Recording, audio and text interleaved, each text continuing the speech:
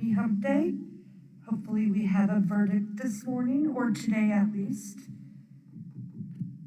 Please remember to like, share, give me a follow if you'd like to watch trials.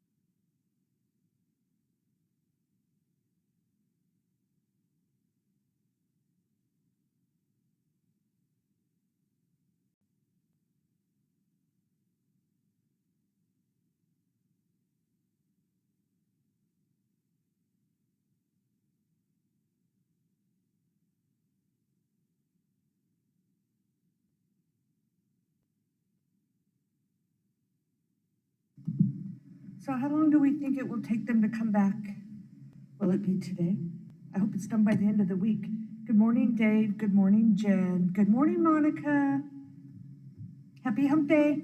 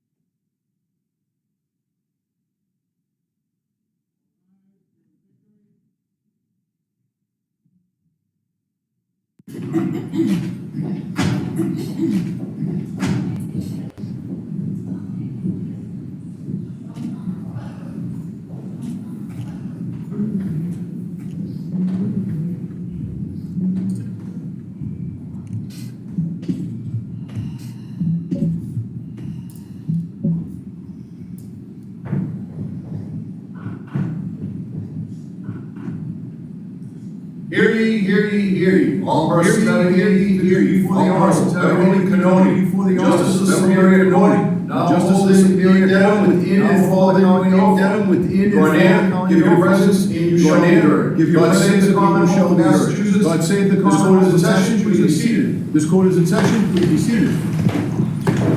All right, good morning, Council. Good morning, Council. Good morning, Ms. Reed. Good morning, So I have to ask you those same three questions before we start. Was everyone able to follow the instructions? Was everyone able to follow the instructions with anyone since we left discussing this case with anyone since we left Everyone yesterday? said yes and nodded affirmatively. Everyone said yes. Were you also able to follow the instructions? Were you also able to follow the instructions? Independent research or investigation. Independent research or investigation into Everyone this said case. yes and nodded affirmatively. Did anyone happen to see, hear, or read anything about this case since we left yesterday? Everyone said no or shook their heads. Well, with that, Mr. Foreman, thank you all, and we send you back out to do. All right, please, follow me.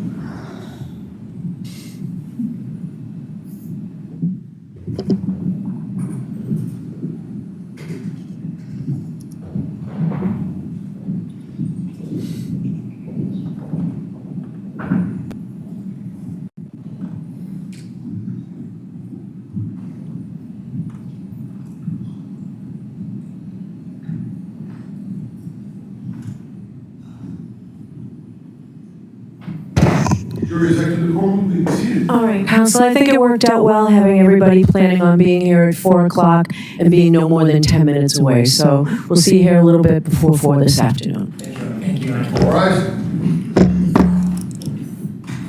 Let's get the recess, please exit the courtroom.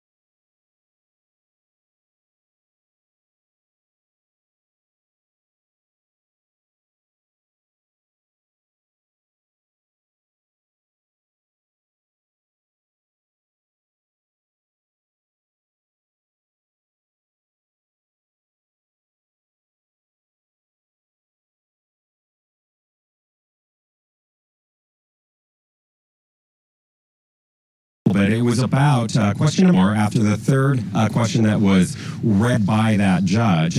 Captain later in the day, and it was if we find not guilty on 2 charges, but cannot agree on the charge. is it a hung jury on all 3 charges or just one? And then her reply was that this is a theoretical question. We cannot answer that. Happening right now outside the courthouse, we see all of the parties. They are leaving. The O'Keefe family is leaving. Everyone is completely silent in front of the courthouse. You can hear the engines of the vehicles in front. This is just a big change that we've seen during this verdict watch, where we have all of these hundreds of supporters completely in silence, holding what they tell us is sign language for love, and showing that to Karen Reed and this defense team. The defense team on the steps, they're allowing the O'Keefe family their time to get into their vehicles, and then they're heading down the stairs. We see that live happening right here in real time. This defense team, all of the attorneys are still under a gag order. They can't answer questions like what we saw in the first trial. And then also this defendant has been answering questions up until deliberations.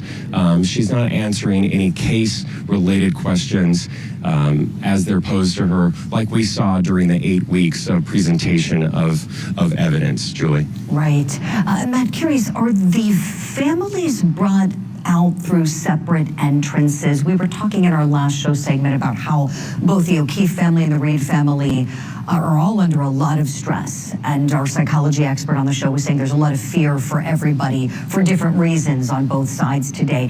Do they exit and enter the same way? If you know, I'm just curious.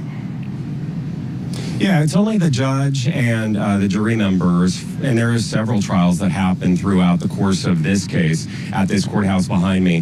They use a separate entrance, and I'm not going to get into details about that for security reasons, but the family members of the O'Keefe family, the victim in all of this, John O'Keefe, his family is always escorted with state police. That has always been the case.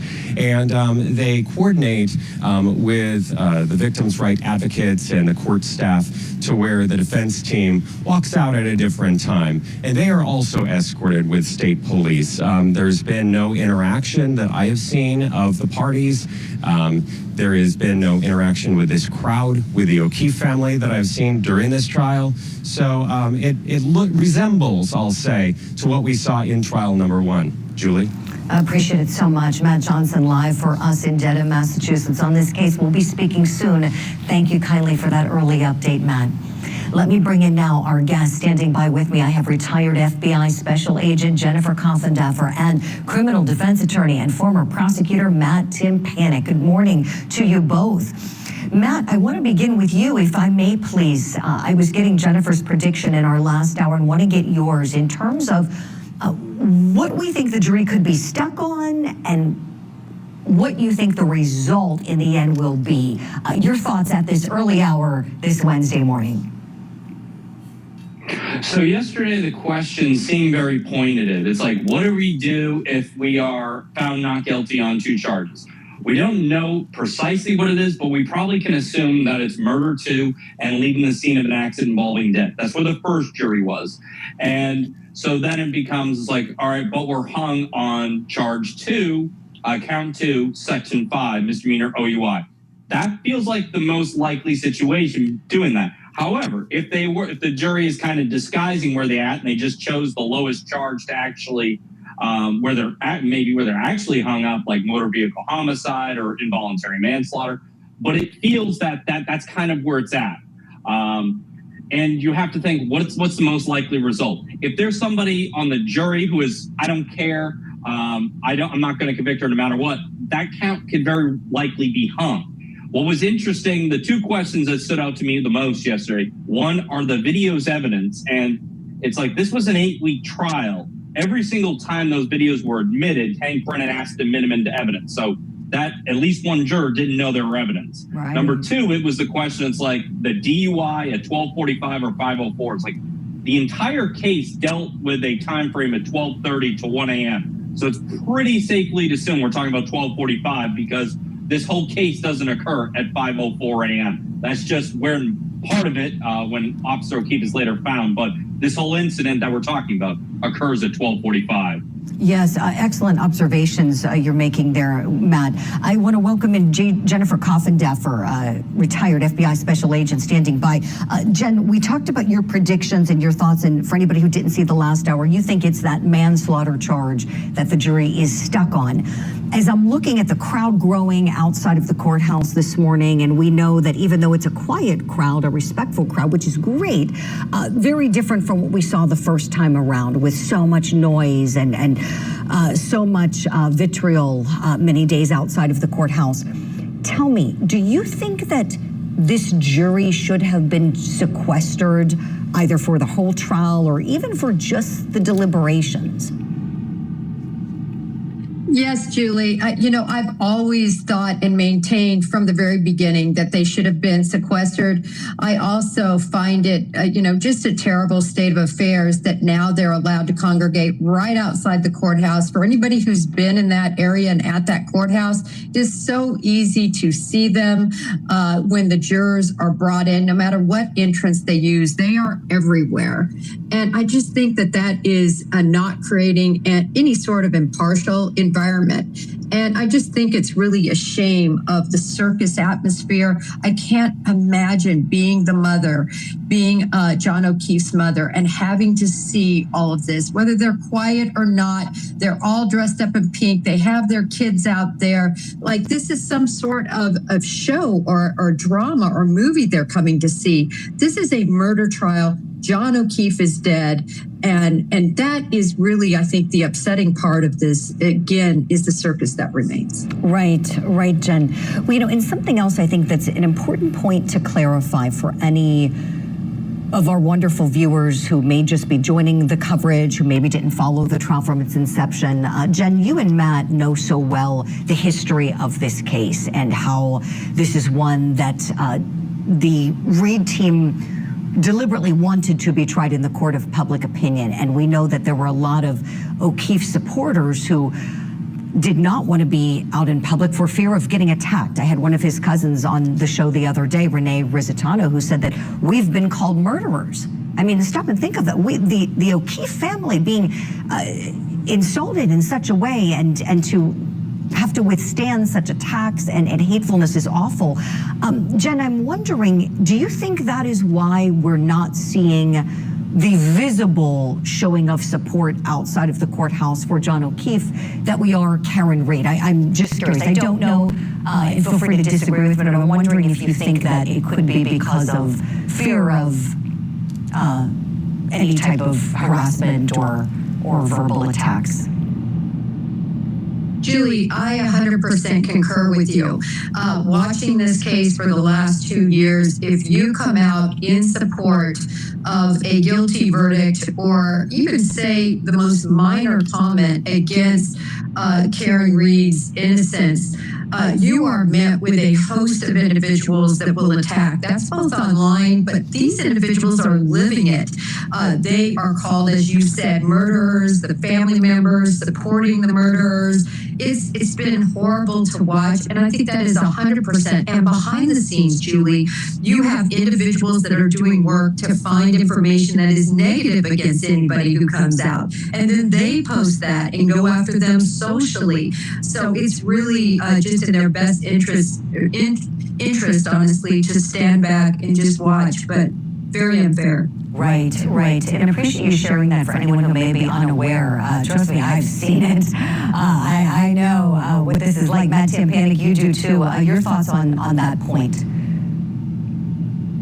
I think what it is this case should have always been tried in the courtroom. Unfortunately, over the last 2 years, to get the notoriety it has, bloggers and content creators have tried to make this case so much bigger than it is. That it needs to be, this has to be a discussion, it needs to be held everywhere. And that's perfectly fine.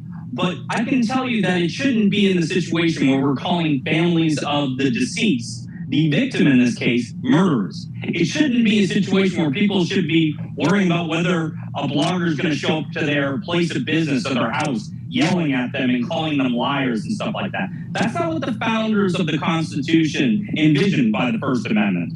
And unfortunately, that is what it's transpired into. It has evolved the last couple of years. Not that getting justice for John O'Keefe, but rather that Karen Reed has been framed and she should be vindicated by the court system. And if that's what happens, so be it. But that's not really what has happened the last couple of years. It has been an onslaught of people online in your face telling you that if you believe them, you are a sheep, you are a liar, you're part of the system. And guess what? At the end of the day, if the jury acquits the defendant of all charges, so be it. But the victim and the families and the witnesses should have never been subjected to the harassment they have been over the last few years. You're exactly right. Thank you so much for that, Matt Timpanic, Jennifer Coffendeffer. Thank you both. Jen, I know we need to let you go. Matt, you're coming with us, and we're going to hit a break. When we come back, we'll stay in Dedham, Massachusetts. We are live on a verdict watch. The clock ticking again. The jury's in the deliberation room. They're out 15 hours, 36 minutes, and counting. We thank you for spending part of your Wednesday morning with us here on Court TV. Brutal murders of 4 University of Idaho students. Oh my God, this doesn't happen here.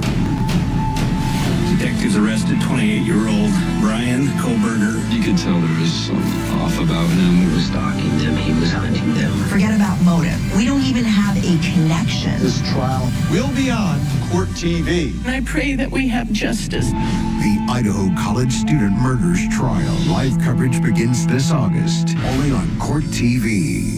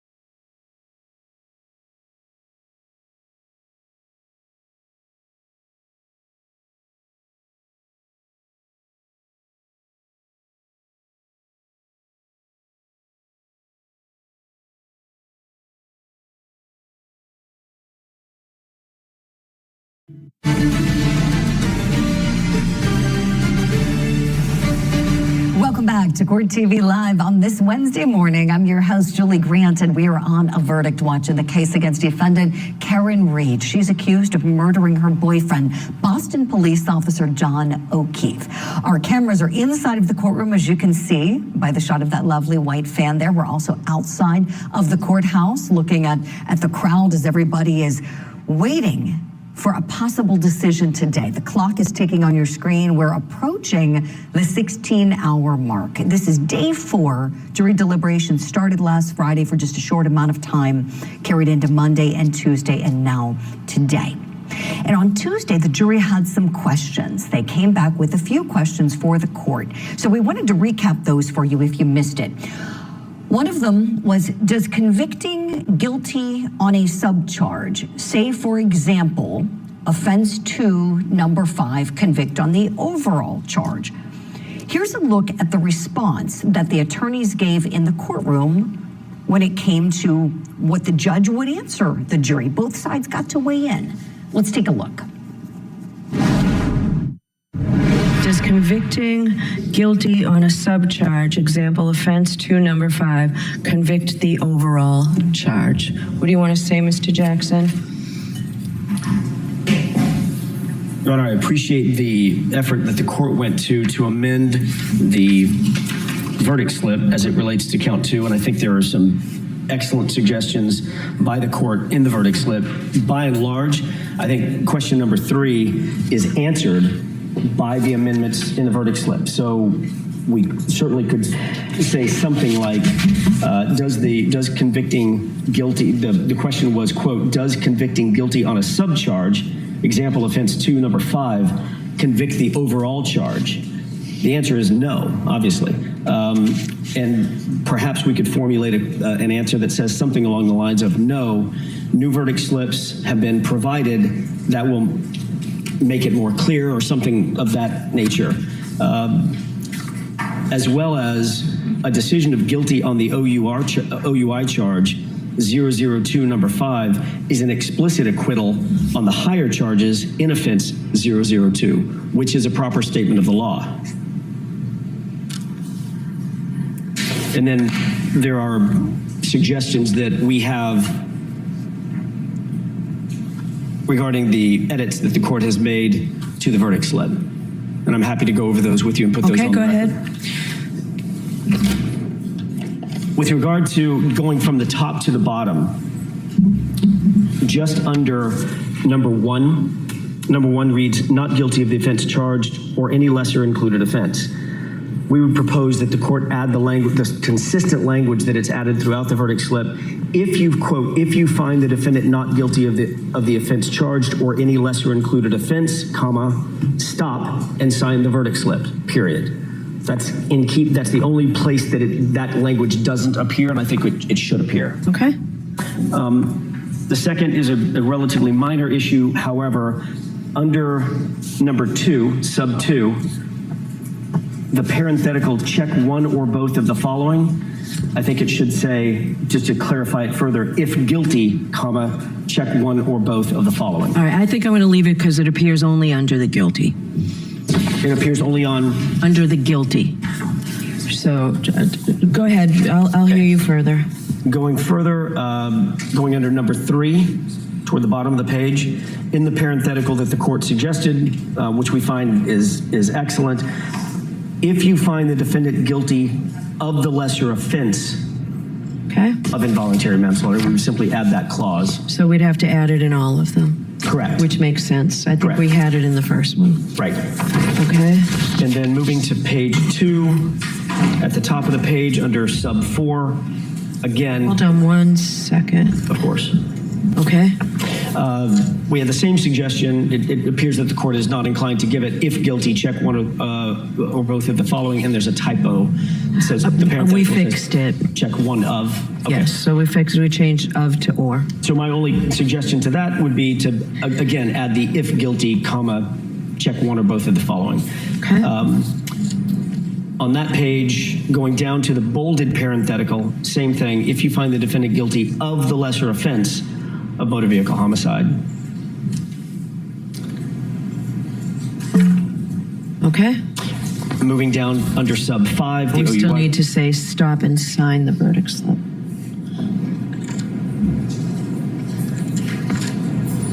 Right. After the word stop and sign the verdict slip. Yeah. And then under sub 5, again, the same thing. We just suggested for consistency that it say, if guilty, check one of the following of the both. And the final edit would be in the final parenthetical, the last sentence. If you find, I think her should be changed to the defendant. If you find the defendant not guilty on this offense and all other offenses, check the first box on page 1. Okay. And those are the edits that we have suggested for the verdict slip. Right. Mr. Brennan? I don't have any disagreement with the edits. Okay. The idea of instructing them on the nuance of selecting one guilty or not guilty, I don't think needs to be explained. I think that the edits, this proposed instruction explains it. All right. Would I don't have any issue with if you state, if you decide on a lesser included offense, it does not include the earlier offense. And I'm not sure of the exact language. I don't think that's necessary, but that is something I wouldn't have an objection to. But I think the form which is filled out with the edits is going to be sufficient for them to follow. What do you think about the defendant's position that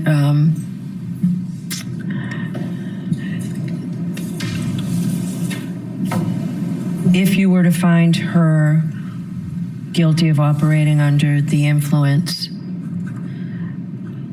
Mr. Jackson said explicit acquittal. I don't like that language. I think if you find it, it means you have found her not guilty of each of the others. That would be fine with us.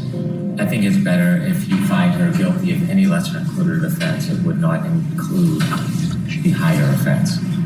All right.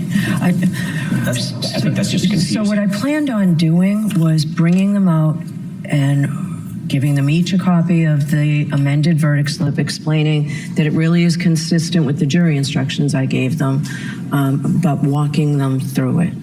So we start from the top and then explain, if you find the defendant guilty, you're done. Stop, sign the verdict slip, and let the court officer know you have a verdict or something. I prefer that. I think I'll walk them through it like we do in civil cases. All right, so let's bring in our legal analyst guest and see what he thinks of what the judge discussed with the attorneys and what the attorneys had to say as they weighed in on the instruction. Matt Timpanek, our guest this hour. Matt, what did you think of what the judge did? She ultimately brought them in and then said to work through it top to bottom. Effective enough? What are your thoughts, please? When you look at the verdict form, and I talked about this on my YouTube show of the weekend, it's not as complicated as the defense made it out to be. In the actual jury instructions themselves, not the verdict form, it lays out exactly what you do. If you think that the defendant is not guilty, you check the box and move on. If you find that whatever charge you found to be guilty, the highest offense for charge 2 is motor vehicle manslaughter. If you find her guilty of that, check that box and move on. There should only be, of the 5 numbers, there should only be 1 box checked. There shouldn't be 2. There shouldn't be, 2 and 5 or 2, 3, and 4. No, it's 1. 1 box is all you were checking based on the charge. And I definitely think that if she were to be found guilty on that page, you're like, well, they acquitted her here, but they found her guilty here. So I definitely think that the judge did the right thing, just kind of simplifying it and explaining it to the jury, because as I've stated previously, this is where the jury was going to focus pretty much the entirety of their deliberations. The first jury reportedly thought that murder wasn't proven, as well as the leaving the scene of accident. So this is where I believe they'd be focusing their time. And based on the questions we got yesterday, that seems to be the case. Right. And Matt, you explained that so well. And we've put up on the screen for our wonderful viewing audience, page 2, the page where there seem to be more choices than on pages 1 or 3 of the verdict slip. And so here, looking at that, just as you explained, you can see at the very top would be the option for not guilty. And then if you just follow it down, as you said, this isn't multiple boxes, but one box.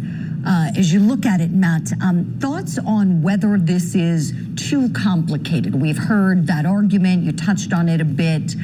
We've heard some people going, oh my, a lot of words on the page. Your thoughts, please.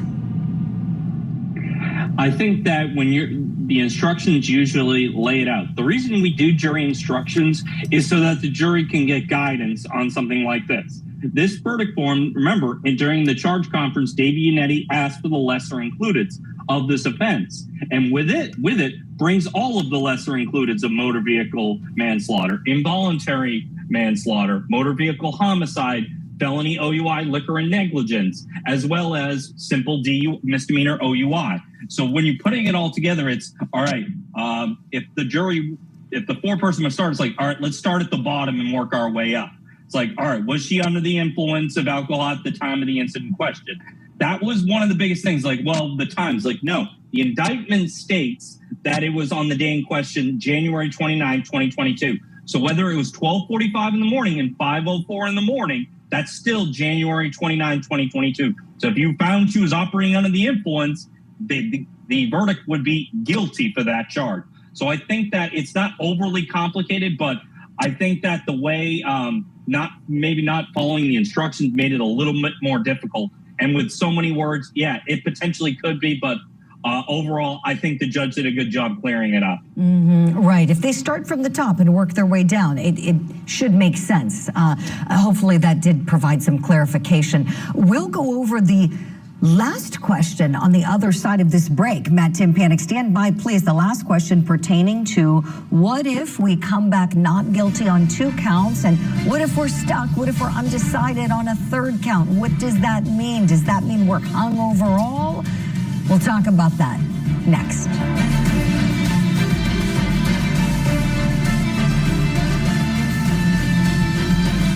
To buy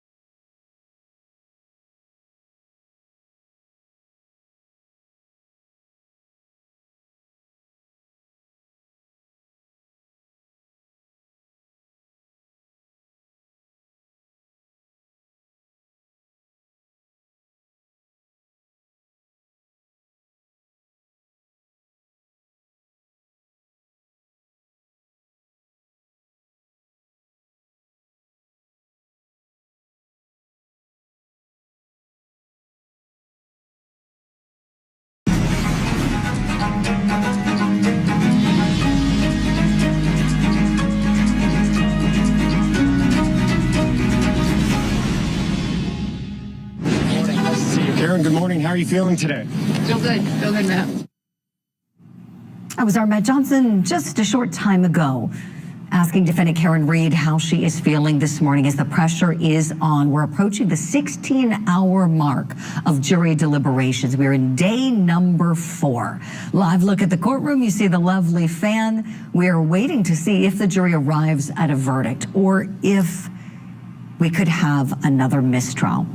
It's a possibility. The last question the jury sent out on Tuesday was, if we find not guilty on 2 of the charges, but can't agree on 1 charge, is it a hung jury on all 3 charges or just 1? Take a listen.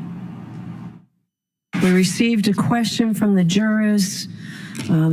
If we find not guilty on 2 charges but can't agree on 1 charge, is it a hung jury on all 3 charges or just 1 charge?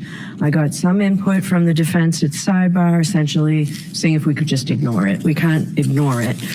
To me, it's a theoretical question, and we don't answer theoretical questions. I tell the jurors that they're not to be concerned with the consequences of their verdict, and that's exactly what they're doing here. So I would propose just writing simply, this is not a question I can answer on this, and sending it back. And that is essentially what the judge did. Let's bring in our legal analyst guest, attorney Matthew Timpanik, has experience on both sides of the courtroom. He's been a prosecutor and he's currently in the private sector and does criminal defense work. So Matt, what did you think of how the judge handled that question? Was her response appropriate? It was right on the money. When she was reading it, she knew exactly how she was going to respond. The jury was fishing around and be like, hey, what if we find not guilty on 2 of the charges? What happens to the 3rd? If we're hung on 1, does that mean that we're hung on all of them? And it's like, no, that's not how it works. So you need to decide whether or not you have a verdict on all 3 charges. It's not just 2, it's 3. So if you have a verdict on 3, then you tell the bailiff and you can come back in to deliver that verdict. So the judge absolutely did the right thing, saying, like, this is a theoretical question. This I can't answer. Right, Matt, right. So now we have this possibility that the jury could be hung on 1 of the charges. Matt, what do you think the likelihood that is? It's getting, I'll probably say more better than 50-50 right now. If I were to guess, I think they're hung up on count 2, and this is very important. If they are hung, say they decide verdicts on 1 and 3, but are hung on 2, that means they're hung on the entirety of it. So, and this is something the jury doesn't know. A part of me thinks the defense team, if they could go into the jury room and be like,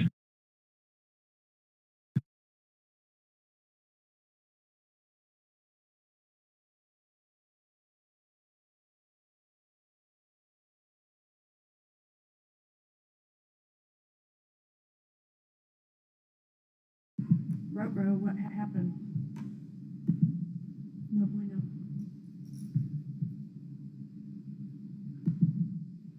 I'm fixing it.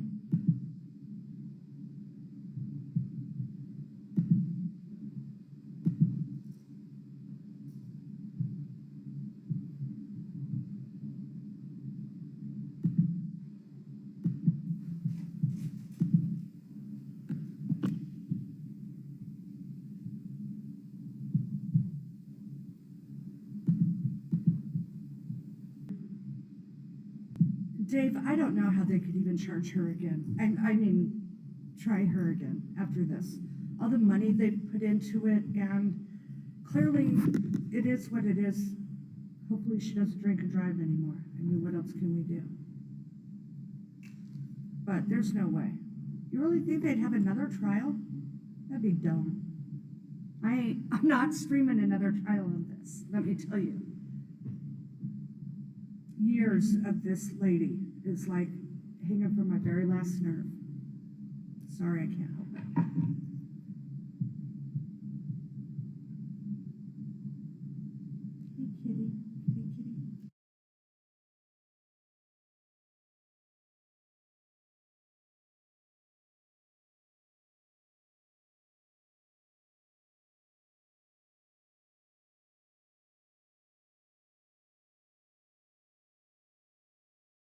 happens, Matt Timpanic, when, certain people on your jury, depending upon which side you're on, and you know how it is, sometimes somebody you want gets struck by the other side because they know you're going to want them, sometimes cause challenges. And I certainly hear you. That's an excellent point about the age of the jury. And then that raises the question of whether they should be sequestered, because we know there's an awful lot of outside noise about this case. You're providing excellent insight for us as always. Matt Timpanic, stand by kindly, please. I'm being told we're going to hit another break.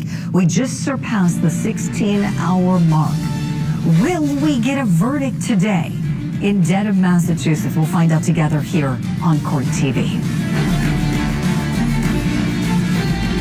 Brutal murders of 4 University of Idaho students. Oh my God, this doesn't happen here. Detectives arrested 28-year-old Brian Kohlberger. You could tell there was something off about him. He was stalking them. He was hunting them. Forget about motive. We don't even have a connection. This trial will be on Court TV. I pray that we have justice. The Idaho College student murders trial. Live coverage begins this August, only on Court TV. See that Brian Kohlberger is trying to get his trial delayed, and his lawyers said they just most recently might have found somebody else that's responsible in all of the tips. So she wants more time to go through the tips. I don't think the judges made a decision, though.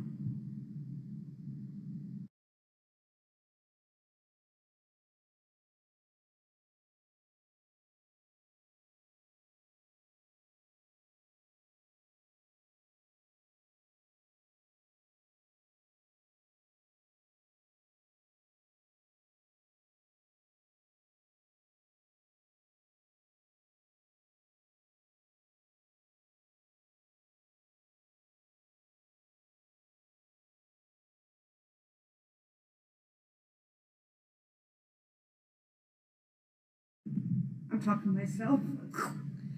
A whole nother day of waiting around for them. I really think they'll be back today, though.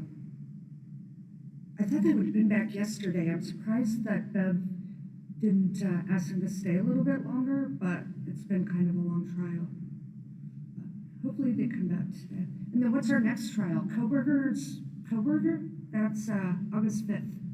It starts. And then OnlyFans. Who else is out there still? Oh, the one that wrote the children's book. What? Remember she wrote the book with her kids after she unalived her husband? I forgot her. Corey Richens. Yeah, she should be up soon too. All around that time was when Sarah Boone was, and that's crazy. She's in an or she's already done, and all these other ones are still out there.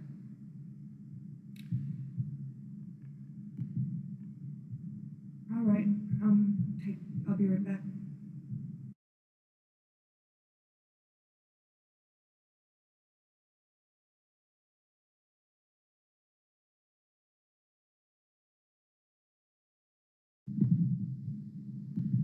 Hi, Monica, we see you. Yeah, fentanyl, Mom. So all those 3 should be coming up like through the fall, right, Jen? That's what we have coming.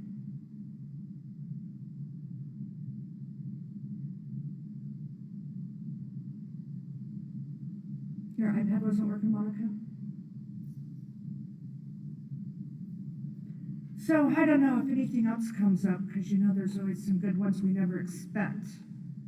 It'll be nice when we don't have to sit and wait around and we can get back to 2 trials at a time. All right, I'll be right back.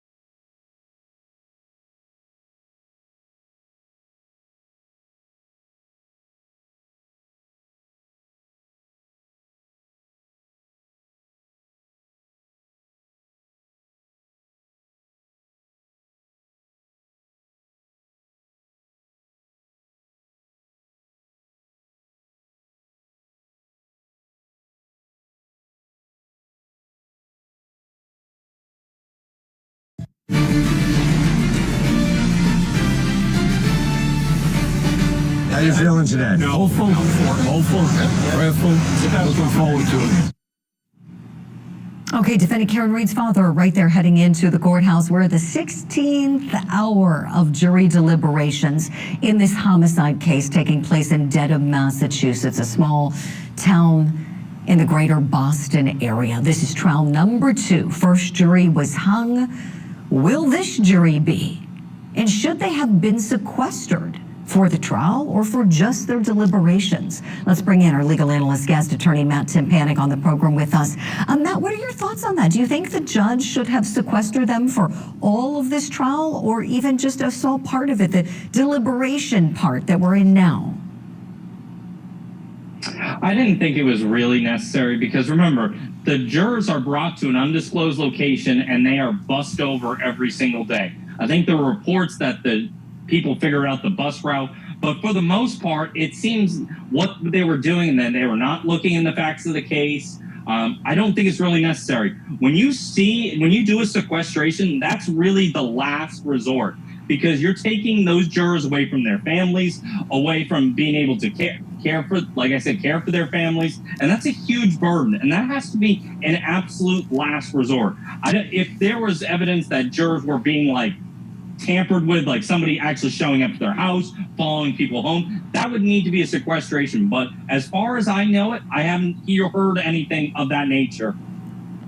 Appreciate it, Matt. So we have 7 women and 5 men on this jury. Your thoughts on that, the final panel deliberating? Depending upon which side you're on, would you feel encouraged or discouraged in any way by the makeup?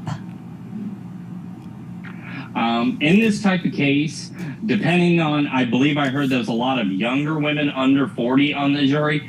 If I'm the Commonwealth, I'd probably be a little discouraged because of the disgusting things that were said in the text messages and the lack of honor in the investigation, that some jurors might have taken the Bowden instruction to heart, that if you can't trust how the evidence was got, you can reject it.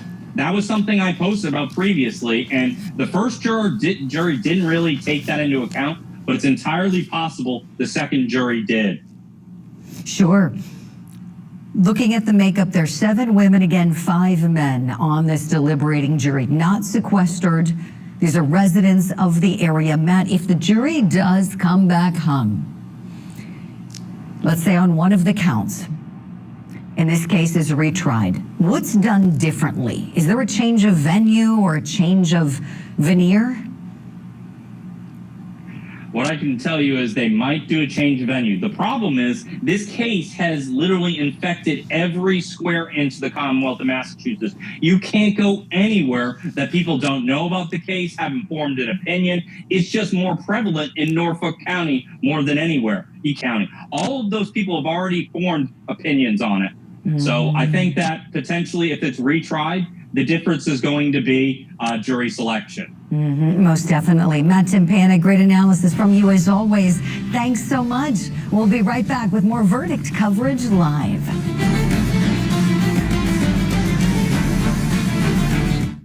Could they have more breaks?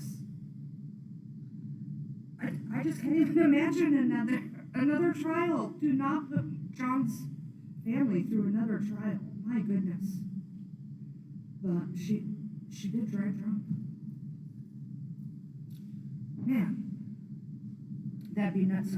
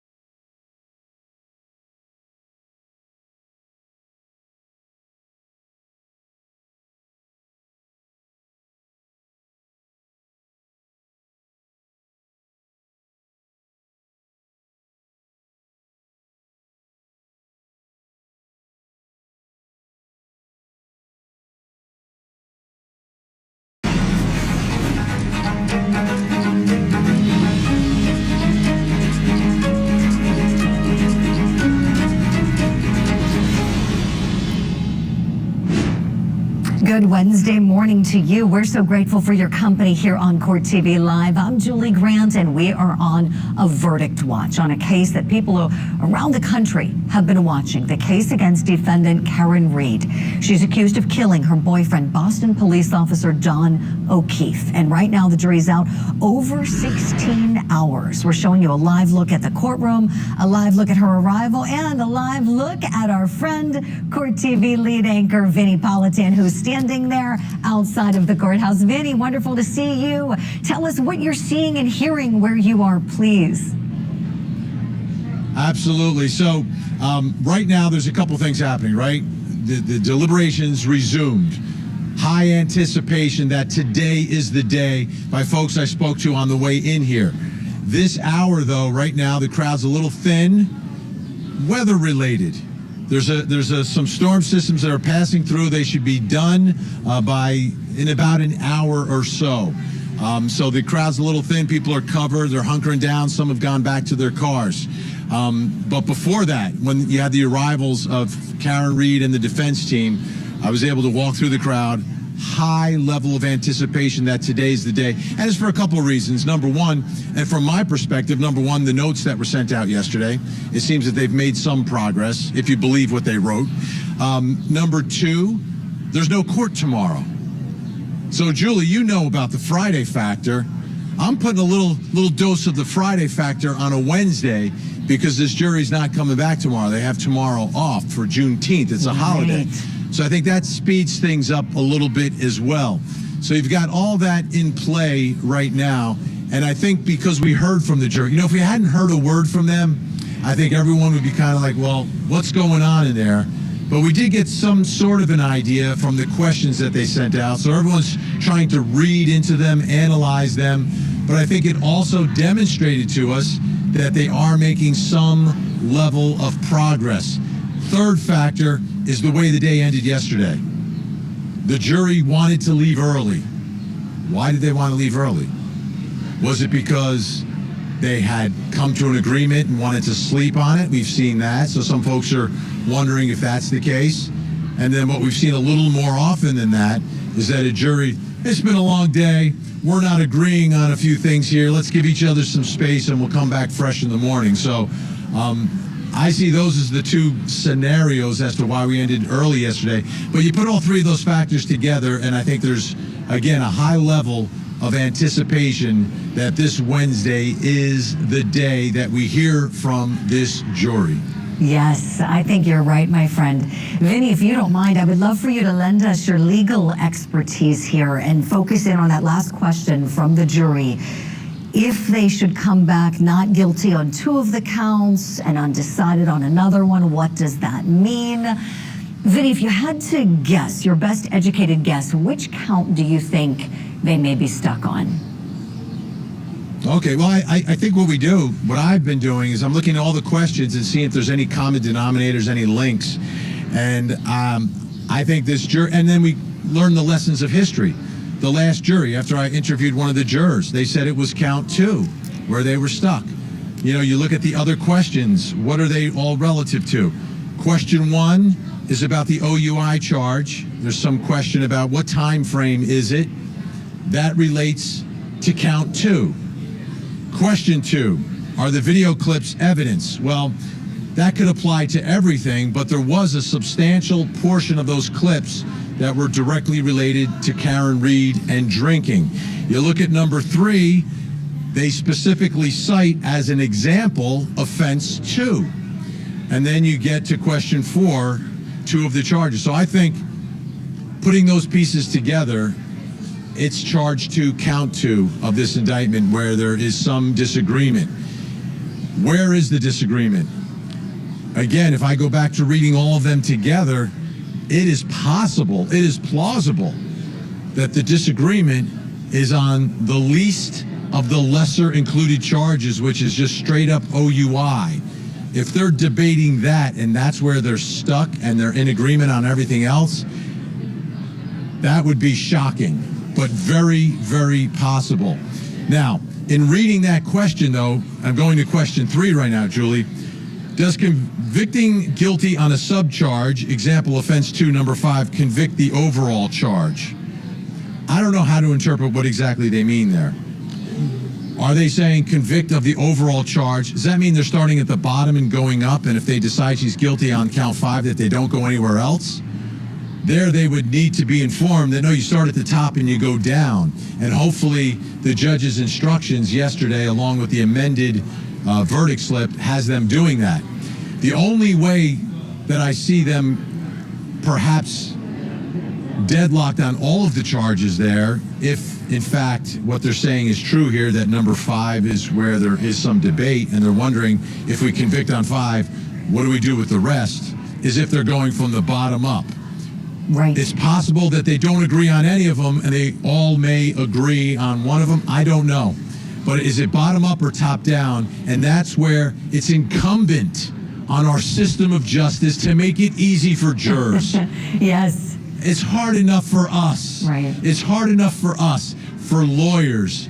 It's hard enough for appellate. Like, make it easy. For goodness sake, these 12 people didn't volunteer for this. They didn't sign up for this. Make it easy so we can get to the truth here. Yes, it should be a more user-friendly form. I agree. We have the form. We can show it again. I know you've looked at it carefully, Vinny, and studied it. And when you really look at it at first, that second page of the form, there's a lot of words and a lot of options, and I think you just hit the nail right on the head, my friend, that I think that first question was because they may have been going bottom up. But when you look at it top down, and as the judge instructed them, that's the way in which you must work this form. Go in order, 1, 2, 3. Don't start backwards and start at 5. That would make no sense. You want to start at the top. And then if your verdict would be not guilty, then the inquiry ends there. And so, that's why it was so key that question was answered, as you noted, Vinny, and looking at the form. Perhaps it could be a little simpler, but here we are. You and I don't make that form, nor do we make the decisions about things like sequestration. Vinny, you've been amongst the members of the crowd throughout this trial and last trial. Curious if you think sequestration would have been beneficial. Julie, I just got a copy, Matt just handed me, of the amended verdict slip for count 2. Amended? So let me when go was through it that. amended? The amended has been released. So if you find the defendant not guilty of the offense charged or any of the lesser included offense, stop and sign the verdict slip. Then it goes to guilty of offenses charged, manslaughter while operating under the influence, check one or both of the followings. What she's added are these notes in parentheses, and I'm trying to, I can't figure out how to scroll on this. Yeah, I know you're reviewing it right now. Vinny, when did she amend it? If you know, what's Matt saying? Did this just happen this morning? No, yesterday it was amended. It just wasn't released. There were copies given to the jurors, but not made public. So we have a copy of it right now. I see. Can I bring Matt in here to help us scroll? Sure. Help us scroll here. Let's welcome him in. Hi there, Matt Johnson. Matt's going to be my scroll. Okay.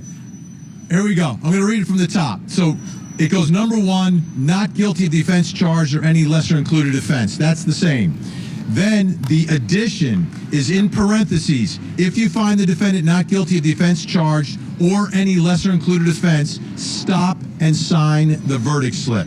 Then it goes to number 2, guilty of the offenses charged, manslaughter while operating a motor vehicle under the influence of liquor. Then it gives you the 2 choices, check one or both of the following. That remains the same, manslaughter or .08. Then there's a new paren. If you find the defendant guilty of manslaughter while operating a motor vehicle under the influence of liquor, stop and sign the verdict slip. This is so if you much find her not better. guilty of if you find her looking at not it guilty now, of manslaughter while... Yes, we'll see if we can get this in our system to show everybody at home. Yeah, Because you're right, absolutely. Vinny, as you're saying, Absolutely. it's pretty much telling them stop. If you've arrived at a decision, stop. You don't need to keep going, and it pretty much forces them to go top down, as Her Honor had instructed. Wow, what a difference this makes, huh, Vinny? Much better. And part of the reason a lot of people are saying, why don't you put a not guilty box next to each lesser included? The problem is the law in Massachusetts doesn't permit that. They don't permit partial verdicts for lesser included offenses. So if you put the box in there and they actually check a not guilty verdict, then jeopardy attaches. Bingo. And if they get hung on a lower, lesser included offense, the person can't be retried for the top offenses. That's the way Massachusetts wants it. That's the law. The judge is following the law. That's why she didn't put those not guilty boxes as a choice there. But the jury clearly needed more guidance because we had similar problem, slightly different, but a similar problem with the first jury. So this is much clearer. It's in bold. I always read the bold, right? You're not going to pass by the bold. It's not a footnote. It's not an oral instruction, a verbal instruction. It is written down on the slip so they can all read it together and understand how you do it step by step. So let's hope and pray, because all we want is the jury to understand how they are to communicate whatever their agreements are inside that jury room. The first jury didn't know how to do it. They did not understand it. And if the second jury's having problems as well, it's not a problem with the citizens, the 12 in the box, now 24 in the box. It's a problem with Massachusetts' system of justice and the way they communicate with the jurors. So they need to fix that. I think hopefully the judge fixed it on this verdict form. Let's hope, because that's the bottom line. You don't want a jury to agree to something and then not know how to communicate it to the judge and to the court and to the public. You're absolutely right, Vinny. And as I'm reviewing this form, and we're working right now to get it ingested into our system so that we can show it to everyone, and you'll see what Vinny and I are talking about here. It's almost like the way Judge Beverly Cannoni was saying it to the jury when they were in the box yesterday afternoon, and she was saying, you know, you start at the top. If you find not guilty, here, just stop. The inquiry ends right there. But if you don't, keep on going. And then it's almost like her verbiage that she used yesterday in the courtroom has been now attached to this in bold, as you noted, Vinny, to make it so simple so that they look at each number one by one and understand what's at stake here. So this is a big deal that this was added yesterday afternoon, and I think perhaps a little known fact as well, because since this wasn't released until this morning, moments ago, we weren't able to pour through it. Vinny, tell me, seeing this now, noting that it's Wednesday, you made the point earlier about how tomorrow's Thursday, tomorrow's the Juneteenth holiday. We don't know if court would even be in session on Friday after that. Do you think we're likely to see either a verdict or the jury come to no decision today in the declaration of a mistrial today, this Wednesday? Yeah, my gut tells me that today's the day that the jury will speak. And when I say the jury will speak, they'll let us know where they are. You know, we're deadlocked, we've reached a verdict, and hopefully if they've reached a verdict on one or more counts, they communicate that. And they don't leave any gray area here. Here's where we are on charge 1, here's where we are on charge 2, here's where we are on charge 3. That is so crucial, so important in the way all this has played out, especially after the first trial. I think the other thing that the Commonwealth of Massachusetts should do on these verdict forms, if it's a lesser included, instead of just listing them as numbers, because they're all listed like 1, 2, 3, 4, 5, and if you just look at it, they all kind of look the same. If it's a lesser included, I've seen this on other verdict slips in other states, indent it. And maybe don't call it number 3, call it 2A, 2B, 2C. However you want to make it so it's clear that it's a lesser included rather than a completely separate charge. Because if you just list them 1, 2, 3, 4, 5, they all look like they're the same, but they're not the same. They're not the same. There's a huge difference between the top charge and the lesser included. Big difference in how it impacts what could happen if they're deadlocked. And I think that clarity would help. But I think this judge's instructions are perhaps something she may use every time in the future when she's got lesser included charges in a case. I sure hope so, Vinny. I'm with you. Let's go through, while we have a moment, these lesser included offenses for anybody wondering. So we've got the big umbrella of manslaughter while operating a motor vehicle under the influence of alcohol. And underneath that, the possible lesser included offenses, if they don't find her guilty of that charge, could be involuntary manslaughter. That's an option. Motor vehicle homicide, which is a felony, OUI, including negligence, another potential option. Or the operating under the influence of alcohol offense, the lowest of them, that number 5 that was used as the example yesterday.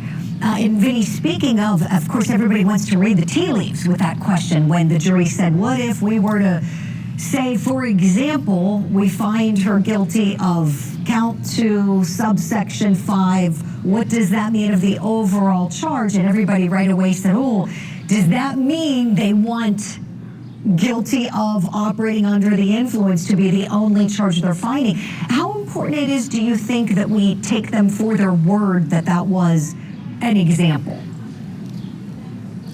Yeah, well, here's the thing. I don't know if they realize the impact that that has on everyone. Whether it's John O'Keefe's family, Karen Reed, her family, the lawyers, the public. You start sending out saying not guilty, and then you start giving examples. I would think you would know, but maybe they don't, how people are going to react to that. There's going to be a visceral reaction and expectation. People aren't going to say that that's the expectation, but why would you use an example if it wasn't where you actually were? Because then, could you imagine, you send out a message saying, if we're not guilty on 2 charges and we're hung jury or hung on a 3rd charge, and then you come back and that's not indicative of the final verdict, people are going to be like, well, what just happened? Why would you send that out? It's almost cruel to the parties involved, both sides, that you would send that out. I mean, the gut punch that the O'Keefe family must have felt when that note was sent out, and then the level of potential optimism that the defense felt and Karen Reed felt at that moment. It's almost cruel to both sides. I'm not blaming the jury. No one instructs them on how to do anything, specifically in the way they communicate back and forth. But that's the impact of it, right? So I'm taking it that they would understand that. And if they understood that, I think it would sort of mirror or track where they are in their deliberations. If not, then it's tough. It's really tough on the parties involved in this case if it comes out very different from what they've indicated so far. A point well taken, Vinny. You're so right. As you know, when you're on a jury, it's a very isolating, intimate process of deliberations. It's secretive. You're in a small room with other people. The doors are closed. There's not a big gallery of people watching. So you're right. You wonder if they're thinking at all about the big stage watching, all of the audience all over the world who are interested in the outcome of this case and how just those little tidbits of information can be received and the impact that they may be having on parties on both sides. It's an important point. Yeah, it's important. And I had jury duty. I didn't deliberate, but I had jury duty. I remember you telling me. And I was in the box. I ended up being an alternate.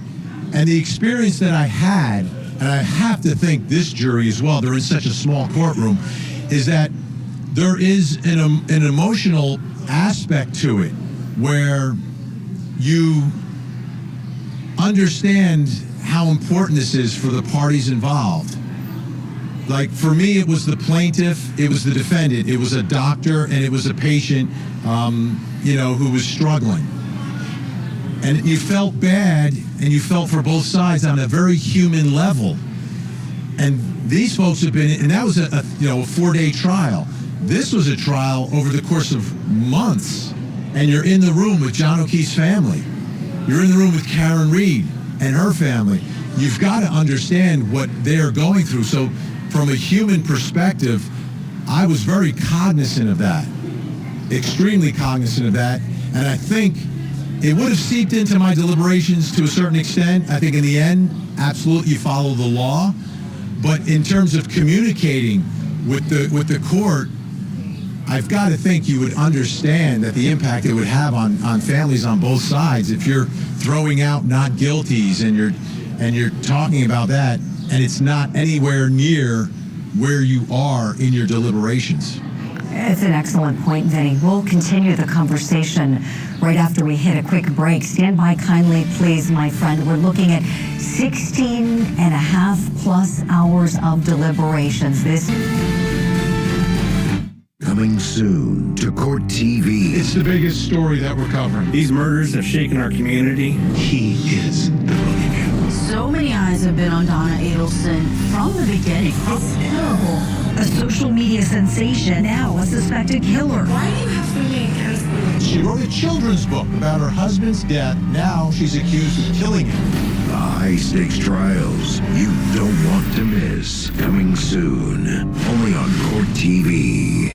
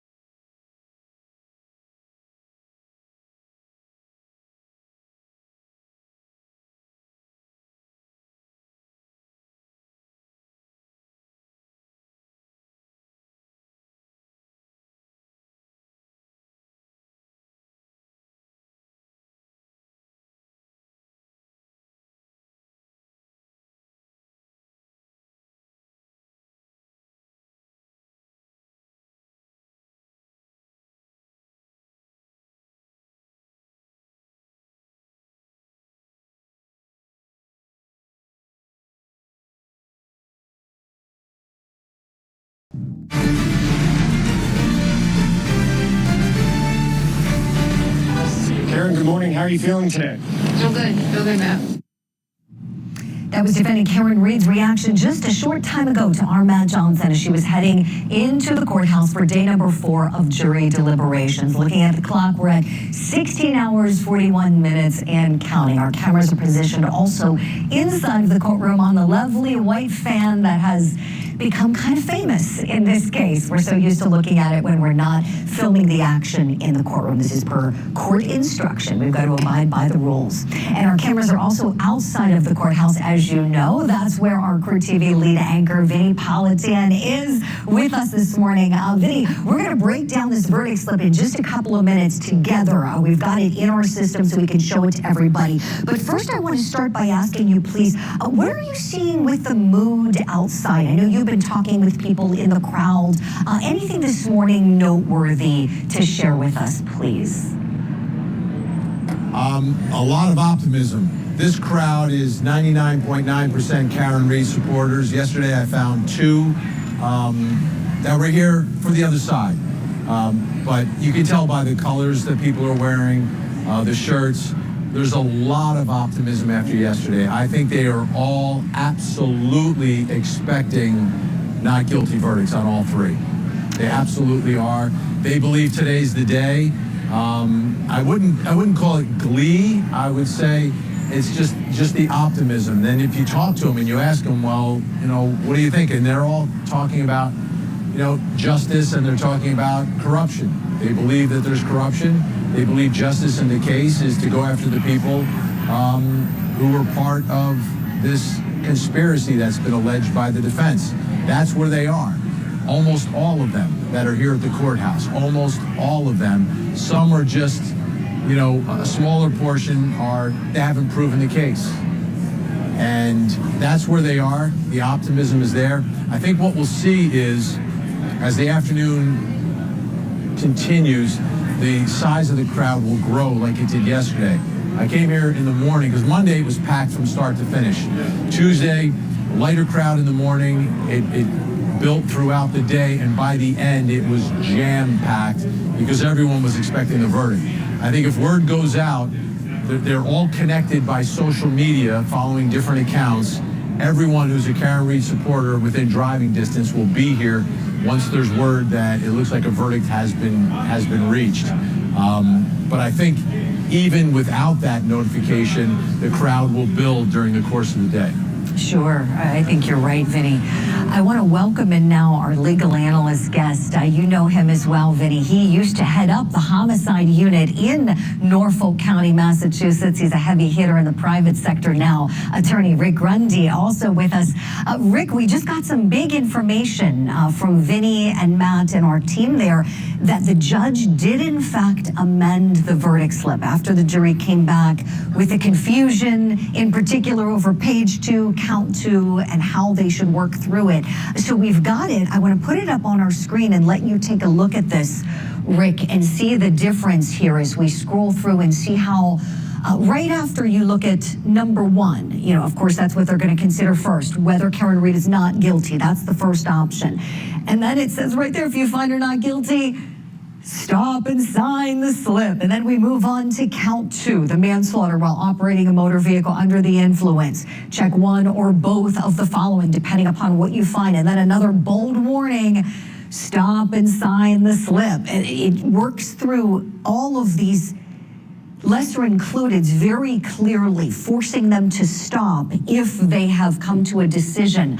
Rick, you've been looking at this slip for a long time in Massachusetts, now seeing this amended version. What do you think, please?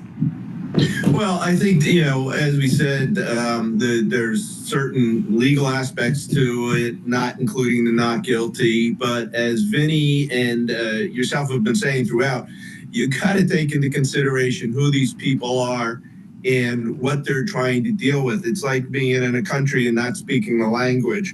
I think even little things like when they came back, and I think they asked their questions in hypotheticals, because one of the instructions they receive is never reveal what your vote is during the course of your deliberations. So when they come out and say, well, what if we found this way on a couple accounts? I think we've done that, but we're not supposed to tell you that. So they're feeling their way in the dark, no doubt about it. I think the revelation of these amended instructions also may piece together the timing of yesterday's break. Initially, and to some extent, I still think that might have been I think we're there, let's go home, let's sleep on it. As the minutes tick by this morning, perhaps not. But if in fact they got this later in the afternoon, they might have said, all right, now we realize that we have a whole lot more work to do to get through this as we now understand it. Let's not dive into that this afternoon. Let's come back tomorrow morning. One other thing I wanted to mention with respect to the jurors and having young jurors, for all the young litigators out there, when you have a case that's, for whatever reason, they're going to need a lot of jurors, watch out for your May trial dates because it's endemic within the system. And one particular reason is they want to have a large group of jurors. And in May, all these college students who have deferred are available and looking to do their jury duty. And it's happened to me in the past. You're going to get swamped with younger jurors. And if your case is not good for that, you're going to have a task on your hands to limit those jurors. Rick Grundy, such great information, insight, and analysis you just gave us. Where do I begin? I know where I want to begin. I want to back up a little bit and focus in on what you said. Such a great point. You said jurors are instructed during their deliberations not to reveal their stuck on the other. What does that leave us with a hung jury on all three? I see what you're saying, that maybe they're just saying that, and maybe it's really not two not guilties. Vinnie Politan, what's your thoughts on what Rick Grundy just raised here for us? I trust Rick, but it's cruel. It's absolutely cruel to communicate that. And I'll get back to it. Could you imagine being in John O'Keefe's family and you're waiting for this verdict and you hear that they're talking about two not guilties? If you're Karen Reed, the rest of your life is up in the air. Are you going to be locked up or are you going to be free? And you're hearing two not guilties. Wow. They didn't, and I think they can interpret that two ways. And Rick could be right on with that they completely just want to throw something out there, potentially. But they didn't indicate which counts, right? Two of the counts. They didn't indicate which ones. But they did indicate one of the charges. So I don't know what to make of it. I really don't know what to make of it. I just, having sat in that box, I was so wary of the emotions of the case and of the people involved and how important it was for them. And that was just a malpractice case. This is a murder case. It doesn't get more serious than this. But it's possible. And at the end of the day, I always end all analysis of jury deliberations with, at the end of the day, we have no idea. We have no idea what these 12 people are saying. You know, there's only one time I think that a camera's ever been inside a jury room, and that was they voluntarily did it, but we don't know. We don't know. You're so right. We're going to keep trying to read the tea leaves, so to speak, after we hit a break. Vinnie Politan, Rick Grundy with us, and thank you for being with us at home. We're almost at the 17-hour mark of jury deliberations. In this case, in Dedham, Massachusetts, that's being tried for the second time. Will it need to be tried a third time? Or will the jury reach a verdict? We'll be back.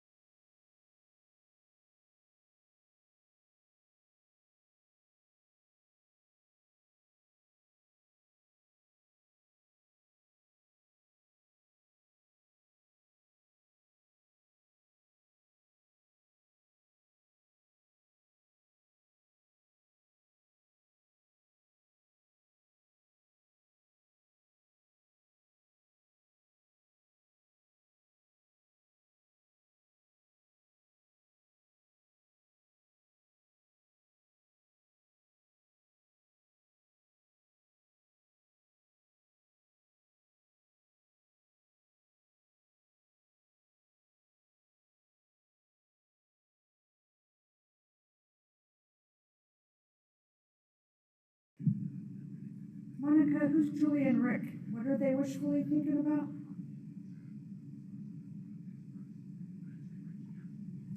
Oh, Julie, yeah, I got it. Yeah, from Court TV. Sorry. I got it.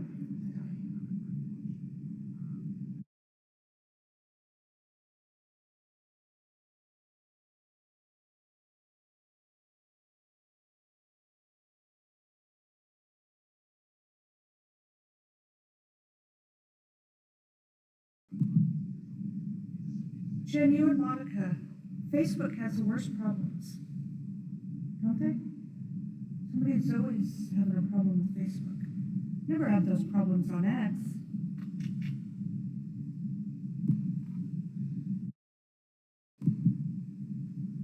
They've been at it about an hour today? Come on, get it over with.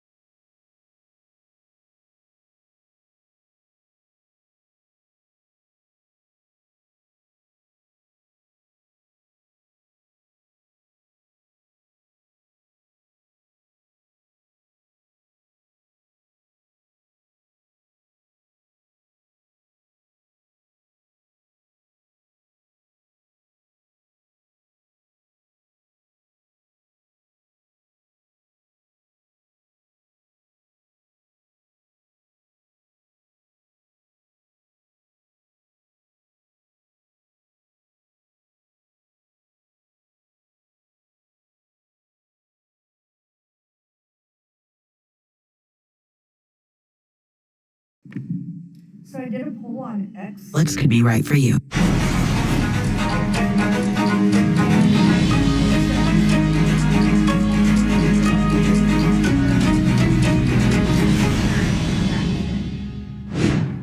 So, did you drive your car into John? I did not drive my car into John. Didn't reverse it. Did not hit John with my car. Is there any chance this was an accident? There's zero chance this was an accident. That is one of the pieces of evidence introduced in the case against defendant Karen Reed that we just watched. Welcome back to Court TV Live as we continue on the verdict watch in her case over the death of her boyfriend, Boston police officer John O'Keefe. We're getting closer and closer to hitting the 17-hour mark. And we know that one of the questions the jury asked of the court was how they should consider pieces of evidence like the one we just watched. They asked the judge if they can consider the clips as evidence. Might that be concerning to the attorneys, particularly the attorneys on the Commonwealth side? Let's bring back in former prosecutor and Court TV lead anchor Vinnie Politan and the former head of the homicide unit in Norfolk County, Massachusetts, where this case is being tried, attorney Rick Grundy. Rick, I'll begin with you this time, please. How concerned would you have been about that question had you been trying this case for the Commonwealth? I think it's a continuation of the jury really having a difficult time fumbling through the jury instructions, and not their fault. Obviously, this is a big change between jury 1 and jury 2, and Hank Brennan went to a great deal of effort to get all of these clips. Knowing in all likelihood she would not be taking the stand, this would be what they heard from Karen Reed, intersplicing it into the case in pertinent areas.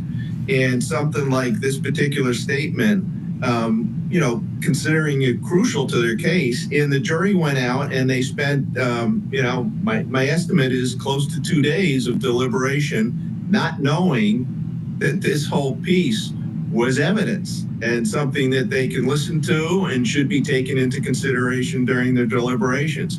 This particular clip, she says, I never put it in reverse. So in order to get beyond that, you have to disregard the Commonwealth's expert, who very definitively says it went into reverse at this particular time. It reversed for this particular. So. Yesterday. Oh yeah, big time. Like this was some of the strongest evidence that the prosecutor is leaning on, and the question, is it evidence? Wow. I think part of the problem is the way it was presented to the jury. It was like a witness would testify, they would finish, and then, hey, everybody, look at the screen. It wasn't coming in through a witness, right? There wasn't someone saying, oh, yeah, we recorded her, we spoke with her, and here's what we did. It was like, now a word from our sponsor, and we went to a video clip. Bizarre. Never seen that in any case ever before. I don't know how they all agreed this is the way you present the clips, like just randomly put up. But obviously doing something random like that confused the jury. Interesting, Vinny. Thinking about it like a trial attorney, if you could try the case and introduce them, how would you do it so that there wouldn't be confusion? Well, I mean, there has to be some level, like normally pieces of evidence come in through a witness. I guess you couldn't. Was it stipulated? I don't know exactly the process for all this being entered into evidence, but it didn't come in through normal testimony. Now, the normal testimony would be, what is it, the custodian of records for NBC, the custodian of records for this other place? It might have made more sense then, but if you had all these clips, maybe just play them all at once, and then the jury knows that this is evidence, right? Your Honor, I have one more piece of evidence for the jury, and then you play all the videos at once, rather than someone gets off the stand and then Mr. So-and-so play clip 21, and then we all look up at the screen and we play clip 21. If they're all presented together as one piece of her more effective way to do it, but in the end it wasn't, because at the end of the day, they didn't know what they were watching was evidence. Right. It's a fair point for discussion, Vinny. I like what you said. I feel like what a difference a word can make. The word choice here, clip versus exhibit, right? If you refer to them as, let's play exhibit 2, let's play exhibit 3, then, I think anybody who's watched any Law and Order or Court TV before knows that, oh, okay, exhibit, that makes my mind understand that this is case evidence. Rick Grundy, what do you say? If you had to try the case, would you have done it this way, the way that Hank Brennan did it, or differently? How so? Well, I think this was, as Vinny said, this would have had to have been a stipulation, because it would not enter in just like, here's a clip, take a look at it. So I think what was a good side and bad side of doing it in a proper manner, if there were not a stipulation, and I would have looked at that as a prosecutor, and you'd have to balance, is this just going to make it more of a circus? But I might like as a prosecutor, and I certainly would dislike as a defense attorney, if I brought in the interviewer from 2020, and I brought in the interviewer from Vanity Fair magazine, and on, which I really think would have further besmirched the defendant by, she's sitting with all these network TV shows, she's sitting with these publications, these gossipy publications discussing this matter. And then, okay, we have a specific instruction, we don't talk about it, but she doesn't testify at trial. I think it would have dusted her up a little bit. Again, counterbalance it with, it creates more of a circus atmosphere. Mm-hmm. Right. Excellent analysis from you both. We'll hit a break. It is that time. Vinny, Rick, stand by kindly, please. Looking at the clock, we're officially at the 17-hour mark of deliberations in the case that is over the death of Boston police officer John O'Keefe. Brutal murders of 4 University of Idaho students. Oh my God, this doesn't happen here. Detectives arrested 28-year-old Brian Kohlberger. You could tell there was something off about him. He was stalking them. He was hunting them. Forget about motive. We don't even have a connection. This trial will be on Court TV. And I pray that we have justice. The Idaho College student murders trial. Live coverage begins this August, only on Court TV.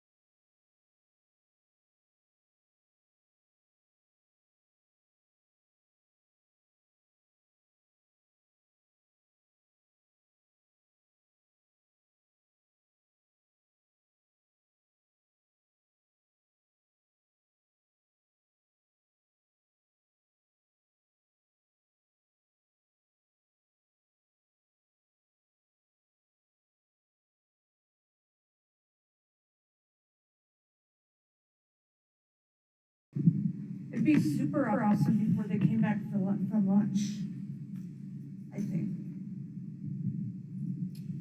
I do.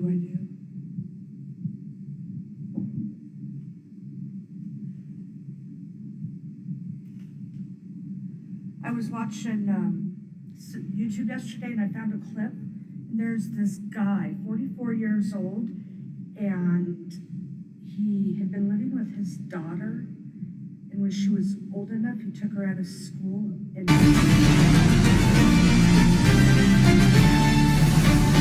Welcome back to Court TV Live. I'm Julie Grant. We're on a verdict watch in the case against defendant Karen Reed. We're looking live at the courtroom and the lovely white fan on the ceiling, meaning no movement. The jury's still in the deliberation room. They're out for officially 17 hours, 6 minutes, and counting over a period of 4 days' time. Will today be the day that this case comes to a close? Let's bring back in the former head of the homicide unit in Norfolk County, Massachusetts, Rick Grundy, and the head of the anchors here at Court TV, Vinnie Politan, on the ground there outside of the courthouse. So before we conclude the hour, and of course our coverage continues all day long, I want to get some predictions here as to what we think is going to happen. And if you're at home and want to share with us your prediction on social media, please do that. We've got the hashtag Court TV Reed Verdict. Vinny's got his thinking cap on. If you had to guess, what do we think will happen today? Vinny, to you first, please. I think after lunch at some point, mid to late afternoon, we'll hear from the jury. What we hear from the jury, I don't know. I'm not in there. But I think we will hear from them. I think there is a level of commitment. They know that this is a retrial. They know because of the testimony during the course of the trial. Usually you don't want them to know, but this jury knows. And I think they will let their voice be heard where they are, whether it's a deadlock or they've reached a verdict on one or more counts. I believe they will communicate that to the court by late this afternoon. It could be at any point today, but I think today's the day. If I had to, guess at a time, I'm just going historically the way it's gone for many, many years at Court TV. It's after lunch. But if it's before lunch, it's usually that 11 o'clock hour. I'm with you. I think after the lunch break is when we may hear something. Rick Grundy, we want your prediction. What do you think will happen, if anything, today? Well, my predictions on this second trial have been bad from the start when I predicted that Attorney Jackson would shave his Satan's beard before the trial started. But it's a tough one. I agree with most of what Vinny said. Love you, Vinny. If we get to noon without a verdict, I think we can safely say it wasn't a matter of let's sleep on it, and that means they're still struggling. You have some Friday effect potentially here because tomorrow's another day off. But I think, again, I hearken what Vinny said, that we will hear from them either with a verdict or with a we are getting to the point or believe we are deadlocked before the end of the day. So you both agree we're going to hear Julie, something. if I could just jump in? Sure. I want to just a quick story. So the first trial I covered at this courthouse was Rick's trial. He was the prosecutor. Amazing job. Early days of DNA. Oh. Yes, early days of DNA. Wow. That jury, we knew exactly when the verdict was going to be delivered by that jury because all week long they deliberated and they were dressed like normal people. Friday they show up and they're dressed to the T's and they pose for a picture on the back steps of the courthouse before they go in. And we looked at each other and said, yeah, I think today's the day. Today's verdict day. Oh, And it was a guilty verdict, of course. Rick tried a great case, I'm sure. Boy, I wish I could have seen Rick in action. Rick, do you remember the case that he's talking about?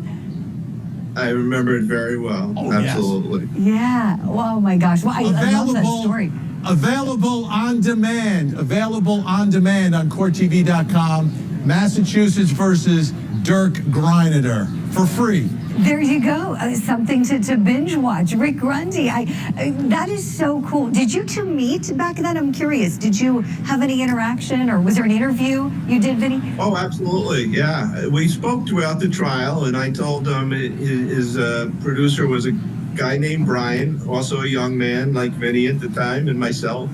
And we spoke throughout the trial, and I said I can't do anything, while the trial's pending. And then once we got a verdict, we did some nice airtime together. It's great. That is really good memory. great. Maybe we can dig that interview up too. I would love to see it. I'm sure it was fantastic. Boy, such great analysis from you both. And as we're talking, Vinny, correct me if I'm wrong, but it sounds like it's getting a bit more noisy where you are. I seem to be hearing a little more outside noise, more people. You are right on. You are right on. As I heard, it's the exact opposite of every other trial. Because when the O'Keefe family shows up, or Karen Reed and her attorneys and her family show up, the crowd goes completely silent. That's when I've got to turn and say, what is going on here? Not when there's noise. Wow, boy, that's something. Well, Vinny, we're going to look forward to seeing you on the other side of this break. Rick Grundy, you've got cases to win. We better let you get off to court. Thank you for your time in the great analysis today. And thank you at home for being with us. Court TV continues the verdict watch in the case against defendant Karen Reed live after this from Dedham, Massachusetts. 17 hours, 12 minutes and counting on this Wednesday morning. We'll be right back.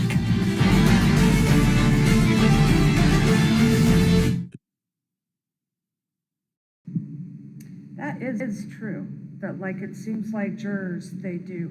I feel like you can feel it in the air. Except I didn't watch the trial, but that jury where the girl was convicted, I forgot the name of it, but they were out like 40 minutes yesterday and came back guilty. As soon as I turned my head, they were back. I was like, wow. She must have done something very, very bad.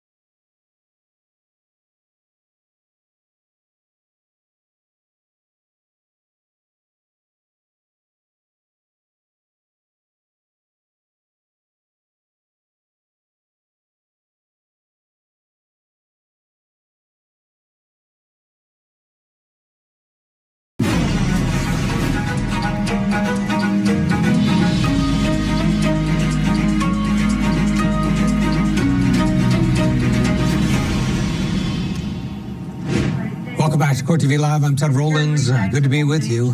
Here we go again. Another day in Dedham. Another day of waiting for something from this jury. They have been working very hard. And yesterday, those questions gave everybody so much to think about. And now here we are. There was a lot of feeling that they were going to come in today after saying, hey, we want to go home early yesterday, that maybe they were just going to sleep on something, come back, and immediately possibly have a verdict. That doesn't seem to have happened. So here we are, back to the waiting game. People inside the courtroom, the staff are there. The fan is there, obviously working away. The jury is there, 17 hours, 17 minutes. And then outside the courthouse, people are gathering once again in high anticipation that at some point today, Karen Read may and likely will find out her fate. Matt Johnson is there at his post outside the courthouse. Let's start, Matt, with the mood today.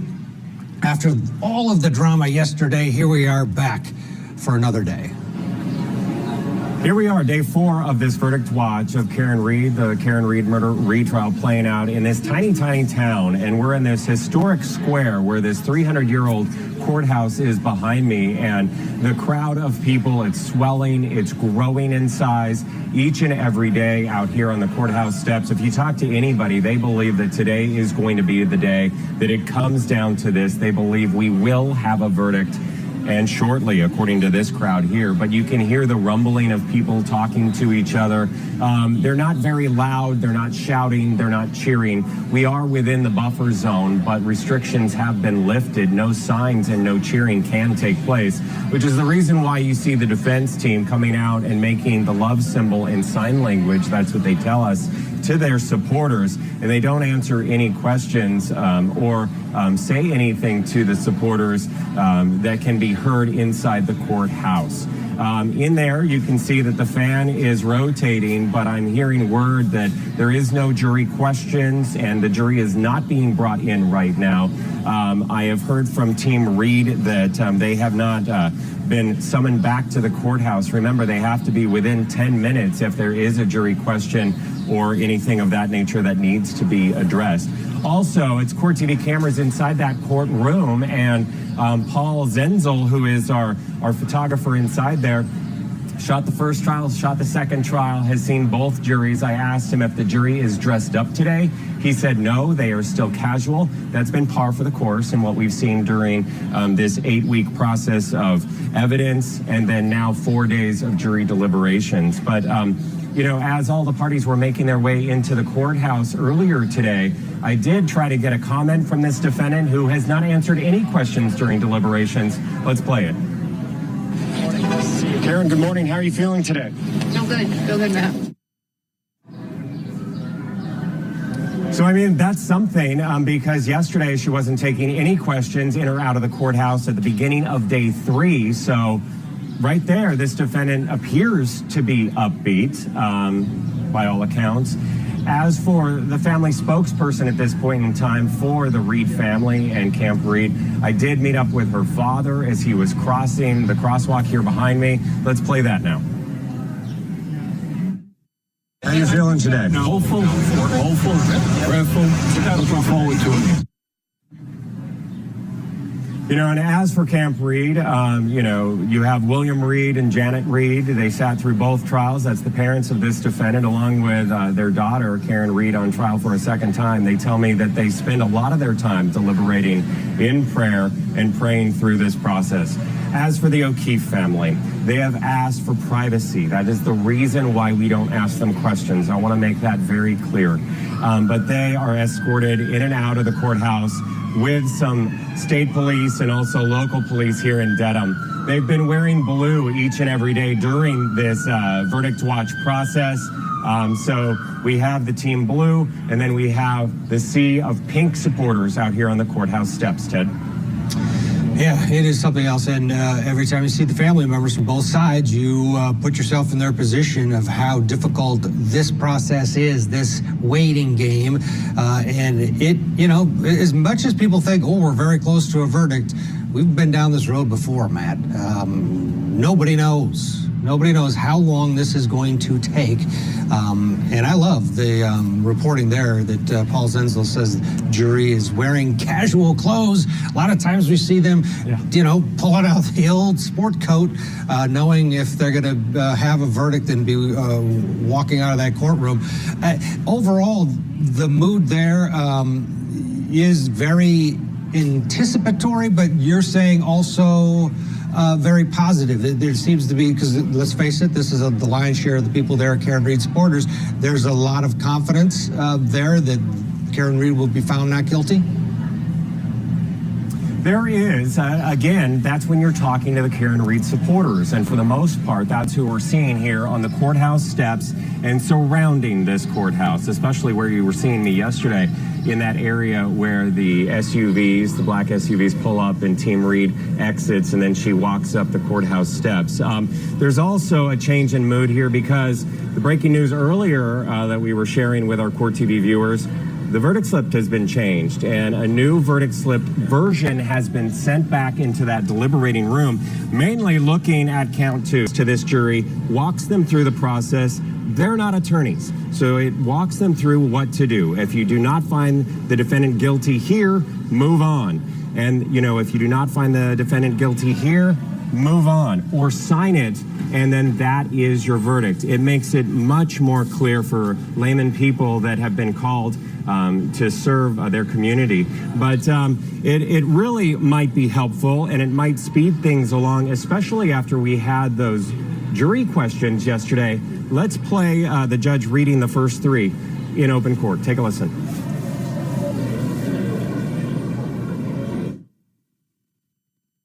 What is the time frame for the OUI charge? Offense 002, Section 5, OUI at 12:45 or OUI at 5 a.m.?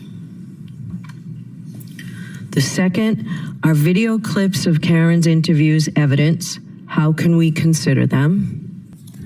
And the third, does convicting guilty on a subcharge, example offense 2 number 5, convict the overall charge?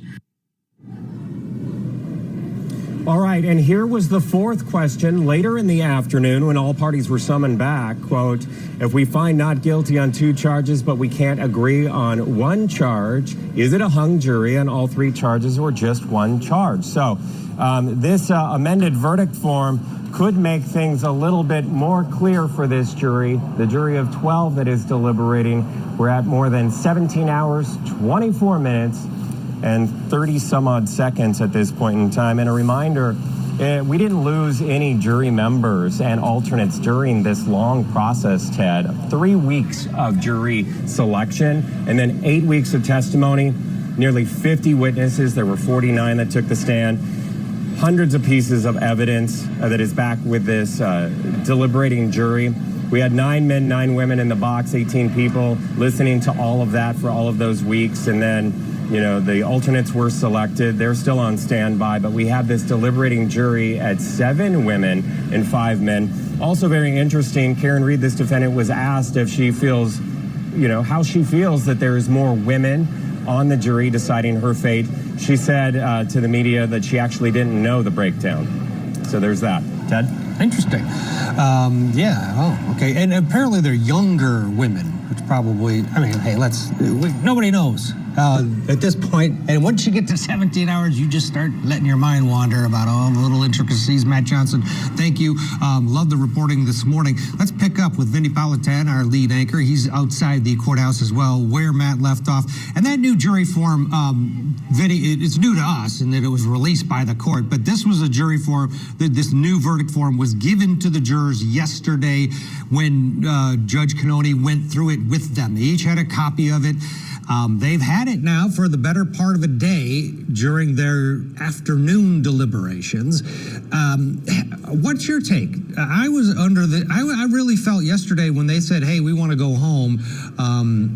I thought they were going home to get a little rest before the big reveal today, you know, the old let's sleep on it. Yeah. But it doesn't appear to be that way.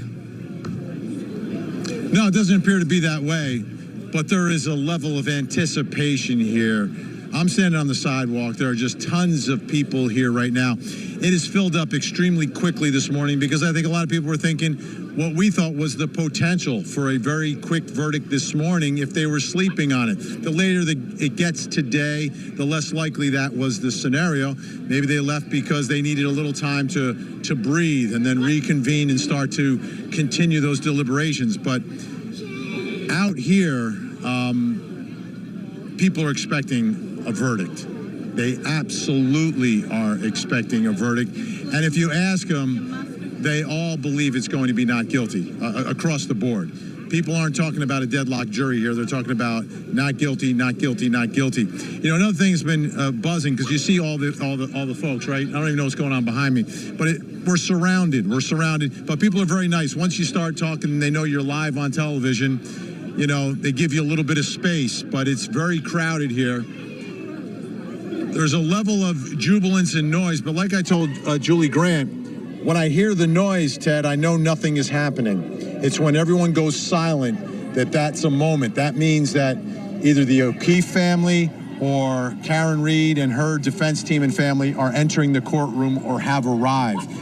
That's when everyone goes completely silent. The other thing, Ted, are the comparisons. A lot of questions. People ask me, is this bigger than OJ? Is this bigger than OJ? And I'm like, well, that was OJ. That was a huge, huge case. But the longer you're here, the more you wonder, are we getting to that level? Well, you never get to OJ. You can never get to OJ. You could get to some other ones. I know. But Ted, look at this. They are calling Karen Reed's team the Dream Team now. So it would be Dream Team 2, right? Dream Team 2. So while we can make the comparisons one way, I think the feelings of folks are that they've got a dream team of attorneys representing Karen Reed. The question is, will the results be the same as the original dream team? And that's what we're waiting to hear from inside the courthouse from those 12 jurors. Yeah, I love that T-shirt. Hey, listen, both sides had versions of a dream team of lawyers. The lawyering in this case has been through the roof, excellent, bar none. You know, obviously Jackson, Yannetti, even Little got a little action there on the defense team, and Alessi, boy, when they unleashed him, it was, you know, the pit bull was working the courtroom and nothing like it. And then Hank Brennan over on the Commonwealth side, unbelievable. Now, what is your feeling, Vinny, about these questions, and specifically if we come back with two, if we found her not guilty on 2, they said not guilty in that question. They didn't say if we've come to a decision on 2, does that mean if we can't get the 3rd that the whole thing's a wash? That to me was a real tell. Is that the feeling you have as well? What's interesting, and again, I said we're in the sidewalk, so I mean, there's a lot of people that are streaming, and you kind of blend in. There's so many people. So to me, and I was explaining this, I sat on a jury. There has to be some acknowledgement by the jury. If you send out the words not guilty, you know it's going to have an impact. You know it's going to have an impact on both sides, right? I mean, from John O'Keefe's family, a gut punch, right? And then Karen Reed's side, a moment of, oh my goodness, are we close to perhaps walking out of that courtroom and getting out from under these allegations and these charges? So I have to think they didn't specify which counts, and I think that's what they were keeping secret. But I have to take them at their word, right? Yeah. We could say it's a hypothetical. Is it a hypothetical, though? I even question whether it's a hypothetical, because I think it comes down to vernacular. It comes down to how we speak. Like, if I'm standing on the sidewalk right now and someone bumps into me, you're going to see them, right? If someone bumps into me here on the sidewalk, should I tell them to stop, right? That's sort of a theoretical, but I am getting bumped into a little bit. It's not a big deal, but it's actually happening. So I don't know if it's the vernacular. Like, if we find her not guilty, I don't know if the vernacular is, if we found her not guilty. Like, if we find her not guilty on 2 counts here, and what is it? Right. I think they were asking for clarity on how to report a verdict. It wasn't like, what happens if we do this? It's like, how do we tell you? How do we communicate it to you? Because the first jury didn't know how to do it. The first jury failed that, and it wasn't their fault. It's the fault of the instructions. It's the fault of the law in Massachusetts. It's the fault of the way these verdict slips are put together. It's the fault of how the lesser includeds are dealt with in Massachusetts. There's no clarity. If 2 juries in a row don't understand something, it's not the jurors, folks. If 2 juries, 24 people who didn't know each other, both come to the same conclusion that things aren't clear, guess what? Things aren't clear, so you've got to change them. So hopefully the amended verdict slip makes it easier for this jury to understand what they have to do and how they have to fill out the verdict slip and how they have to communicate what they've agreed to behind closed doors. Because the first jury didn't know how to do it. Absolutely. There's something wrong. And this is a second example of it. And it's astounding that it would happen again. Now, I don't think it's going to go all the way and happen again. That will be prevented in terms of them saying, well, we're deadlocked because we couldn't figure out the third charge. That will be remedied if need be at the time, because the judge won't let that happen again. But it is astounding. Let's get a break. Vinny's going to stick around. He's going to meet some more people as we all sit and wait and wonder, what are they doing? What are they hung up on? Stay with us. Brutal murders of 4 University of Idaho students. Oh my God, this doesn't happen here. Detectives arrested 28-year-old Brian Kohlberger. You could tell there was something off about him. He was stalking them. He was hunting them. Forget about motive. We don't even have a connection. This trial will be on Court TV. I pray that we have justice. The Idaho College student murders trial. Live coverage begins this August, only on Court TV.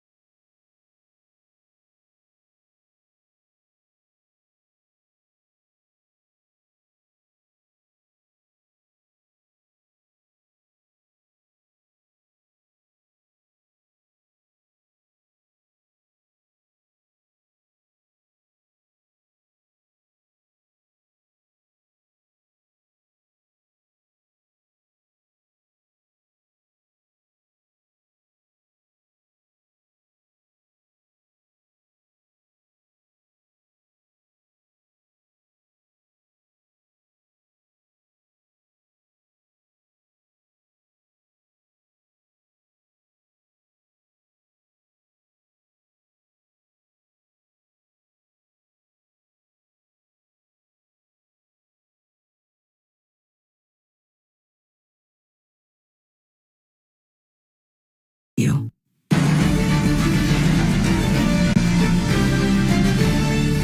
Welcome back to Court TV Live. I'm Ted Rowland's going to be with you on what could be a monumental day in the case against Karen Read. It's the retrial. The jury hearing the case, now deliberating the case, has been at work for 17 hours, 38 minutes, and counting.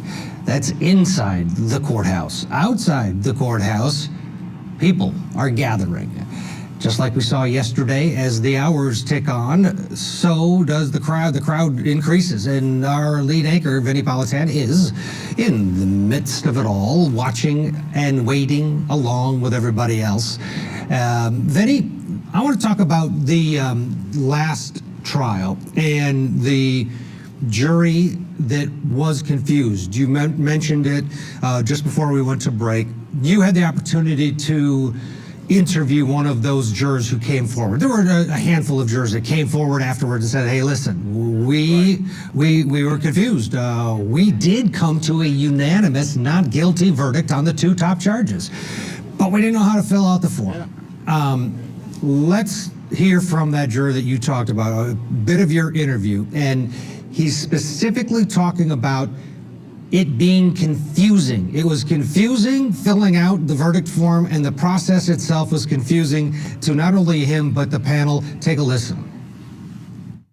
Explain to us why the presumption was that you had to come to a conclusion on all three.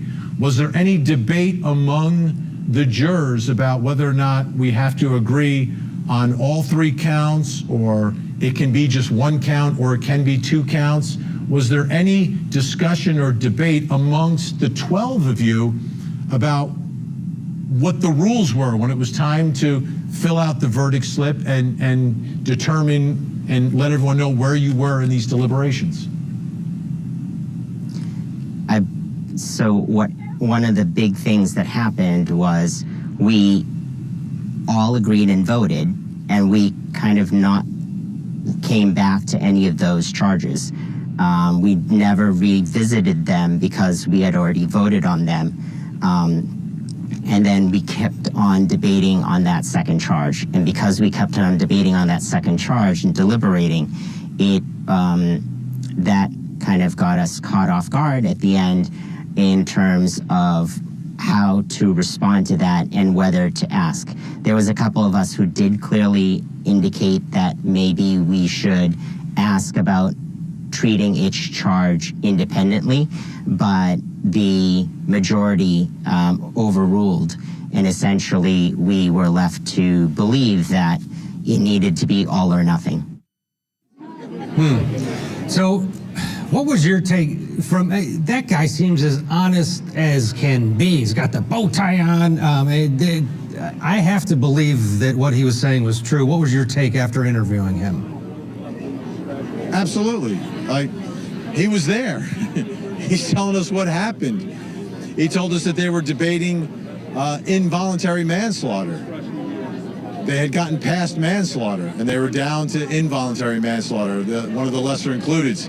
And they didn't understand how to do it. He said they even took a vote on whether to ask a question about it, and he got outvoted.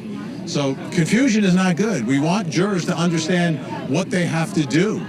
Like, they understood that they have to vote and figure it out, but how to communicate that is so vital to our system.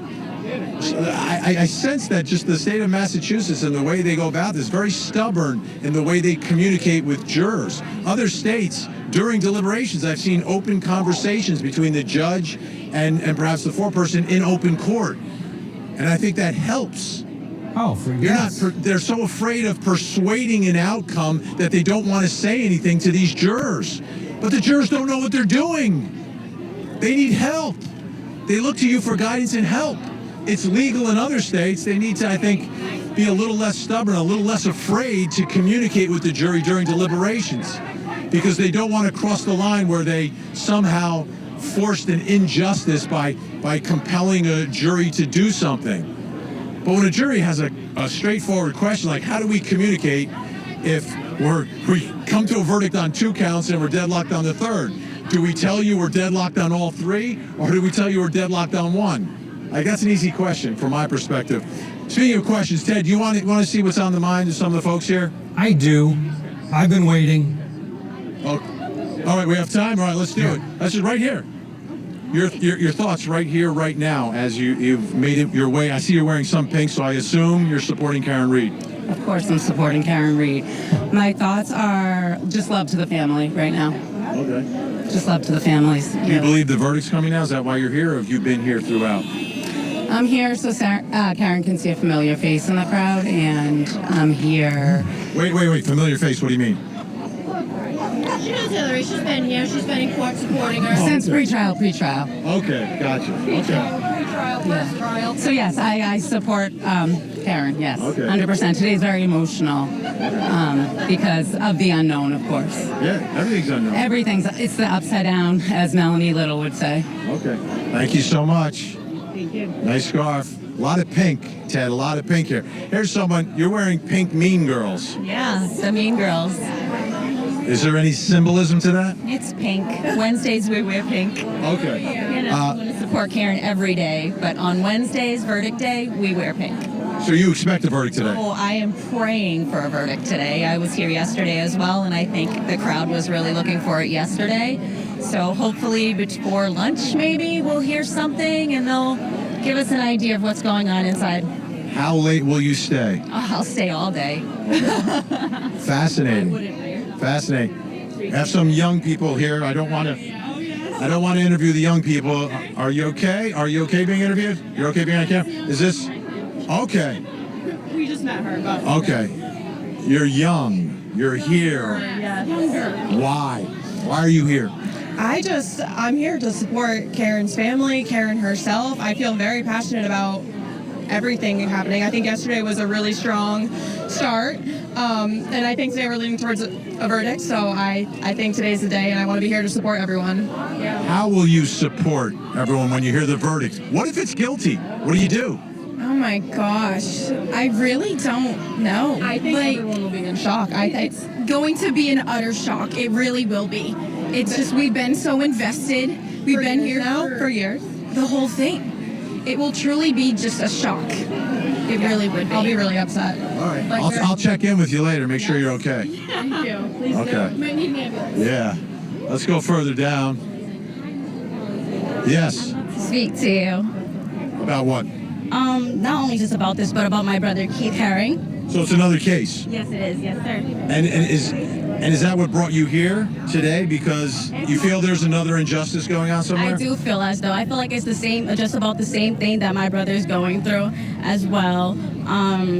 His case did go up to the Supreme Court, and he was given life. I feel like I understand what the whole situation that's going on and what she's going through. How closely have you followed this case, the Karen Reed case? Very closely, actually. I'm from Taunton as well, so I've been paying very close attention to it. I actually do want to be a lawyer, so I pay close attention to all of it, all the cases. I pretty much analyze what's going on and try to have a better understanding towards it, so it gives me a better mindset and a better comprehension towards the whole case and everything. Well, good luck to you. Thank you so much for speaking with us. All right, so people are here for different reasons, right? You've got her own family situation, but has been drawn, and I've heard that more than once, by the way. When I've been here, I've heard that type of story more than once. Let's go to the steps over here. We'll go to the steps. Quick question. Yes, sir. Why are you here? To support Karen Reed, of course. Injustice anywhere is a threat everywhere. How passionate are you about this? Like, what happens if they come back? We don't know what they're going to say. They could say guilty. What would that mean from your perspective? That's hard to. What would that mean? That would mean that the police better get ready for the streets to turn up, because they see. I mean, really? I don't know. I mean, at least that you see the support she has out here. I wouldn't. I would hope they come out not guilty. Okay. Well, we don't know what it is. We don't know. Let's go one more on the steps here, Ted, and then we'll send it back to you. Hi, Ben. Hello. Thoughts right in this moment. What are you feeling emotionally? Anxious. I'm a little concerned that we don't see anybody by now, especially after the questions yesterday. But you do know it's very common that verdicts come down after lunch. Have you heard that? Yes, yes. But it's after the question yesterday, I really thought it was going to be yesterday. I think a lot of folks did, but everyone's here early today, and I think everyone's expecting that. How much of an emotional toll will this verdict take on you personally? You don't know Karen personally, do you? No, I don't. I mean, I guess it depends what the verdict is. I mean, right now, the emotional toll of waiting for it has been rough. Like, not even joking, like not being able to sleep well, not being able to focus, taking personal time to come here and be here because it's so hard to focus being that vested. But a huge relief if she's not guilty. And if it's anything but, honestly, a hung jury, that would be devastating. Just what it's done to her, what it's done to all of us. I think that's going to be the hardest one to swallow. Thank you so much for speaking with us. So, Ted, as you can see, there's everyone's here for similar yet different types of reasons. And I think, Ted, as I stand here on the steps across from the steps of the courthouse, there will be a reaction. I just don't know if the reaction is going to be audible, because the power of silence is what has really struck me here at the courthouse. When, again, I told you this, when there's all this conversation and people speaking to each other, greeting each other, talking about the case, talking about their lives, there's an ambient noise that comes when you have hundreds of people gathered together. But when something happens, when John O'Keefe's family walks in, when Karen Reed shows up in the SUVs, then everything becomes dead silent. I'll let you know when that moment happens. We've got our eyes open, obviously, and we'll continue to be here throughout, Ted. All right, Vinny Politan, thank you. Fascinating. Vinny's right, there's that theme. The one theme that I think intertwines with all these people, they feel an injustice that has been done in this case. That's their opinion, but I think that's a motivator of why you get up out of your house, put on a pink shirt, and go to a courthouse and maybe make a sign. There has to be something bringing you to it, and I think that's exactly what they feel. Of course, not everybody feels that way. Not everybody is outside that courthouse. Let's get a break. When we come back, more of our coverage of the jury deliberations in the case against Karen Reed. Almost 18 hours.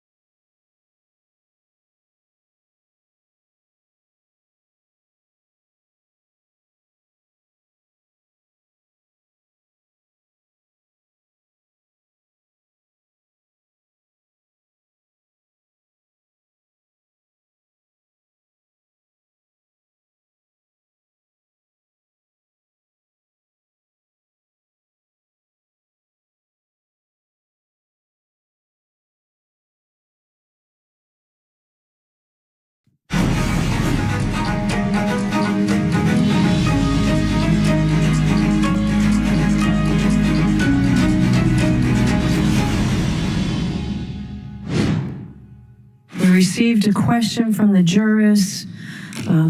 If we find not guilty on 2 charges but can't agree on 1 charge, is it a hung jury on all 3 charges or just 1 charge? I got some input from the defense at sidebar, essentially saying if we could just ignore it. We can't ignore it. To me, it's a theoretical question, and we don't answer theoretical questions. All right, welcome back to Court TV Live. That was that 4th question, and it's unclear if all 4 of the questions came at once or if that was after the first 3 was read in open court as a sort of separate question. But you remember there was that delay. It was a long sidebar. Then everybody returned at 1:30, and that was the order of business at 1:30 of what to do about that last question. Vinny Politan's still watching along with us, waiting along with us, I guess, and with a lot of other people. Not just there outside the courthouse, but at home as well, watching Court TV. People on their couches, waiting, muttering, and Karen Reed, what's going to happen? So many people invested in this case, Vinny, and we've covered cases, big cases, where people are just all in. And for our Court TV core audience, it's pretty much every week they're all in and they live and die with these cases. But every now and then, a case touches thousands of people. And that's what we're seeing here. Why? What is it about this case, this woman who was unknown? This is not a celebrity trial. This is a woman nobody knew outside of her own circle, but yet now she is a household name. What is it, in your opinion, that has garnered so much attention? I can give you my opinion, but we'll get the opinions from the folks who are gathered around me in just a second. I just want to explain where I am and why I'm here. So I moved a little bit further down from the courthouse. If you're looking at the courthouse, we're on the left side of the courthouse, but this is close to the area. If you look across the street, that's where Karen Reed and the defense team, that's where they arrive. So there's always a lot of people in this area as well, waiting to see if the SUVs pull in. Then just across from them, you see another sea of pink. Those are the folks who kind of get closest to the defense team and to Karen Reed when she arrives, because she'll get out of the SUV and they're very, very, very, very close over there. So when that area starts to buzz, we know something is up. And then in this area over here, these are the folks who are relaxing a little. They're not in the middle of a huge crowd. They've got the lawn chairs, and here they are. But I'm going to ask them the question that you asked me, Ted, which is, why Karen Reed? Why Karen Reed? What was it that drew you to support her, to show up here? I think it's important to support women. The manifestation of it. Okay, come on in. Don't be shy. Don't be shy. Yeah. Why Karen Reed? Nobody knew her before this. You didn't know her before this, right? Never, but... Why her? It could be us. It could be me. It could be you. Now, I would ask the dog, but I am not a whisperer. But I'll ask you, why Karen Reed? Why this case? Injustice. Sandra Birchmore has a lot to do with this. Same cast of characters. And the police will not police themselves, and that's why I'm here. Okay. Justice for John O'Keefe. Gotcha. And Louis, too. And Louis the dog. All right. I've interviewed some young people. You're obviously young. Why Karen Reed? Well, I heard about this case. I was here last summer, and just looking at all the evidence, it's just blatantly obvious that everything is just corrupt, and just I wanted to be a part of a movement so that she's free. And it's not fair, and we're gonna be here until it happens. Is this the first time you've ever been a part of something like this? Mm-hmm. Yeah, and my brother's a police officer, and so it's hard to, try to see flaws in police officers because What does your brother have to say about this? Free Karen Reed. Wow. Okay. Ted, so I think we got a flavor for it, and I've been hearing similar stories over and over again. It's about corruption, or it could be me. I've heard that refrain again and again and again.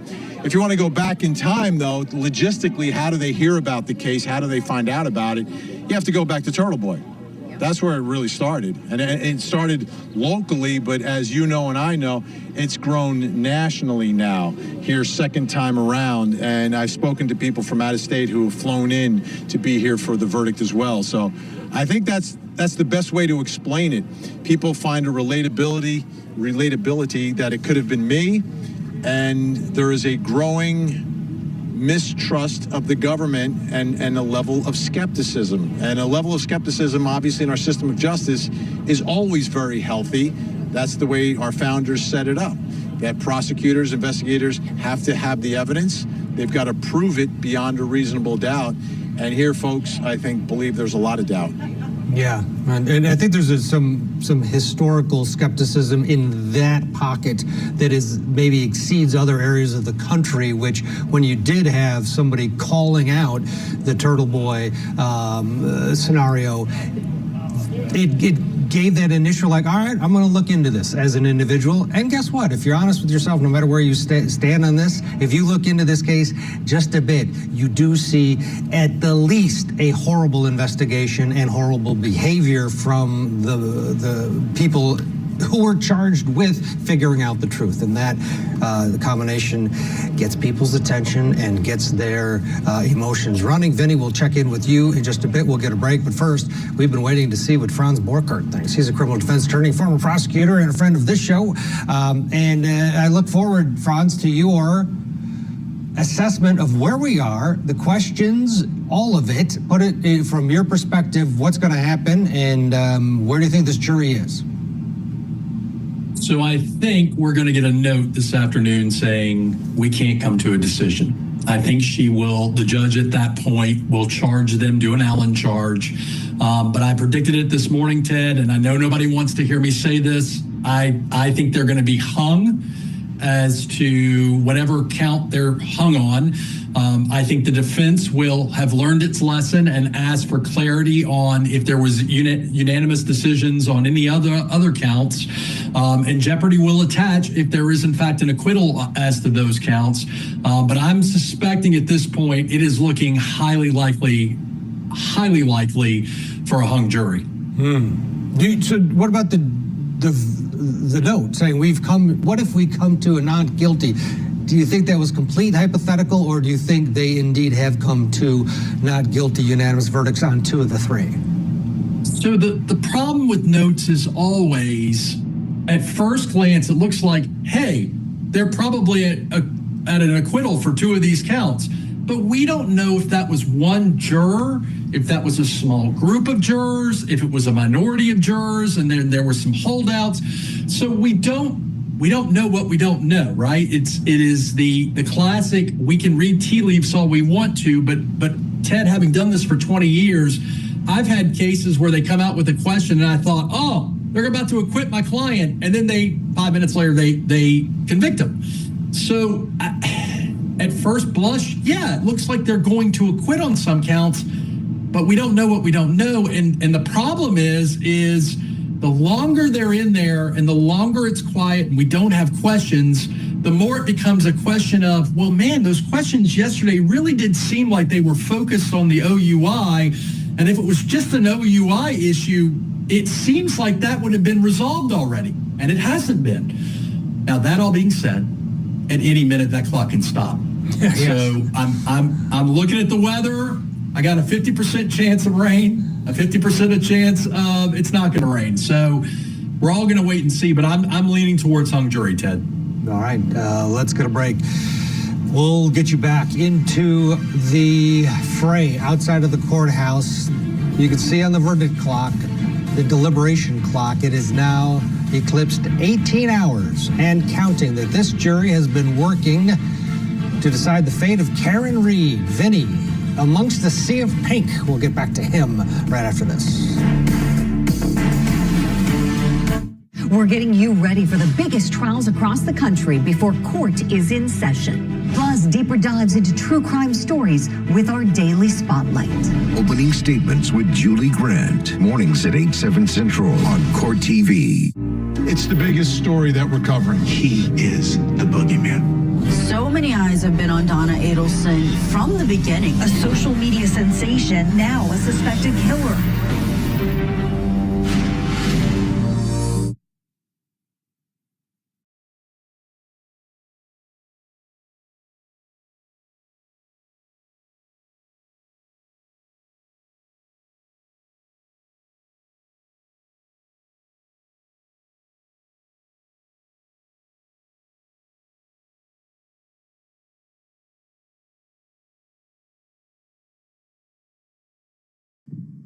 Did you guys hear about Weinstein's trial last week? That I guess the jury, it was a hung jury, and they couldn't clearly come to a verdict. And the foreman kept sending notes to the judge saying he was scared to go back in the room because the jury or the other people on the jury were like bullying him and trying to get him to change his mind.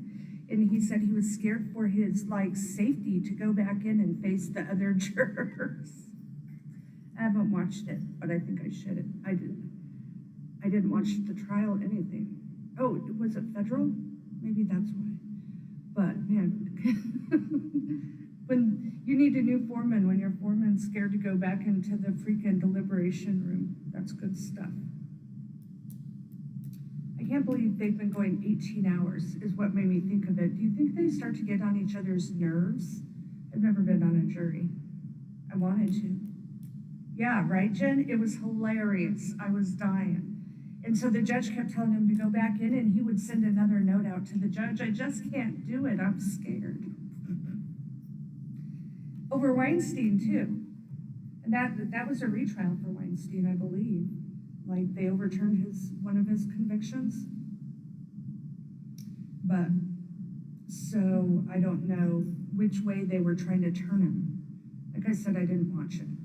But yeah, sounds like a good one.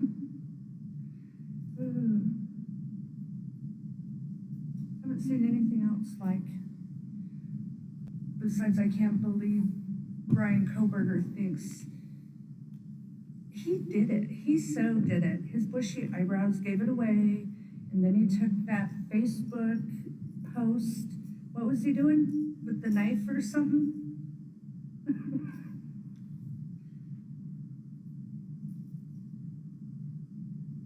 Yeah, I didn't either, Jen. I didn't pay any good attention to now I forgot. I didn't pay any attention until that. I totally forgot he was on trial. But who would want to let him off? He's yucca. Yeah, he really abused his power and deserves to be in jail. You know what? I wonder what's going on with, I know it should be over, but the case with the 2 girls in Indiana, the Delphi case, because I just don't think that guy did it. I think they beat him down so he would say he did. I don't know who got those girls, but I don't think he did. Sad but true.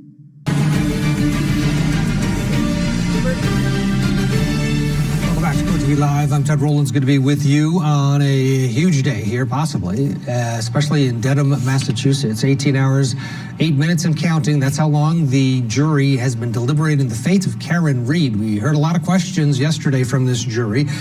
Haven't heard anything yet today, which is just building the anticipation. Let's go back outside the courthouse. Vinnie Politan continues to help us through our rolling coverage of this event. At this point, Vinnie, we're getting now to the number of hours where if you believe that they're down to the 1 count, the manslaughter, and they're having trouble with it as another hung jury. And if you factor in human beings battling, if indeed they are disagreeing, could you also factor in the Michael Ayala tug of war scenario where, okay, maybe they were close on those other 2 counts, but now everything's in play, and you think about the movie 12 Angry Men. The longer this goes, it's better at this point for the Commonwealth, is it not, given the questions asked yesterday? I think so. I agree there. But I still don't think it's a long deliberation. It's not till the end of the day today. If we get into Friday and then next week, it's a long deliberation. We're still in that window of time for a trial of this length that a normal deliberation would come back likely this afternoon, late this afternoon. Then you're into more than 22 hours or so of deliberations for a trial this long. We had some half days in there, obviously. You've got a little bit of a Friday factor playing in here because there's no court tomorrow. So in a normal case, I would expect a verdict. I've been saying it all week. I was saying Wednesday afternoon, Wednesday after lunch. So that would be normal. I'm not predicting that's when it's going to be happening, but that would be a normal case. And I'd be, okay, I get it. That's what usually happens. But if we get past then we're getting into a long deliberation. Then I would be more concerned about a deadlock. Now, where I am, Ted, right now is I'm across the street now. So I'm right next to the courthouse in this very exclusive area. And I just wanted to ask some folks why they chose this area to wait. Why here? Oh, we love watching the team arrive and show Karen our love by doing our hand signal and staying quiet. And how long will you wait here? Till 4 o'clock today. Yeah. And I know everyone's got a phone, everyone's on social media. I'm sure you're following lots of people who are posting and streaming about this, some people connected to the inside. Are you guys getting word of when they're on their way? No, we just see a lot of flurry of activity over here sometimes, so that's how we know. Don't engage with them, just remain silent. And now they're getting some instructions on how to interact with people. I mean, it's part of the whole thing here, right? Because we're in the buffer zone, so there's a certain decorum that's expected. And one of the quasi-leaders of the Free Karen Read movement is going around and reminding everyone and instructing them how to comport themselves. Hey, Vinny, you know what? In those big moments when everyone arrives. Yesterday, we're going to hit a break real quick, but yesterday when that person was doing it, it wasn't long afterwards until the limos pulled up. So I wonder if that, maybe? Yeah, I think she does have some connections. I think she has some connections, so I'm not going to leave. We're going to stay right here. All right, you stay there. We'll get a break in. And now, just in case there is something brewing, the jury continues to deliberate. We'll head back to Dedham after we get a commercial break. Stay with us. You're watching Court TV, your front row seat to justice.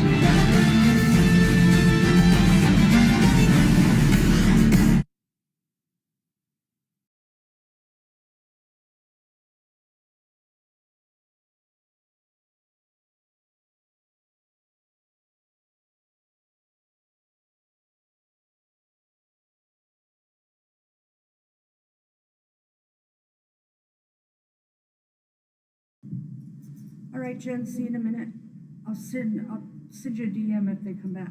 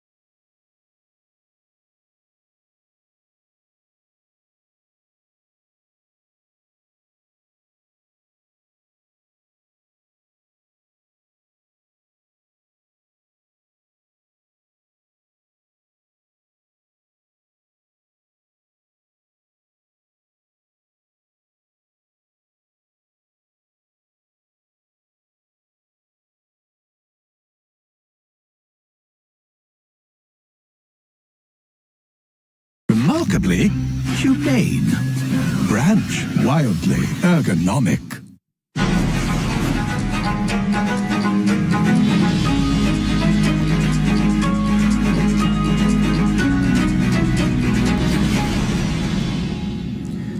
Welcome back to Court TV Live, 8 hours, 16 minutes. The jury in the retrial for Karen Read has been deliberating her fate. What are they hung up on? Here's a live look inside the courtroom. There's that fan working away. The fan has become its own entity during Karen Read 1A and 2. Outside the courthouse, there is a sea of people, the majority of them dressed in pink. We also find Court TV crime and justice correspondent Matt Johnson in his familiar post. Matt, let's start with what you're observing outside and in the mood today. Just moments ago, I saw a number of state police officers exit the courthouse here behind me. They were discussing things with some of those court clerks and also the security at the courthouse. There's a growing number of security that we're noticing around the courtroom and around the courthouse here. So that is very significant. Not sure if that indicates anything. I'm not hearing word that any of the parties have been summoned back to the courtroom for any questions or verdict. But the crowd out here, it is growing, and everyone out here anticipating there could be a verdict this afternoon. At least that's what they're hoping for, especially after the news of that new amended verdict form, which we'll talk about in just a minute. But outside the courthouse as well, you know, we were seeing all of the parties assemble, coming and going from the courthouse today as the jury was being questioned and then sent back off for more of their deliberations on this day 4. 18 hours, 18 minutes is where we're at right now. So far, no questions today. But we did see the arrival of course, this defendant, Karen Read, who was not speaking during this deliberation period.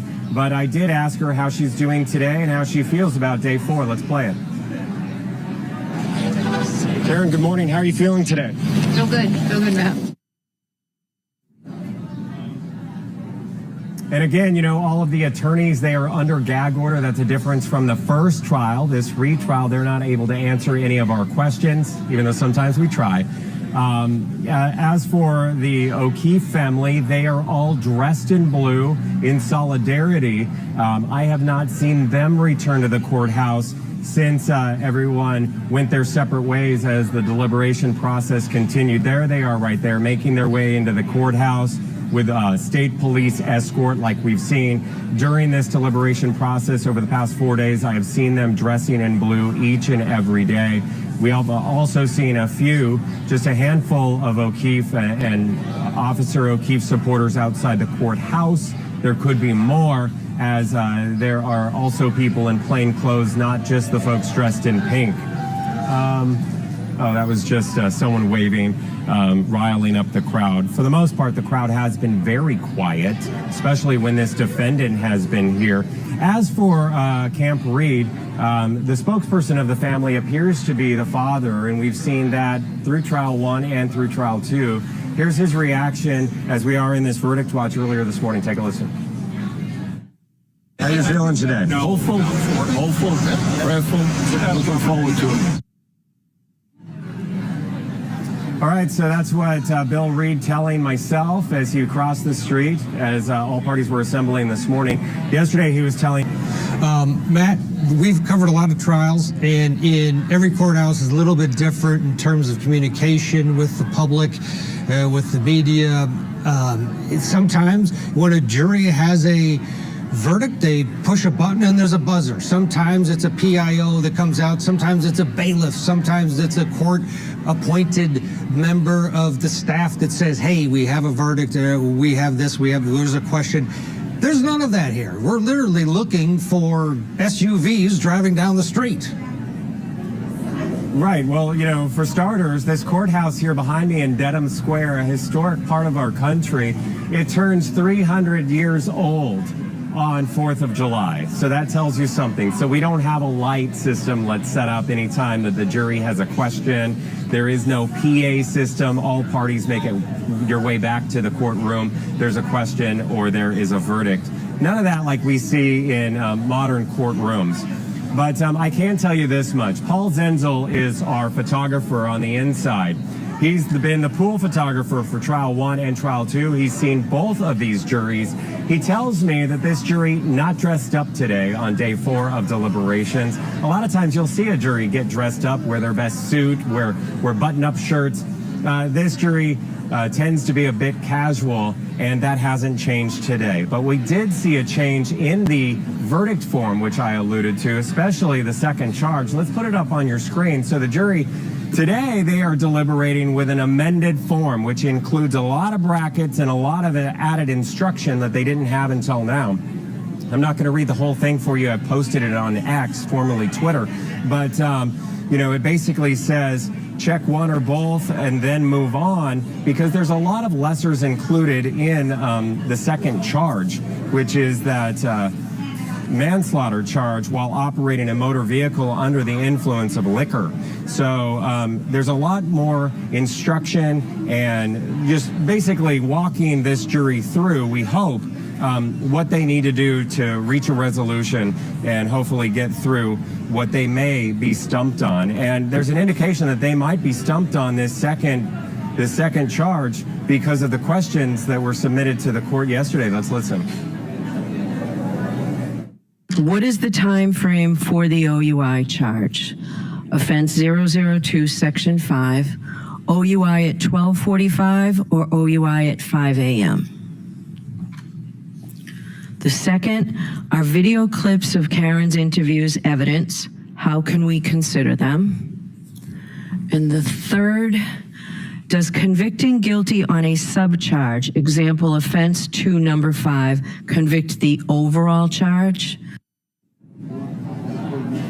This jury might also be wondering about perception, not only this crowd, but this community that remains divided, because there was a fourth question yesterday. Mid-afternoon, they submitted a question and all parties were summoned back. Take a look at your screen. Right here it is. If we find not guilty on 2 charges but cannot agree on 1 charge, is it a hung jury on all 3 charges or just 1? The judge sent back a note saying this is a theoretical question. We cannot answer it. And, per the law here in the Commonwealth of Massachusetts, she cannot. But it depending on how you read the tea leaves, Ted, that's where the jury was left yesterday. Matt, turn around. Is that an increased presence of law enforcement on the steps, or is that about normal? It's hard to tell, because it is an increased presence of law enforcement around the courthouse. That's state police that maintain the buffer zone. So they are in the blue and electric. So those are the guys dressed in full blue. They have the hats. You usually see them with a crowd of supporters down here. The people in the white shirts, that is court staff, court security. Those are basically the bailiffs, as you would call them in other states. There is an increased number of them for this trial overall. Have I seen more of them in the past couple days? Yes. Have I seen more today than yesterday? No. But occasionally they step outside on the steps out there and they survey the crowd. But again, I did see state police just leave the courthouse moments before he came to me. Is that indicating anything? Is there any movement? There might be this hour. We just haven't gotten word yet.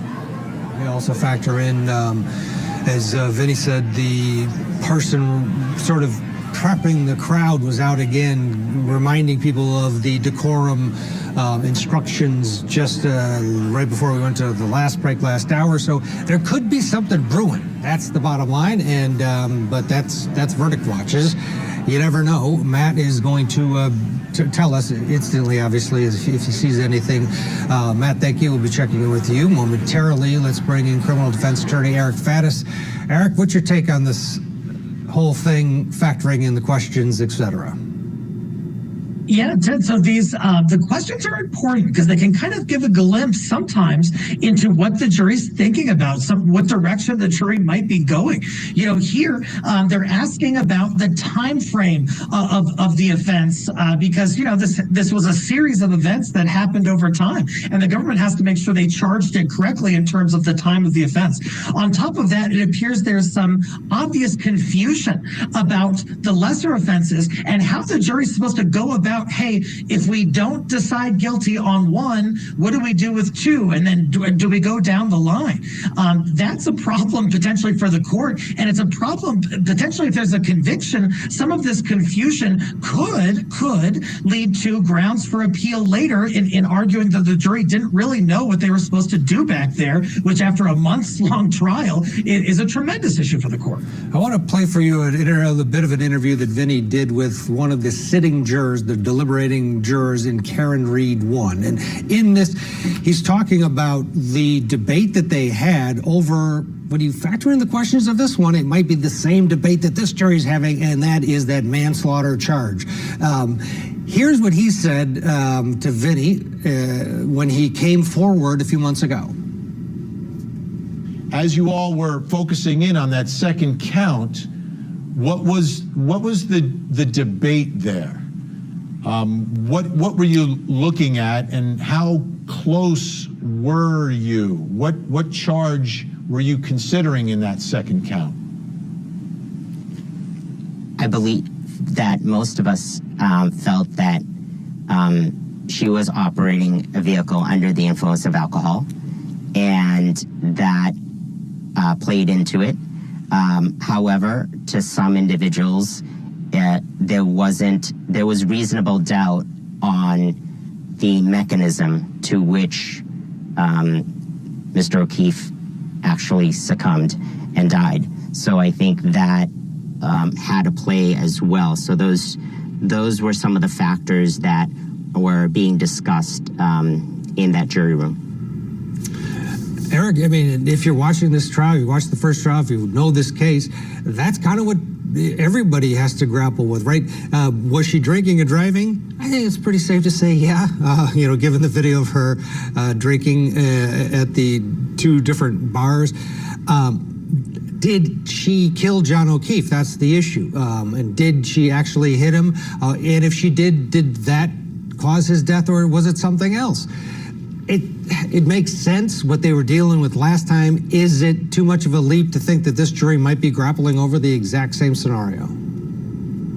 That's my read on it. Hearing this former juror from round one talk about the debate regarding causation, the causation of John O'Keefe's death. The prosecution has to prove not only for that charge that Karen Reed was drunk driving, but also that she took measures to bring about the death of this man. And so, perhaps there are some jurors back there who are saying, hey, drunk driving, that's pretty solid. But was this a vehicle strike?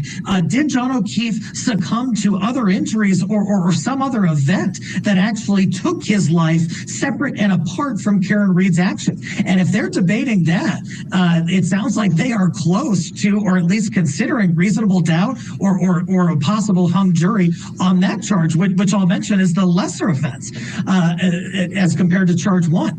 And so a lot of dissension, it sounds like, back in that jury room, or maybe they're just being overly thorough, sometimes hard to tell. Yeah, absolutely. You get, though, into the several days and several hours, dissension becomes usually the scenario on some level. It doesn't mean it's, they're screaming at each other. It's just that camps form, right? You form a camp, you get an opinion, you stick with it. And in a high-profile case, you may see people stick with their opinions even more so than they would in a case that they don't think anybody's watching. Let's get a break. When we come back, we'll hear more from that juror, from Karen Reed 1, what they went through in the deliberation room. They ended up not being able to figure out how to fill out the verdict form. This jury likely won't have that issue, but they seem to be possibly debating that same thing, that manslaughter charge. 18 hours, 30 minutes and counting. Stay with us. Brutal murders of 4 University of Idaho students. Oh my God, this doesn't happen here. Detectives arrested 28-year-old Brian Kohlberger. You could tell there was something off about him. He was stalking them. He was hunting them. Forget about motive. We don't even have a connection. This trial will be on Court TV. And I pray that we have justice. The Idaho College Student Murders Trial. Live coverage begins this August, only on Court TV.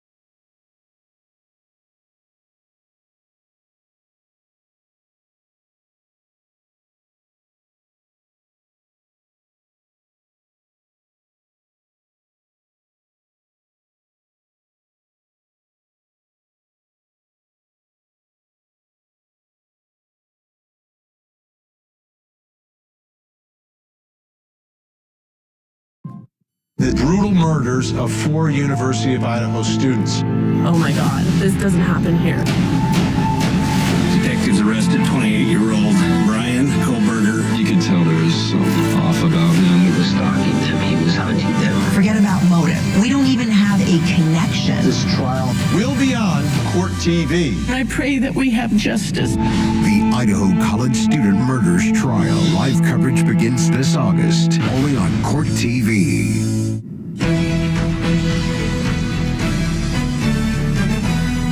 Welcome back to Court TV Live. I'm Ted Rowland's going to be with you as we wait collectively for this jury in the case against Karen Reed to come up with a decision. Will they be able to come up with a decision? The first time around, it was a hung jury, of course. This time, we'll have to wait. They've had several questions, but all those questions were yesterday. So far, nothing yet today. So for some insight, we're going back and we're listening to what that first jury went through the eyes of one of the sitting jurors, one of the jurors that was inside that deliberation room that ended up with the hung jury. That individual talked with our Vinnie Politan. And one of the questions throughout this case has been the whole, did I hit him? Did I hit him? The significance of it, first of all, Karen Reed obviously said it. She says, did I hit him? With a question mark. But there were several witnesses that took the stand in both of these cases, Jen McCabe being the primary one, saying that it was absolutely, did I hit him? With no question mark at all. And then I hit him, I hit him, I hit him. I hit him, I hit him. What did that first jury think about those witnesses and their recollection that Karen Reed basically admitted to hitting John O'Keefe? Ronnie, did you listen to those witnesses and did you hear a confession from Karen Reed, and do you believe that she confessed to striking John O'Keefe with her SUV? I did not hear that. I mean, to me, it was not a confession. I believe in a moment when somebody's stressed, they may be saying things.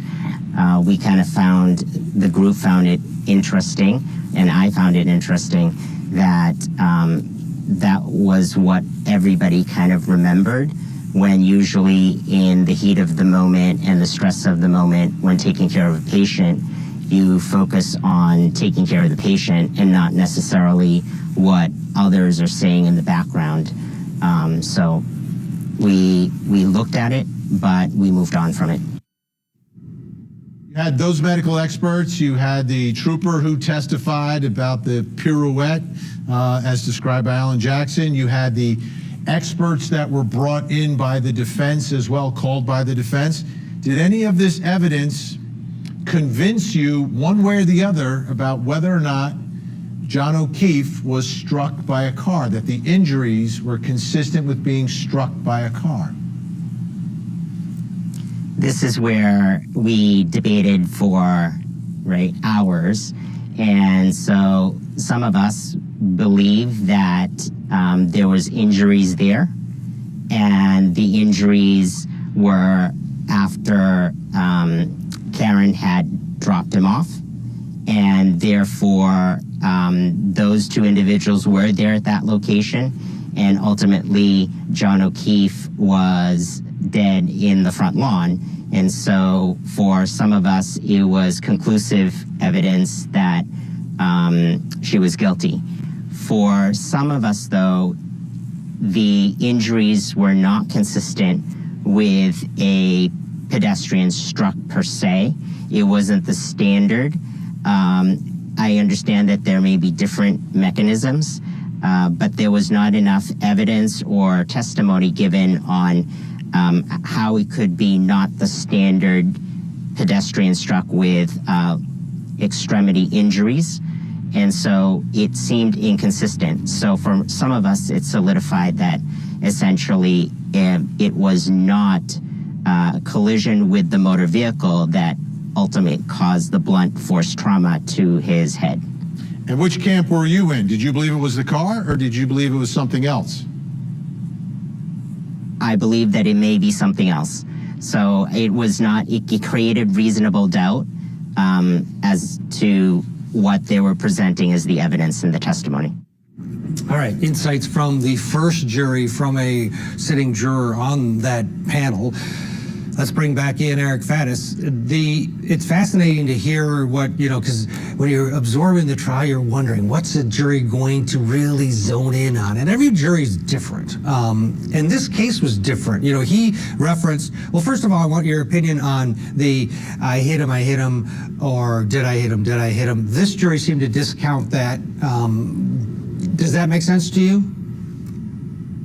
It does, and kind of what it illustrates for me is, I used to be a prosecutor, now I do criminal defense work, and oftentimes, as a prosecutor, your case looks really good on paper. You're like, oh my gosh, I have this witness who's going to get up and say that the defendant admitted to doing this. I hit him. Slam dunk. Let's go do it. But then when you get in the heat of battle, when you're in that courtroom, it's not so black and white. And sometimes there are other considerations, like that juror mentioned, the chaos of the situation.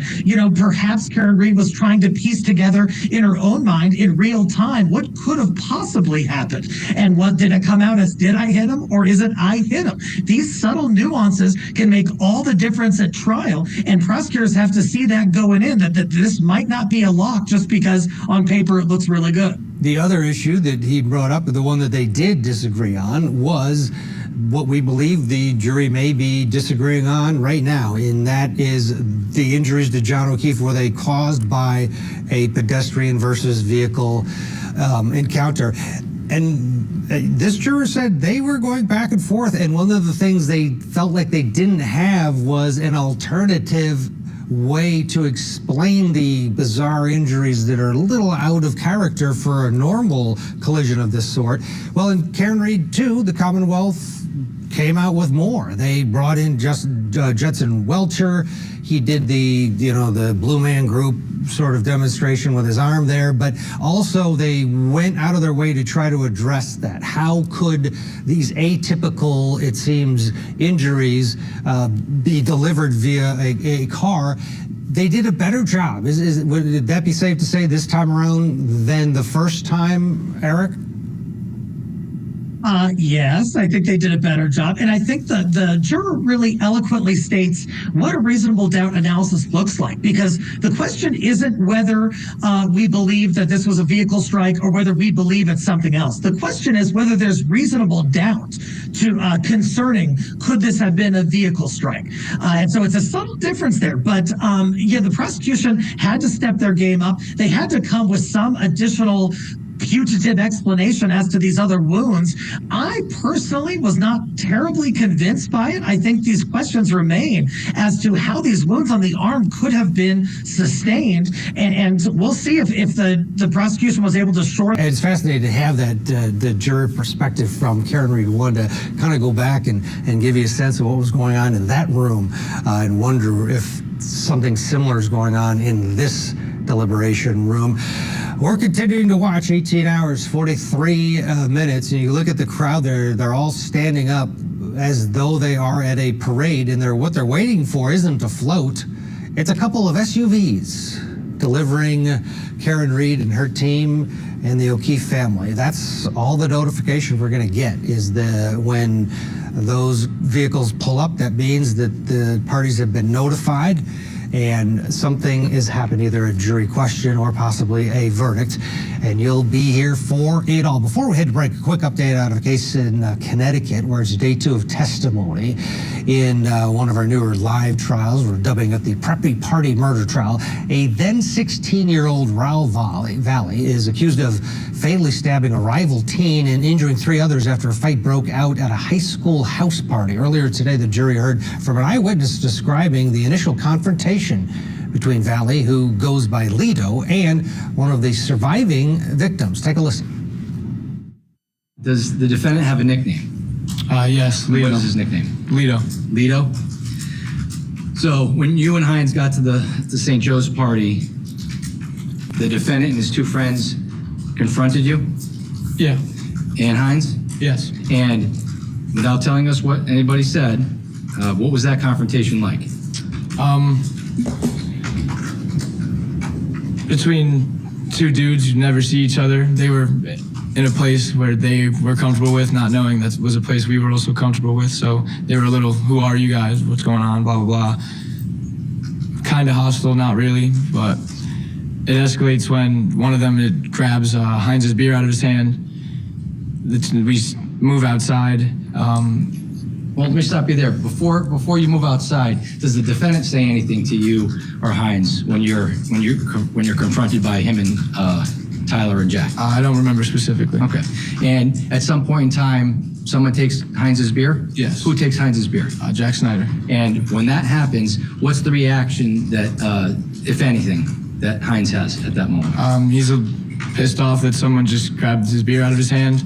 So we move outside afterwards. The two of them conclude that they'd fight for the beer back. Okay, and the two of them that you're referring to? Heinz and Jack Snyder. Okay, and at some point in time, did they confront each other as if they were going to fight? Yes. What do you recall about what happened next when you were witnessing this? They both put their hands up. They're about to begin fighting, and the first punch was thrown, but by Lito from the back, and it hit Heinz in this back side of the head, and then Heinz instantly takes Snyder to the ground. So if you're Jack and I'm Ryan, the defendant is here, and he punches Ryan in the face from behind? Yes. Okay. Tell us, when that happens, what occurs next? Heinz instantly takes him to the ground, and this is like a 30-second thing that from start to finish. And once he gets to the ground, a girl they all knew was like trying to break it up. Lito had a motorcycle helmet on. He had taken it off and struck Heinz with it once or twice, hit him in the head. Okay, all over beer. Individual ends up dead. You can stream that trial if you'd like over at courttv.com.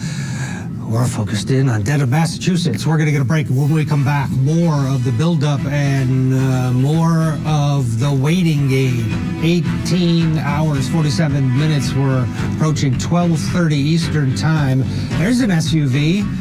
That's not that SUV, but that's what we're looking for. Stay with us. Back after this.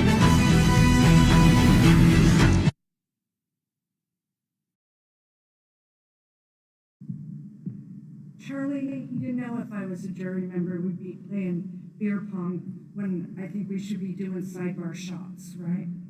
Yeah. So do you think, I'm wondering, it's 12:30 there, and they didn't go to lunch, and everybody's gathering together? Maybe they're gonna have a verdict before lunch, but then do they still get their free lunch? I don't know. I would want my free lunch. I don't know, unless they order bad food. Has anybody ever asked that, a juror? How's the food you get for lunch? Or can you bring your own if it's gnarly?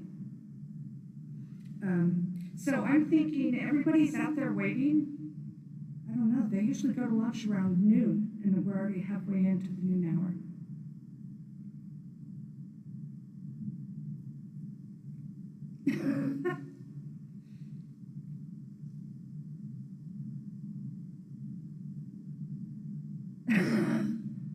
Yeah, Dave from Facebook said if me and Jen were jurors and took a smoke break,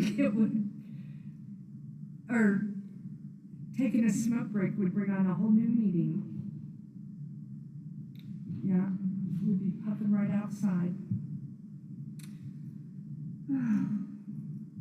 I wish they'd quit playing the same clips over and over, though.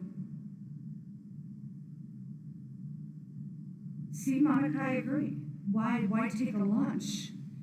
I wouldn't want their free lunch. I'd be ready to go. If you do it before lunch, you get the whole afternoon. Yeah, you, Jen. Monica, you're right. You get the whole afternoon to go home or whatever. Go out to lunch with your family. Get away from the other jurors, something like that. But I don't know. I'm getting super nervous. Charlie, why are you looking for your toolbox? Charlie's been chasing a bird around her house today. The camera on it. On the Facebook chat she's been sharing. starving. Tell us.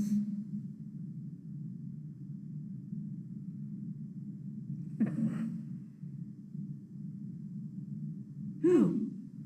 Dave, where? Who are you talking about, Dave? I'm missing something.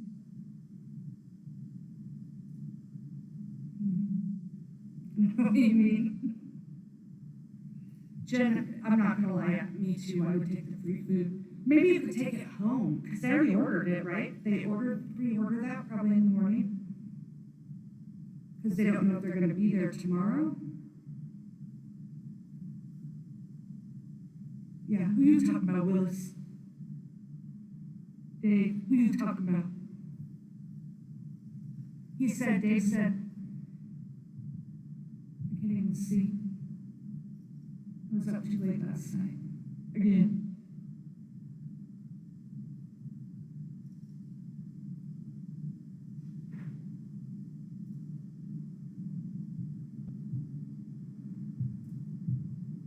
All right, I'll be right back.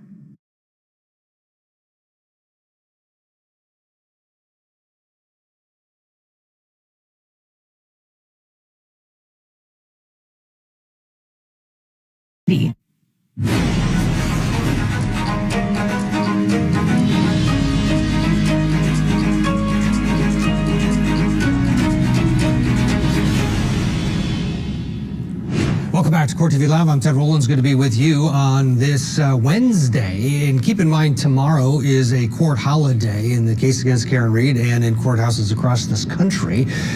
So this jury who's deliberating now upwards of 19 hours, they'll have the day off tomorrow if they can't come to a unanimous decision in the case against Karen Read. Will that factor into the process today? A lot of times when a jury is on deliberating on a Friday, that weekend does matter. They come to an agreement. Someone who's holding out says, fine, I gotta go home for the weekend.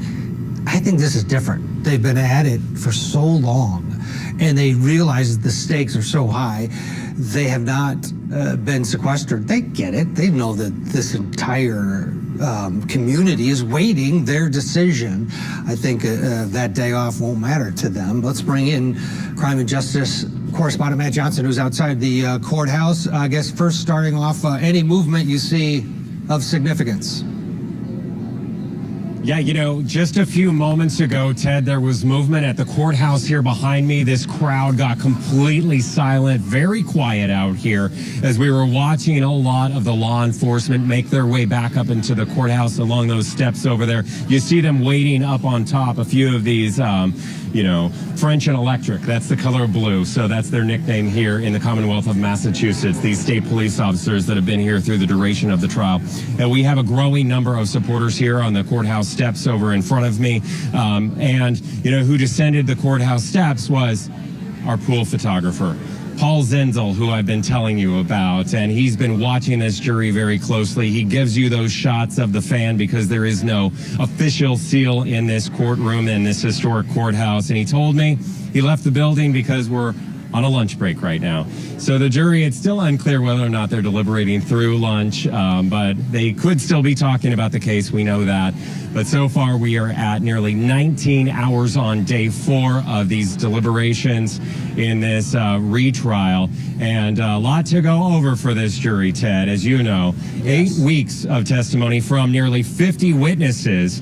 And then, you know, this jury was sent back with boxes of evidence and you know, the clothing from Officer O'Keefe. And this year, something new, which was also significant, those big blown up x-rays. The first jury didn't even see x-rays, but they were blown up versions, life size, of his body that are back there in that deliberating room with them. Yeah, it is much different. We were just talking about the difference in the case, attorneys arguing this time around, et cetera, et cetera. I've got a practical question, Matt.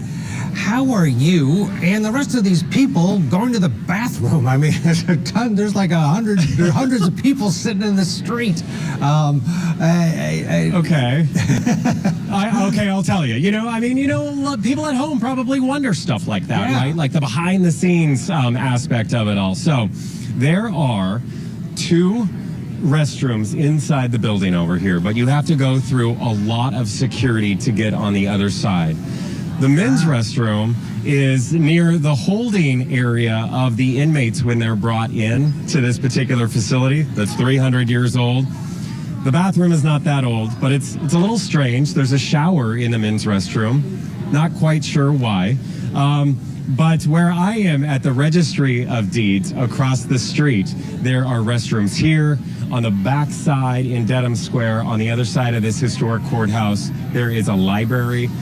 So there are various public buildings where people are going, because you're right. I mean, the infrastructure is not set up for hundreds and hundreds of people to line the streets here in Dedham Square as we wait on this verdict watch. Yeah, I mean, I've thought to myself, because you've seen all these people, I've been here all day and I'm not leaving, you know, I was like, oh, boy, okay. So good. The problem solved, and that answers a question that I had. I don't know if any viewers had it or not. Well, you know why you have that question more so than other people is because you've been in these shoes. Like, you know what it's like to cover breaking news and to cover a historic event and true crime cases, right? Because you're actually in front of the camera when you're on TV, but then you're standing here and you're working the crowd and you don't get any breaks throughout the day. It's like a double shift plus some. Right. And that's a big factor because, you know, you're drinking a lot of coffee to get through the day. And sometimes, you know, you need a place to go. Absolutely. All right. So I guess the breaking headline at this hour is that they are at a lunch break. We're letting the deliberation clock go because, to Matt's point, we don't know if they're still deliberating. A lot of juries prefer to get their lunches, sit at the table, and continue to talk over the meal. Others want their space, so they go to their separate ways. But because we're not getting the information that we do in other cases out of this courthouse, we've decided just let's leave it running until we're told something definitive. Matt, stand by. We will check back with Matt throughout the day, of course. Let's bring in Eric Faddis. And Eric, this case, we're talking about it last hour. Why do you think so many people are so invested? What is it that has not only, you know, people watch the documentaries, that's fine. A lot of cases, a lot of those get watched. But it's not very often that people put their pink shirts on and head out to a local courthouse and stand and or sit for 8-9 hours because of some criminal case. And oh, by the way, the victim is a police officer, and the lion's share of the people out there are supporting the defendant. A lot of factors at play, and just for the record, Ted, I have that bathroom question too, so thank you for asking that. Yeah, when it comes to just the intrigue that has come with this case, you know, there's a romantic element that Karen Reed and John O'Keefe were romantic partners. They were going through a tough patch, it seemed, and I think that brings folks in. On top of that, there is the police aspect. This isn't just any decedent. It is a public servant who served the city of Boston and kept people safe, devoted his life to that. You add to that the level of possible police corruption, you know, especially in the first trial. Defense was suggesting that these fellow officers inside the Albert House may have done something nefarious and killed one of their own and tried to cover it up. So when you add in that sort of constellation of different themes, and then on top of that, Karen Reed's public-facing persona, which has been only more prominent in this second trial, I think it has gripped a lot of folks. There's a possibility in some folks' minds of a wrongful conviction or of someone sort of slithering out of responsibility for killing someone. All those things make for a lot of interest in the case. Yeah, I think you hit it. Yeah, that's you're right. In fact, we're going to talk. We'll get a break here.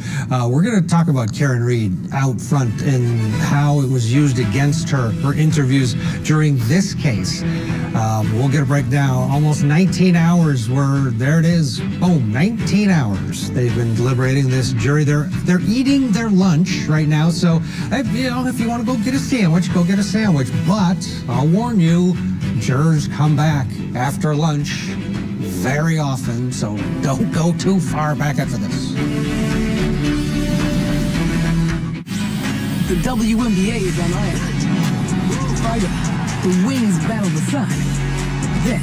The Aces host the Storm. Coverage starts Friday at 7. Find Ion wherever you watch. Ion, it's on. It's the biggest story that we're covering. He is the boogeyman.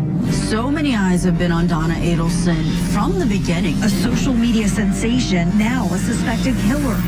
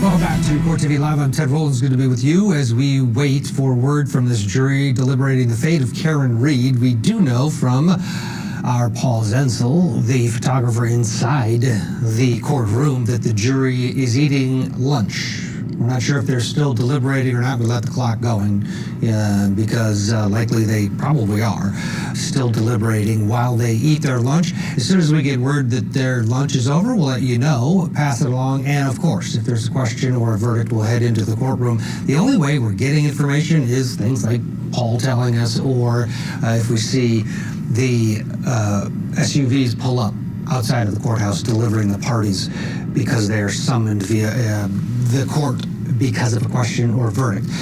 One of the things that the jury wanted to know about it, they wanted some clarification yesterday. It was one of their questions. And it was kind of brushed off because there were so many other questions that we just dove into. But one of the questions is, what about these interviews?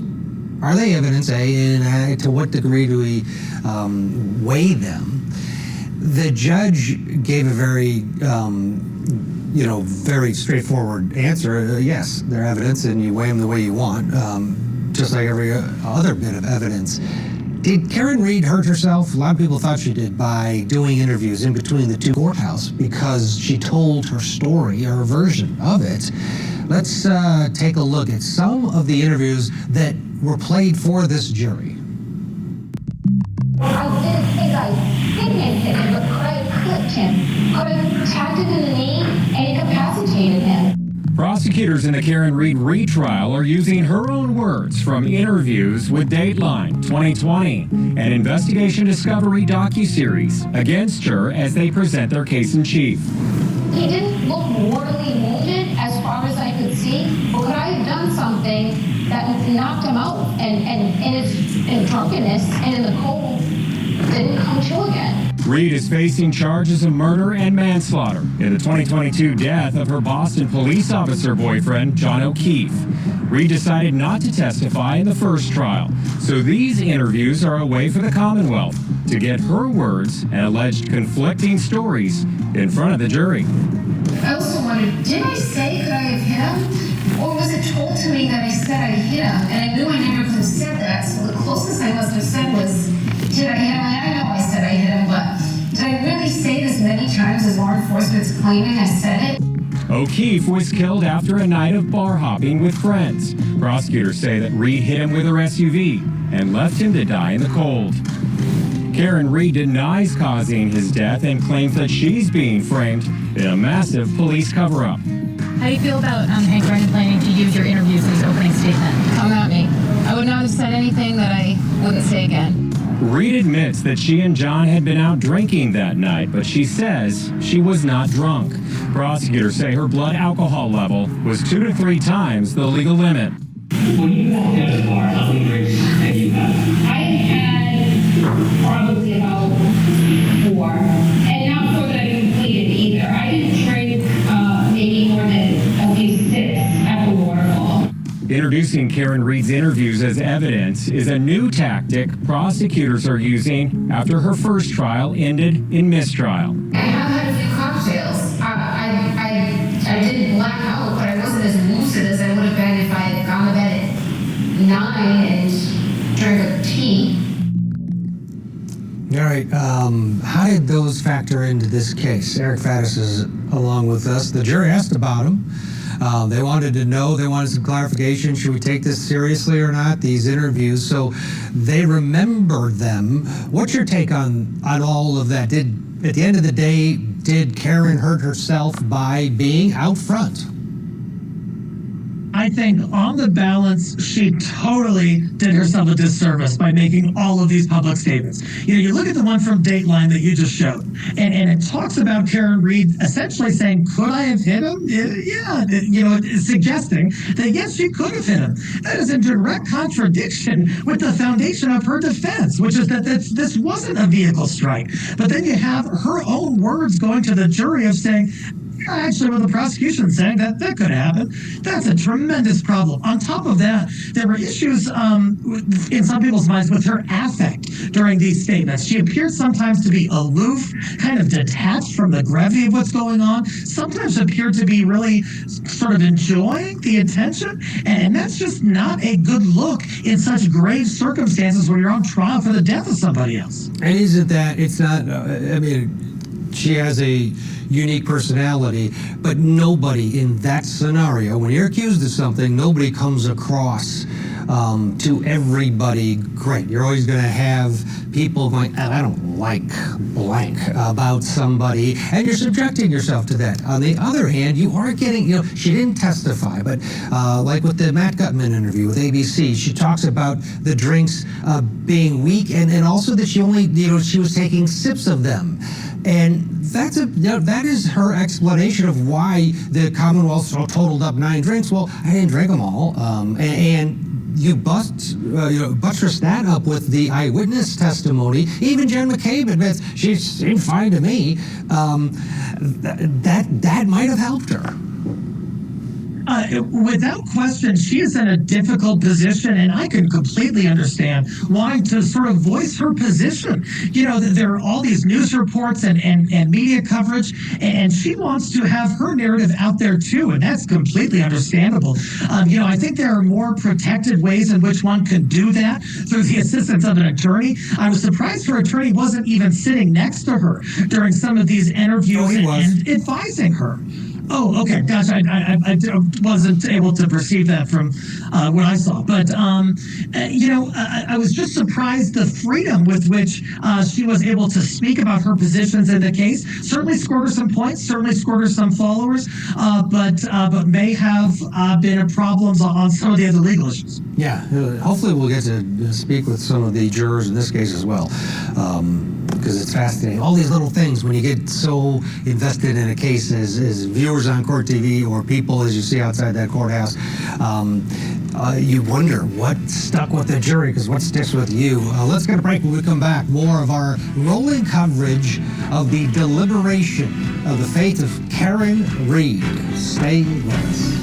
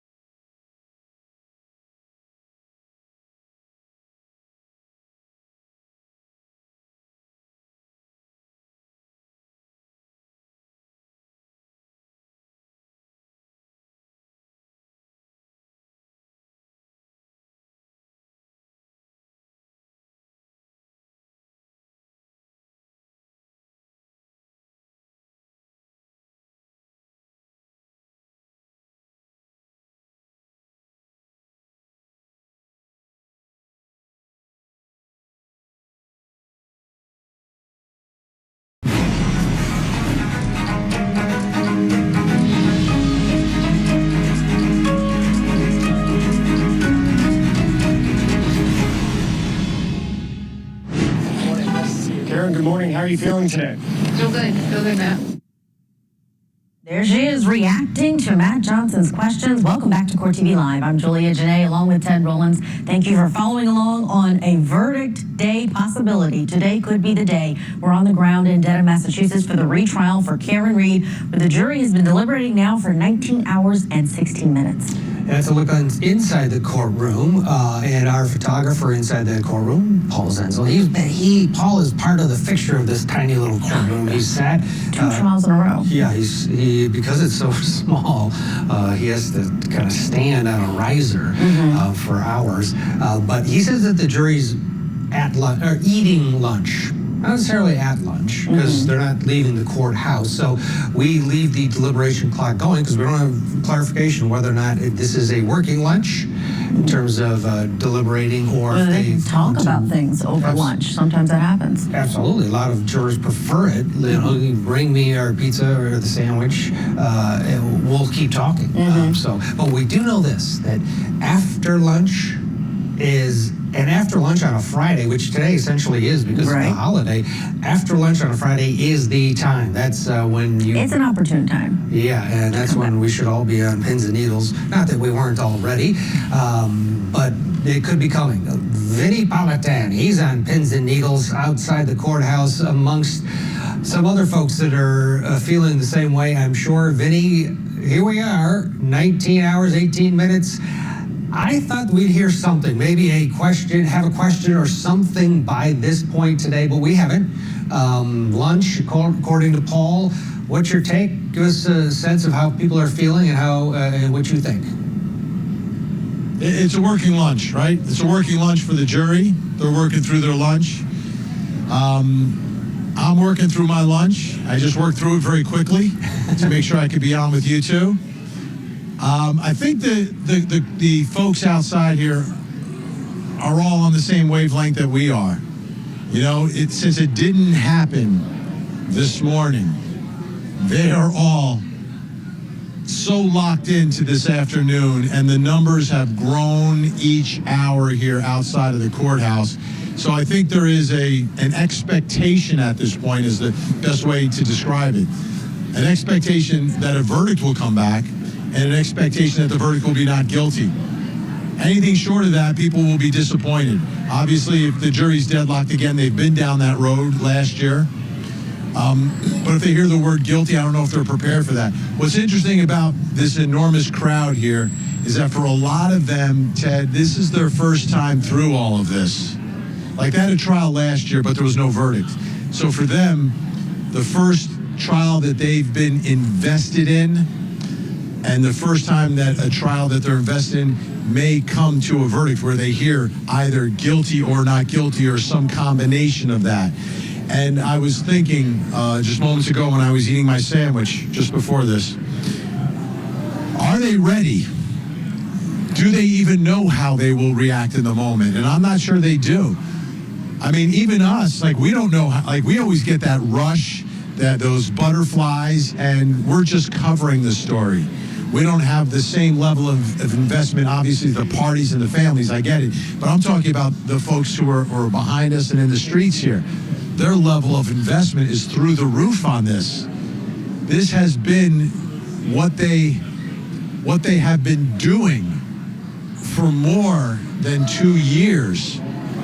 Mobilizing in all this, looking forward, expecting dismissals when there are motions made. Think about this.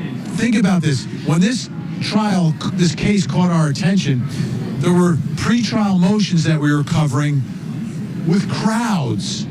When on earth do crowds show up for pre-trial motions? Never. That's the level of investment. So I don't know if they are emotionally prepared for hearing the words. Because I think for the level of investment is like family members.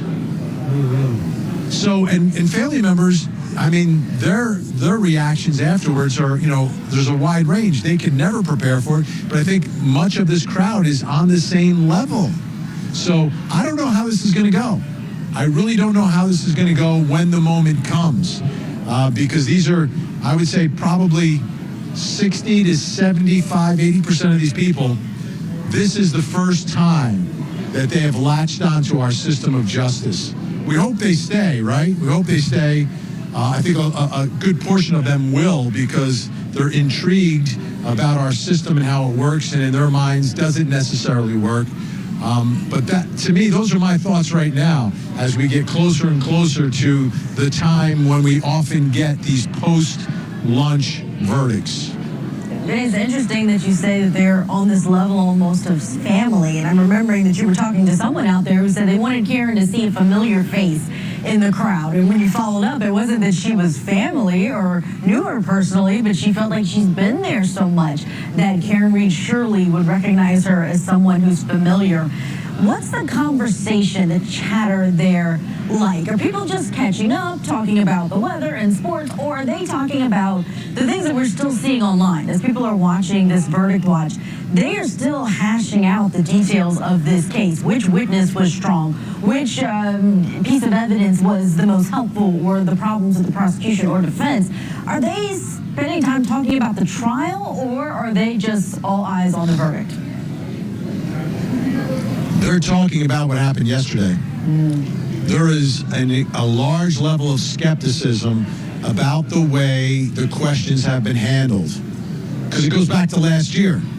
It goes back to what happened after the trial when the jury came out and we found out that they reached a verdict on 1 and 3. So there is incredible skepticism about the way the jury is being instructed, and that has absolutely been the focus all day today, and it's a direct reaction to what happened yesterday in light of what happened last year. So there's the skepticism runs from local police to state police to the DA, all the way into the courtroom and the rulings made by the judge in this case. They're questioning all of it, and they see it all in the same light, that this is the system. This is the system. And Karen Reed is a citizen, and the system is trying to take away her liberty, and the system, they believe, is not playing fair. And as I mentioned, though, in looking at some of the issues that they're picking apart, I can't think of one off the top of my head, but I just know the way I've been reacting and kind of noting it in my mind. There are some things that happen in every case that they're reacting to because they've never seen it before. But then there are other things that I've never seen before that they're also reacting to. So it is sort of multiplying itself. You know, when ordinary rulings that we've seen time and time again happen, or things happen in the court, they look at it much differently because they've never seen a trial before. And that skepticism is there. Then there are moments where, admittedly, we've never seen stuff like this happen, and they react to that the same way. So you kind of pile that on top of each other. That's what they feel. That's the way they're watching this trial. What did you think, Vinny, of the way the questions were answered yesterday? Specifically, there was the question about count 2, subsection 5. What if we come back with guilty on that? Basically, does that make us, will the whole thing be found, we should be found guilty? Initially, when they were talking about how do we respond to this, Alan Jackson, first thing he said was, he said, well, no, obviously. The jury was never told no to that question. In fact, their question was never really answered. Judge Cannoni got the new verdict form. They all got a copy of it, and then she went through it like a teacher would a student with a worksheet in front of them. But the fundamental... She said, that should help. That should help. Now go back. But they never got any answers to any of their questions. So maybe they're not asking any more questions because they're like, well, I guess we're not supposed to ask questions because we don't get answers. Were you surprised at the lack of directness from the court in terms of the way to handle these questions with these 12 citizens who don't know what they're doing?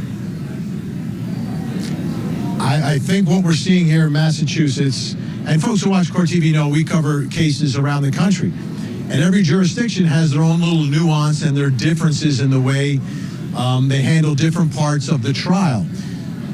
What I have found here in Massachusetts from talking to the local attorneys, seeing the judges' rulings, doing some, and I didn't want to do it, Julia, because you You know, young lawyers are stuck doing it. Legal research. Yikes, flashback. But I was doing some legal research as well, reading some of the opinions out of the Massachusetts courts. And they don't want to do anything to influence the jury one bit. And there's almost like this feeling like we almost can't say anything to the jury because it might push them to a verdict, and that would be against the interests of justice. It's like an overcompensation of that, where they are so afraid that it's just hands off with the jury. And after the trial, there's jurisdictions where after the trial, the lawyers go in and talk to the jury. Like, it's not a big deal. Here, you're not allowed to do that. Like, it's so different. It's so hands-off and protective of the jury in a way. But one of the byproducts of that is that there's less communication with the jury.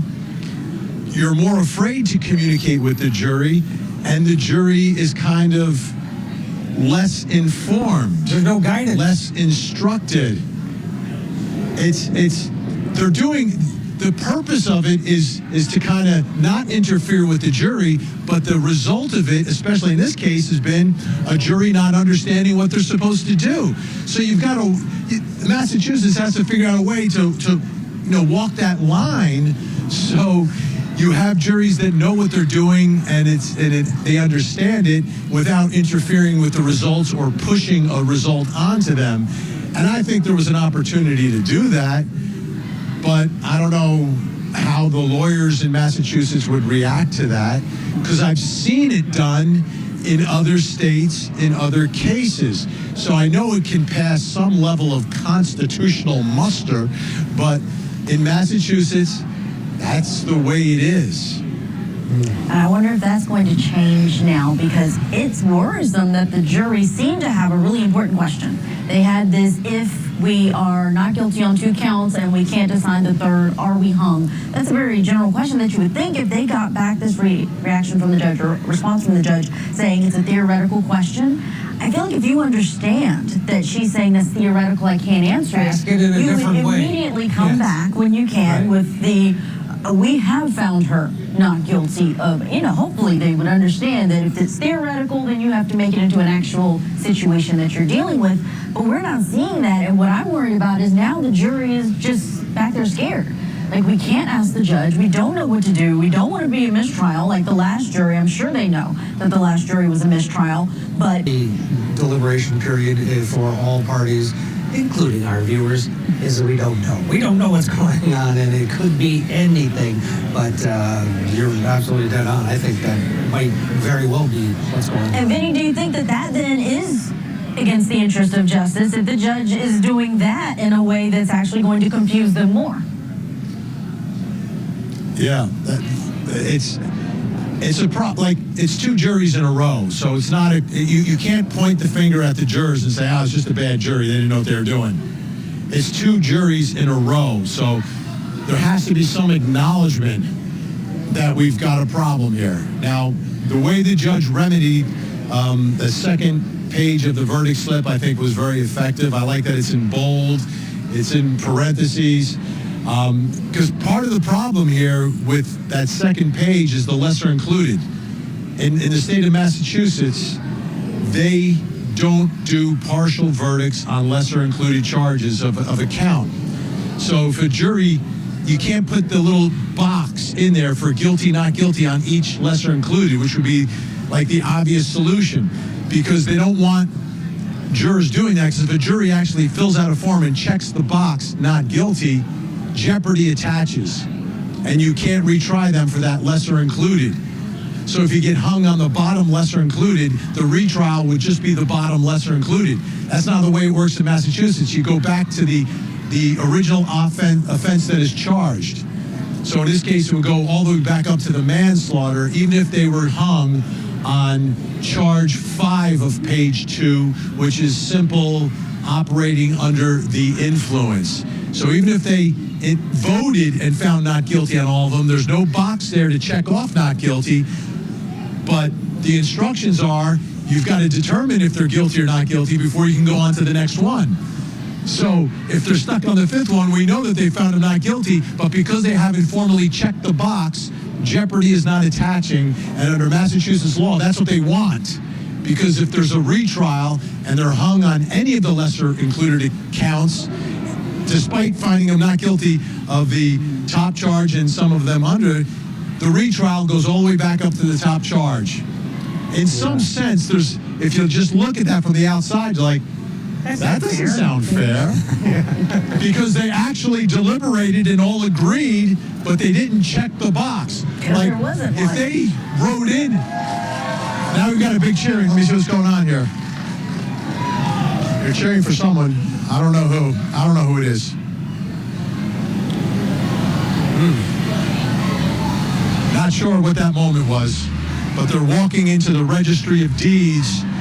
So maybe it's someone registering a deed to a home. I don't know. I don't know who they were. According to Matt Johnson.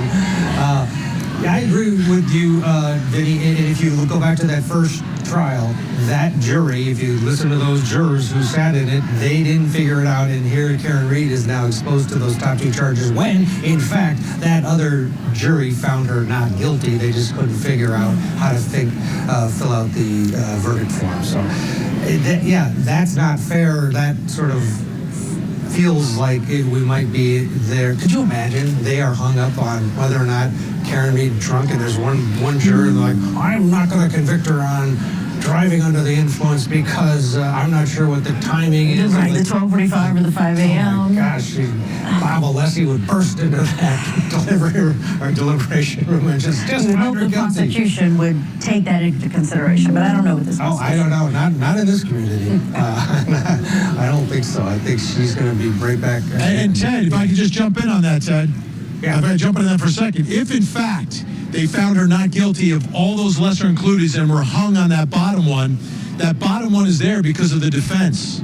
Yeah. Think about it. If the defense didn't put that in, didn't want that in there, and there was no operating under the influence, she would have walked out of the courtroom. Could you imagine that? The irony of the defense insisting on having operating under the influence. They hang on that, and because of that, there's no not guilty on the second count. Then there is a retrial on manslaughter. That is good to know. I was wondering whose idea that charge was, because that charge has nothing to do, really, with hitting John O'Keefe. You can be guilty of that one, and everyone agreed that John O'Keefe was not hit by a vehicle. So, honestly, why is it on there? It's the defense. Vinny, stand by. We have got to get to a break. But when we come back, we have more verdict coverage, the Karen Reed murder retrial. We can hear something at any minute. The jury should be soon wrapping up their lunch. So that could mean we hear those words from the courtroom. Stay with us. We're looking for closure. I think everybody's looking for closure at this point in time. I have amended the verdict slip. It's the exact same verdict slip, but it's a little bit easier for you to follow. And for purposes of going through this, we'll go through it together. If we find not guilty on 2 charges but can't agree on 1 charge, is it a hung jury on all 3 charges or just 1 charge? Because if that question remains in their minds, we're going to end up in the exact same position that we were in last year. The instructions are very confusing. They're confusing for attorneys and they're confusing for the layman who is the members of the jury. Tonight on Closing Arguments, it's Verdict Watch and the Karen Reed retrial, and we're live outside the courthouse. We'll be unpacking the pivotal moments as deliberations continue. Closing Arguments, tonight at 8/7 Central, only on Court TV. The brutal murders of 4 University of Idaho students. Detectives arrested Brian Kohlberger. I pray that we have justice. The Idaho College student murders trial. Live coverage begins this August, only on Court TV.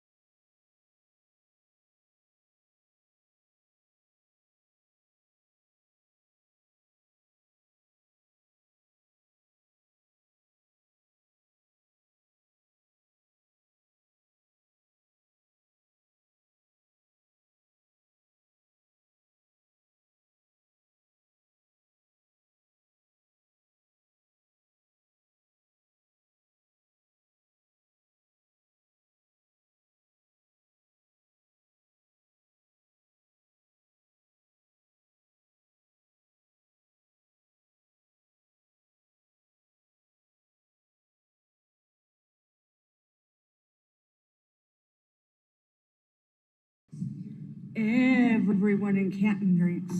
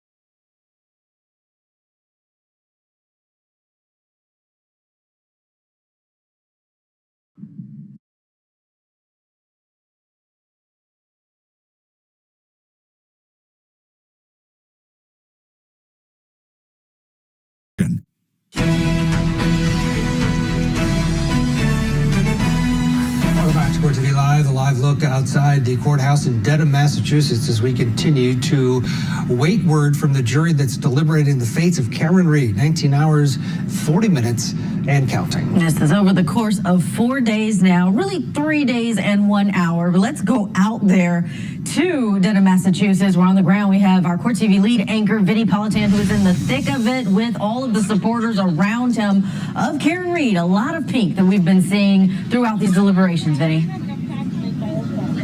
Absolutely, Julia. And, you know, if I had to describe the mood, it's kind of upbeat right now. I don't know if that's the buzz from everyone just eating their lunch or what's going on, but they're very, very upbeat. I think they're anticipating a verdict. To give you an idea of what's going on here, because I have to cover the story outside the courthouse as well, because it's been such a big part of the story from the beginning. You never know what you're going to bump into. For example, so what's your message? To find the truth. Gotcha. Find the truth. Get justice for John O'Keefe. Get justice for Karen Read. This isn't justice. It's corruption. All right. Thank you so much. Corruption. At first, I thought Julia the cat had her tongue, but I was wrong. She wasn't able to speak. You could hear, right? They keep saying the word justice, and that's what it's been from the beginning. The other thing that's surprising me today, as I'm out here, as I turn, can we get this way? We can get this way. Right? A lot of young people here, and they're all back. Yeah. You're a lawyer. A lot of younger people. So what drew you here? I mean, we've just been watching the trial. We drove 18 hours from Charlotte, North Carolina, and we've been watching the trial, and the corruption is just mind-blowing, and I can't stand to just sit at home. I need to be here, be present, and see what everyone else. You drove that far just for this? Yes. And is the hair just for this as well? No, actually, coincidentally, it matches. But no, my mom and sister are over here. We all drove together. But yeah, no, we did just for this, and yeah, the hair coincidentally matches. Yeah. And I was talking about this before. Obviously, a lot of locals, but since the second trial has gone on a much more national basis, many more people from out of state are coming in. And you're seeing people every day coming in. And the anticipation again is that today is the day. Boston Strong. Yes. Does that relate to this? Yes, of course. In what way? Because we all have Boston pride no matter what. And what are you anticipating today? No verdict. You don't think there'll be a verdict? Nah, they need a little more time, I think. Yeah. All right. How long have you been following this case? I'm from Canton, so. You're from Canton? Yeah, I can't really avoid it. Okay. Did you know any of the people involved in the case? No. Are you telling me the truth? Yes. Okay. Just wanted to verify. Thank you so much. I appreciate it. And we work our way over to the steps here.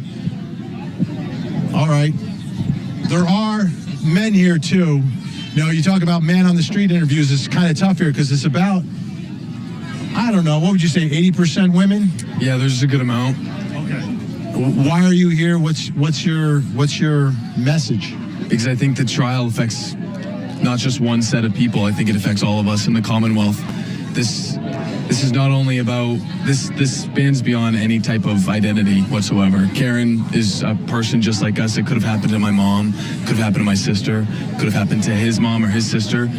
There's really no telling that, there's no limitations on what this case could mean, especially if she's proven guilty on something she just didn't commit. Thanks so much for sharing your views. Like I said, younger people, older people, small children. School is now out in most of the jurisdictions around here, so you're seeing a complete cross-section of locals, out of town, but all of them seem to be supporting the defense, the accused murderer, Karen Reed. Absolutely. And boy, interesting, the person that thought there's not going to be a verdict today. They're still out there. From Canton. Yeah. They're willing to sit and wait just in case. All right, Vinny, thank you. We're going to get back to Vinny, but we're going to, I think, hit a break right now. But first, check in with Rob Corbett, criminal defense attorney, who's been watching all of this coverage. Rob, what's your take here? Factor in the questions from yesterday and the fact that there's been not a peep today. First off, thank you for having me. The length of time that the deliberations have been going on, this would lead me to think that they are leaning towards either a hung jury or not guilty. The issue being, though, factoring the question from yesterday, this jury is aware that if they do not reach a verdict, there is a possibility of the Commonwealth retrying this case. That's why they asked that question in terms of what happens if we have a verdict on the first two charges, but we do not have a verdict on the third one. Will that automatically trigger a retrial? And the judge did not answer that question. I believe that is appropriate. Judges don't usually answer that type of question. And if I was the defense attorney, what you are hoping that someone gets it in their mind that they need to more tailor the question so it becomes, they write a note stating that we do have a verdict on charge 1 or 2 and we cannot reach a verdict on the third charge. Then that would kick in discussions of where the defense could ask the judge to declare a mistrial, take the verdict on the first two charges, and then if you're able to find out how that split went, then maybe convince the Commonwealth not to retry the case. Rob, what do you think about what happened yesterday in terms of one of the first questions that were announced? We believe that all of these questions came at the same time from the jury, but the one about operating under the influence, that lesser charge that comes under the manslaughter that just has to do with drinking under the influence and driving. And it doesn't have anything to do with there being a collision, that John O'Keefe's body made contact with her vehicle. What do you think about that even being on the verdict form? And the defense is the one that wanted this to be part of this case. But if she walks away with a drunk driving conviction in this case, is that justice in any sense? Well, in terms of the first part, in terms of that being a part of the lesser included, that becomes a strategy decision in terms of whether or not you push, as a defense attorney, you push or ask for lesser included. I know some colleagues may say that they're looking for a more all or nothing, and they don't want certain lesser includeds to come in. I tend to be on the other side of where that if there is a certain lesser included that may fit, then I would probably ask for that. And the way the law is that if there is evidence to support, then the judge has to include that lesser included. And I would ask for that because then that way that is giving some jurors an out to say that, look, I believe she may have been under the influence, she may have been intoxicated at the time, but did not cause the death of Mr. O'Keefe. And then that gives them a way to say that I will convict on something, but not convict on the more serious charge. Mm-hmm. Yeah, I mean, that was the strategy. You'd have to think from the defense. It's not a bad strategy at all. It just may turn out to be, in retrospect, something that could be a problem. Let's get a break. Rob, stand by. Thank you. We're going to head back and continue to watch 19 hours, 48 minutes. We're creeping up on 20 hours. The lunch undoubtedly is over. So is this it? This is usually the time when jurors come back. It's after lunch and an afternoon before a day off. All of those boxes have been checked. What about a verdict form? We'll find out eventually.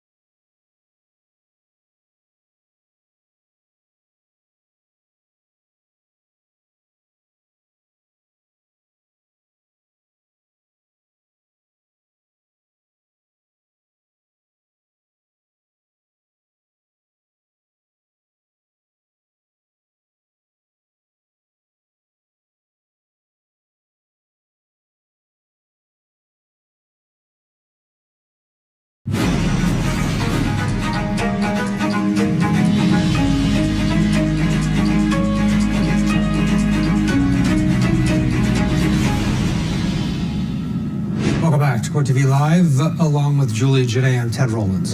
We continue to wait word outside and inside the courthouse in Dedham, Massachusetts. And just looking at that little intro thing there, shots of John O'Keefe, you think about all of the viewers who are on pins and needles, the people outside the courthouse who are on pins and needles. Those families have been living in this horrible sort of state for now years, and it just amplifies to a level I can't comprehend in terms of what they're going through right now.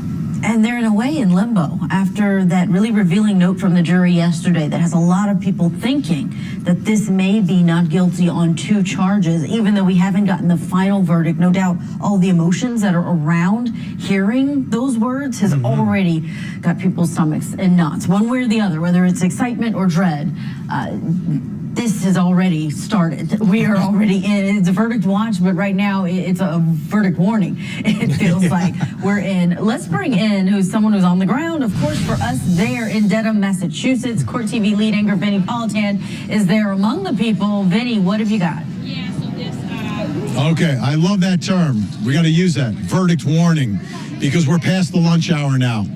Okay, so now everyone has to be on standby. So if a note was sent out during lunch, they would be receiving it now and be notifying the parties now if a note was sent. You have that 1 hour, which is the normal time where courtroom personnel, everyone's given an opportunity to eat lunch and be ready for a potential verdict or a potential question in the case. So that's where we are. Right now where I'm standing, I'm giving you the reverse angle of what you've been seeing all day from our live shot, which is up at the top of these steps. You saw the back of all the heads. What I wanted you to do now is see the faces that are not the back of the heads, so you can see the folks who are lining up here. And I'm going to take an opportunity. I have to speak to this young woman who's got a "Don't Forget John" sign. What's your message? I think that too many people are forgetting who the real victim is. I think Karen is a victim in a different light. John is the real victim here. So I think after this is all said and done, whether we're guilty or innocent, which we know we're innocent, how about justice for John? Let me ask you this. Don't forget John. What should we remember about John O'Keefe? I think that John was a human being. John's life was taken too short. John isn't able to give any answers. The only people that know the answers are the people that are sitting in that courtroom. So I think that let it come to light. All that's done in darkness will come to light. So let's hope that we can remember John for who he was and not for this, for who he was as a person. He served his community. Let's serve him. Let's give back the way he gave back to his community. Thank you so much. I appreciate those words. Okay. You're here. Yeah, but no, I don't want it. I don't want to be on TV. Okay. We won't put you on TV. She didn't want to be on TV? We don't put her on TV. Let me tell you, this is really the timing, right? It's after lunch. There's just a few hours left before this jury takes a break the next day. They know that they're off on Thursday. That is not lost on me. I know it's not lost on you. I hope it's not lost on the folks watching at home. It's certainly not lost on the folks who are here. The numbers continue to grow. The volume continues to grow, but it's not chanting, it's not screaming. It's just normal noise that comes when you get hundreds and hundreds of people together and they have something in common and they're speaking. That's what's taking place right here. The general tone, if I had to describe, everyone's very courteous to one another. Like, we're doing this shot here. We're sort of blocking the sidewalk, but rather than push their way through, people are tiptoeing, trying to figure out a way around us, because everyone's very cognizant of the job that we're trying to do, and they're cognizant of one another. If there's someone who has to get through down the sidewalk, you'll hear people scream, "Sidewalk, sidewalk, sidewalk." There's some people here that are on crutches, some people who are in scooters that have to get by, and everyone's always willing to make sure those folks are taken care of. Starting to see a mixture of folks, as I mentioned, from young children of people who are here to middle school kids, college students showing up now, and of course you have the people who have been here for 2 years. So I think you've got a great cross-section there's a lot of pink, but there's some non-pink here, but I call them the non-pink supporters. They're still here supporting Karen Reed. It's just they're not part of the group that normally dresses one way. So if you don't see pink, don't necessarily think they're anti-Karen Reed. It's just they're just not wearing pink. I mean, that's all it is. That's the answer to that question. The intensity's building. The intensity's building. When we think about logistics here, if indeed this jury is hung up on manslaughter and one of the levels of it, and they at some point this afternoon decide that they believe that they're hung, they're not going to finish today. There's not enough time left because we're not even into Allen charge territory. They haven't. That process in and itself takes time. Give us, if you would, sort of an explanation of if they're having trouble to the point where they alert the court that they're deadlocked, that sort of starts a whole other process. Yeah. Here's what I find interesting based upon the notes, right, where they didn't get the answer about being hung on one count and not on the other two. Is it or is it not a deadlocked jury? There's another way to read that this jury does not want to be deadlocked. They know there was a problem with the first trial. They don't want to continue that problem. Here's what I think. I think they're going to really be hesitant to send out a note saying they're deadlocked because they didn't get an answer. If they send out a note saying they're deadlocked, they may believe that it's a deadlock and it's over. They don't know the process, Ted. So I think that's going to be their last resort. So that's the only thing that tells me maybe we don't hear from them today.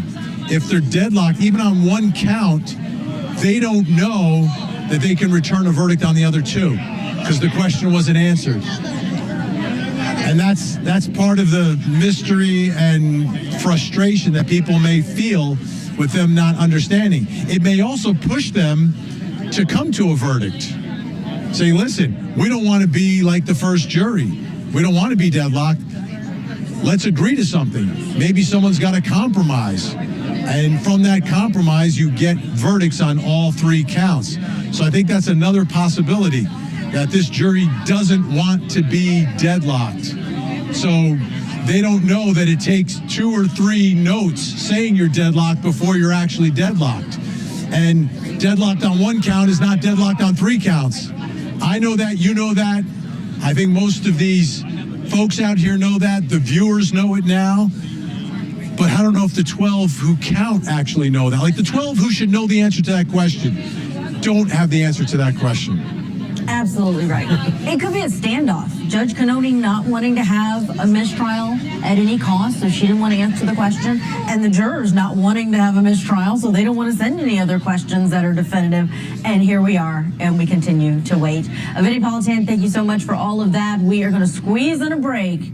Keep in mind, folks, anytime we could hear an announcement there on the ground that we have a verdict or that we have another question. I feel like at this point that would be as big a news because we want to know what these jurors are thinking and what happens next. Don't go anywhere. You're watching Court TV, your front row seat to justice. Tonight on Closing Arguments, it's Verdict Watch and the Karen Reed retrial, and we're live outside the courthouse. We'll be unpacking the pivotal moments as deliberations continue. Closing Arguments, tonight at 8/7 Central, only on Court TV. The WNBA is on ice. Friday, the Wings battle the Sun. Then, the Aces host the Storm. Coverage starts Friday at 7. Find Ion wherever you watch. Ion, it's on.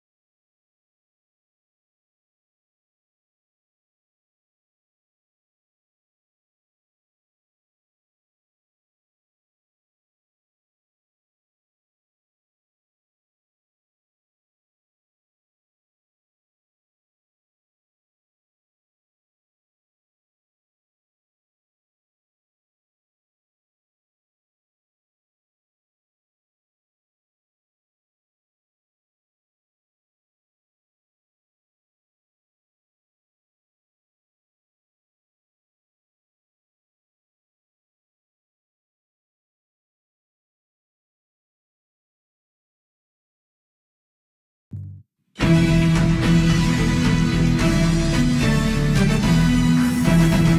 back to Court TV Live, along with Julia Janae and Ted Rollins.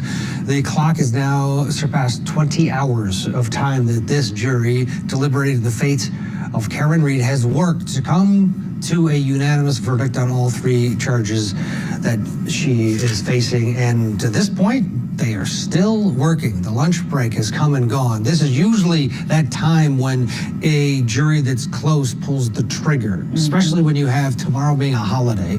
Tomorrow there is no court because of the observation of Juneteenth, the 19th, and that is court rooms across the country. There is a question about Friday, though, because jurors originally were told you'll get Thursday and Friday off. At that point, Judge Cannoni didn't realize they'd be in deliberations. That we'd still be here the way we are now. So there's a possibility, but they don't know. I feel like there's a lot that this jury does not know. They're in that room. They're in that situation where we don't want to bother them. We don't want to influence them at all. And for that matter, they may be in that room not knowing about Friday, whether or not they can take it off or should take it off. You see the crowds outside, our camera pointed outside of the courthouse, the crowds milling around, all waiting to see if an SUV pulls up carrying Karen Read, because that will signal that something is happening inside the courtroom and that they have received a notification. And the big question is, what is this jury hung up on? What are they talking about? What are the issues, the main issues? What we do have is a juror from the first trial, a juror that came forward. There were several that came forward and spoke out, including one juror named Ronnie that spoke with Vinnie Politan. And Vinnie went through everything with him in terms of the different parts of the trial that maybe hit or didn't hit with that jury. Here is Ronnie talking to Vinnie about the cuts on John O'Keefe's arm and the taillight. What did you think of the cuts on the arm of John O'Keefe? Did you believe it could have come from a dog? Again, it wasn't conclusive. To me, it wasn't conclusive whether it was an animal or just abrasions due to glass or scraping against metal. But there was no conclusive evidence on where it actually originated from and where those scrapes or abrasions, how did they get there per se. Let's talk about the tail light of the SUV.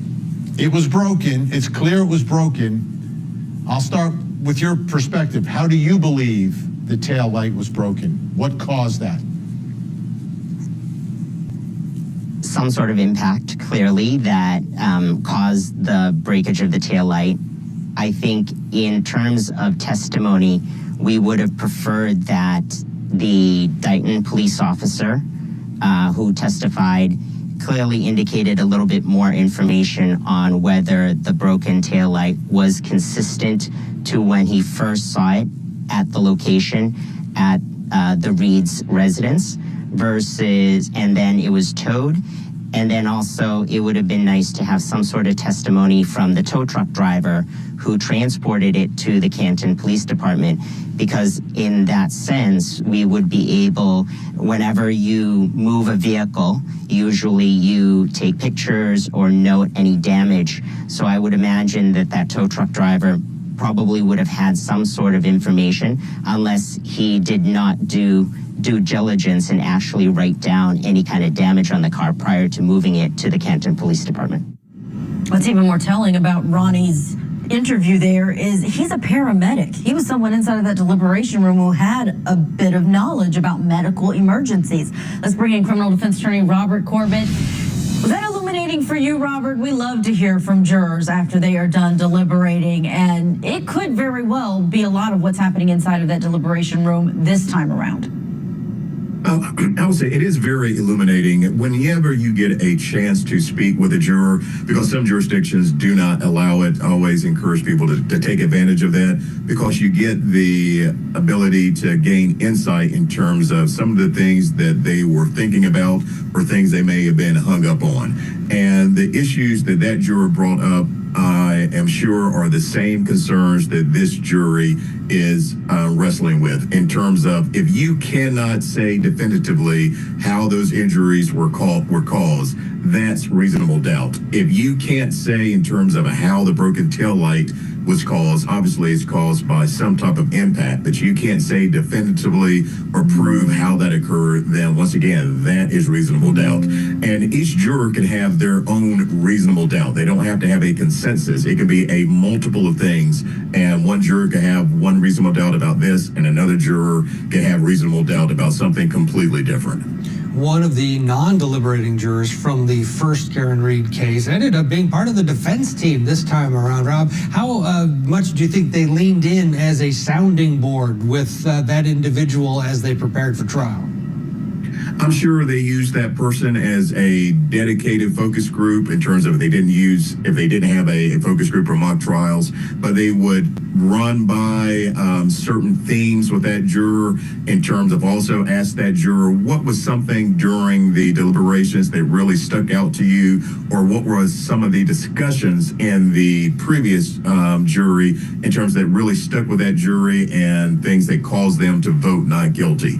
And those things that were shared with the defense team, they were probably, I would say, just really doubled down on that and really honed in on those particular ideas so that they could probably try to get at least the same outcome by getting a hung jury, if not a better outcome by getting a straight acquittal. Yeah, no, she was not a deliberating juror. She was an alternate, but they certainly can talk about what her thoughts were as she saw all of that unfold last year. Rob Corbett, thank you so much for your analysis. We do have to say goodbye to you, but we've got a lot ahead because at any moment, we keep saying it, but it's because it's true. Until 4 o'clock and these jurors go home, they could return a verdict. They could have a question, and Karen Reed could return to this courthouse.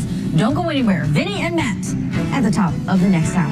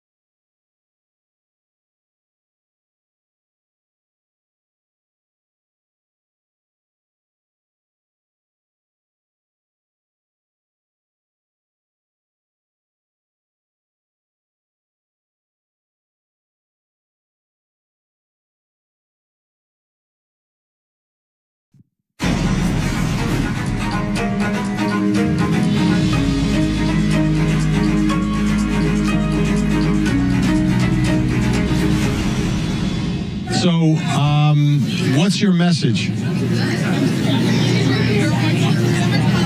find the truth. Gotcha. Find the truth. Get justice for John O'Keefe. Get justice for Karen Reed. This isn't justice. It's corruption. The antics are at an all-time high. They're on the ground in Dedham, Massachusetts. Welcome back to Court TV Live. I'm Julia Janae. We are all standing by on a verdict watch, wondering if this jury is getting close to a verdict. Those crowds have been gathering at the Dedham courthouse for the past several days, all waiting to hear whether Karen Reed is going to be found guilty, not guilty, or is this jury hung in the question of how Boston police officer John O'Keefe died. While we wait, let's bring in Court TV crime and justice correspondent Matt Johnson, who is there on the ground outside of the courthouse. You've been there so many days, Matt, I can't even count, but here we are, day 4 of deliberations, the second time around. Tell me about what is happening around you. Seems like we're seeing more security, or maybe differently clothed security behind you. There's been more security arriving.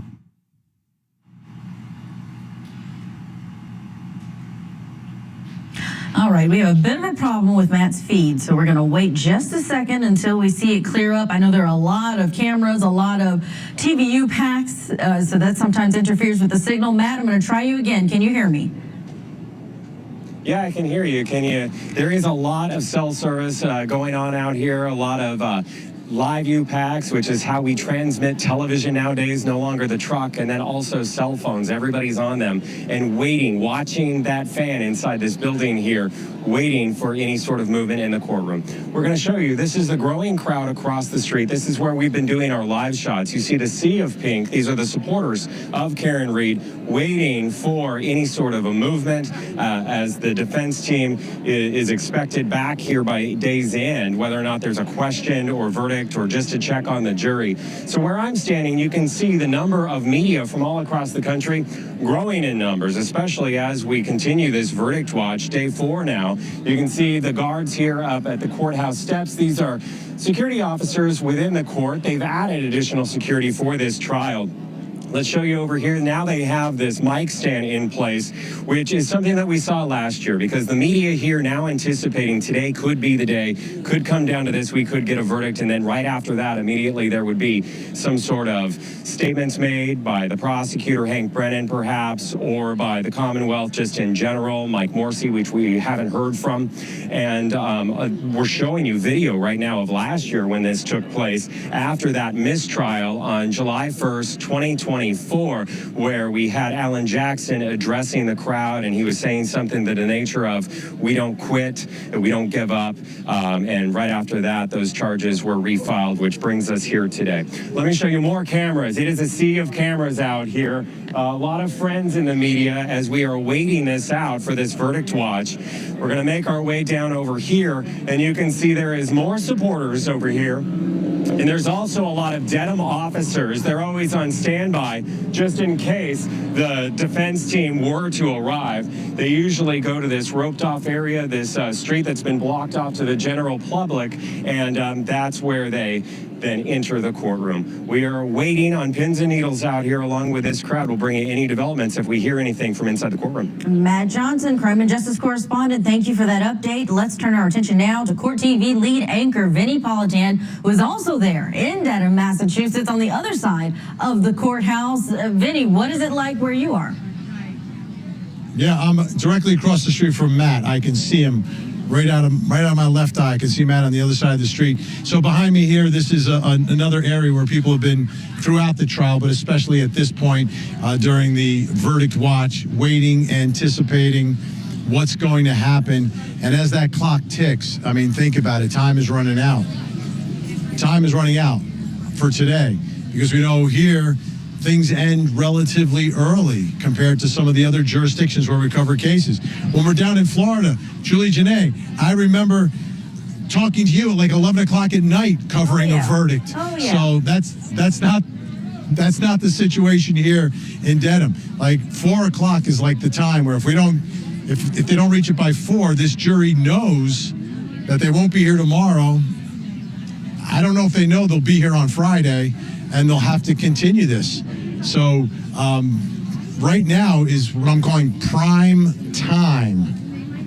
Prime time for a verdict is just about now. So the area I'm looking at is across the street where Matt was, right? So from where we are here, everyone gets a great view of where the defense team will pull up.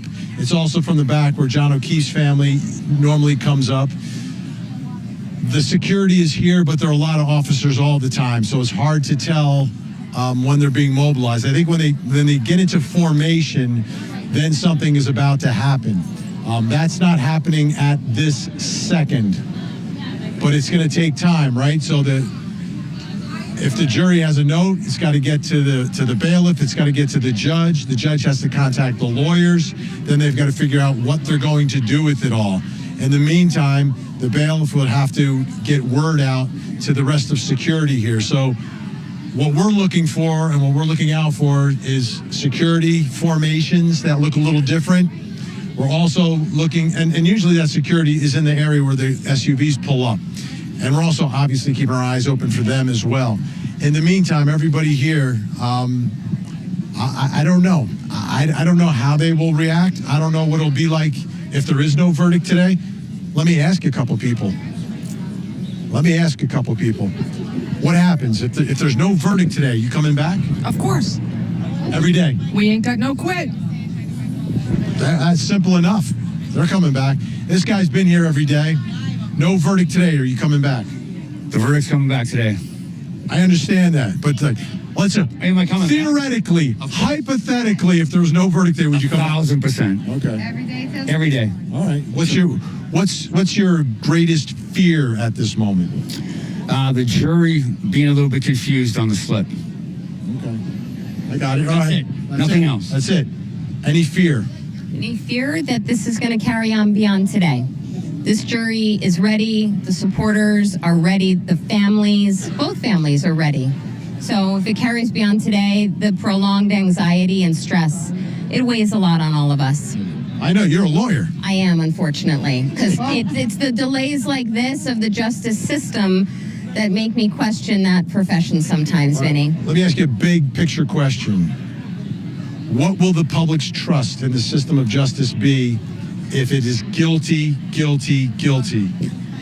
There will be no more trust, because from a public standpoint, with the travesty that has gone on here, with the abundance of reasonable doubt, with the way in which this trial and Trial 1.0 were conducted, with the amount of ignorance of evidence that, to me, as a Free Karen Read supporter, has been so present, so obvious, the public trust, and especially that of all of these people who I've chosen to stand with and next to, our trust is going to be gone. And I should say that to all of those who support a guilty verdict here. We all should stand for something stronger, moral certainty when we convict people, and honesty and transparency from our government, from our prosecutors, and from our judiciary. So if it comes across guilty, guilty, guilty, I will make it my mission in life to keep standing up and keep showing up to try to do something about it. Thanks so much for yours. Obviously, she's a lawyer, well-spoken, but everyone here is doing some form of those same sentiments, that it's about justice, what they believe justice is. And normally when we talk about getting justice, it's a conviction. And the public reaction normally is for a conviction. Here, it's the inverse. It's overwhelming, not just here at the courthouse, but you've been online, I've been online, we've seen the numbers, we've seen the comments, we've seen the polls. This case is different. The public sentiment is different. The question is, did the jury watch the same trial that all the folks here watched? I was watching the people around her while she was speaking, Vinny, and they're nodding along. You can just see the conviction that is connected to people who are out there. It is about Karen Read, but it isn't about her, the person. It seems to be more about just this belief in pushing against corruption, pushing against a problem with the system that they say happened here, and a problem with even the police in that area. Do you know at all what people's plans are afterward. There's so many people that are there, so many people who are continuing to gather. Do they have a place they are going to go, if regardless of what this is, when we get the verdict? But I would imagine that the city has to prepare for that as well. They are. I'm sensing a buzz right now. Jury's coming back? Oh, Karen's team is coming back is the word I'm getting. So we're going to plant the camera. Keep an eye on what's happening over here. But that's what the folks are saying. Because we are not on the record, but apparently there is some movement inside of the courtroom. Interesting. The buzz out here now, you can see, if you watch the area close to where they pull up, people are starting to file in there to fill that area up. The folks on this side of the street are now getting closer to the edge of the curb. Everyone anticipating that the defense team is about to arrive at some point in the very, very, very near future. And it's about that time, right? This is the time of day when things like this happen. Keeping an eye on security, you can see more of them all converging. So it seems that there is some activity right now, and it's actually getting a little quieter. It's actually getting a little quieter here on the street. So as we get ready for whatever this is, we don't know. But one of the options, obviously, is the big decision that has to be made by this jury. Have they come to that decision? Are they sending a note? Have they sent word? Did they hammer it out? I guess we'll find out soon. But here, again, it's interesting because the quieter it gets, it's more indicative that something is happening. And I think folks here are they're obviously anticipating what this could mean. And they're invested, so they're kind of on those pins and needles that everyone else is on. So let's send it back to you. I'll keep an eye on everything happening here, but there's an absolute sense that something big is about to happen. Vinny Politan, we are going to slip in a break, but you are not going to miss anything, folks. We are covering this from all sides, inside and outside the courthouse, and on air and online. We will see what happens and what is happening inside that courtroom when we come back. Thank you for being with us. Tonight on Closing Arguments, it's Verdict Watch and the Karen Reed retrial, and we're live outside the courthouse. We'll be unpacking the pivotal moments as deliberations continue. Closing Arguments, tonight at 8/7 Central, only on Court TV. The brutal murders of 4 University of Idaho students. Detectives arrested Brian Kohlberger. And I pray that we have justice. The Idaho College student murders trial. Live coverage begins this August, only on Court TV.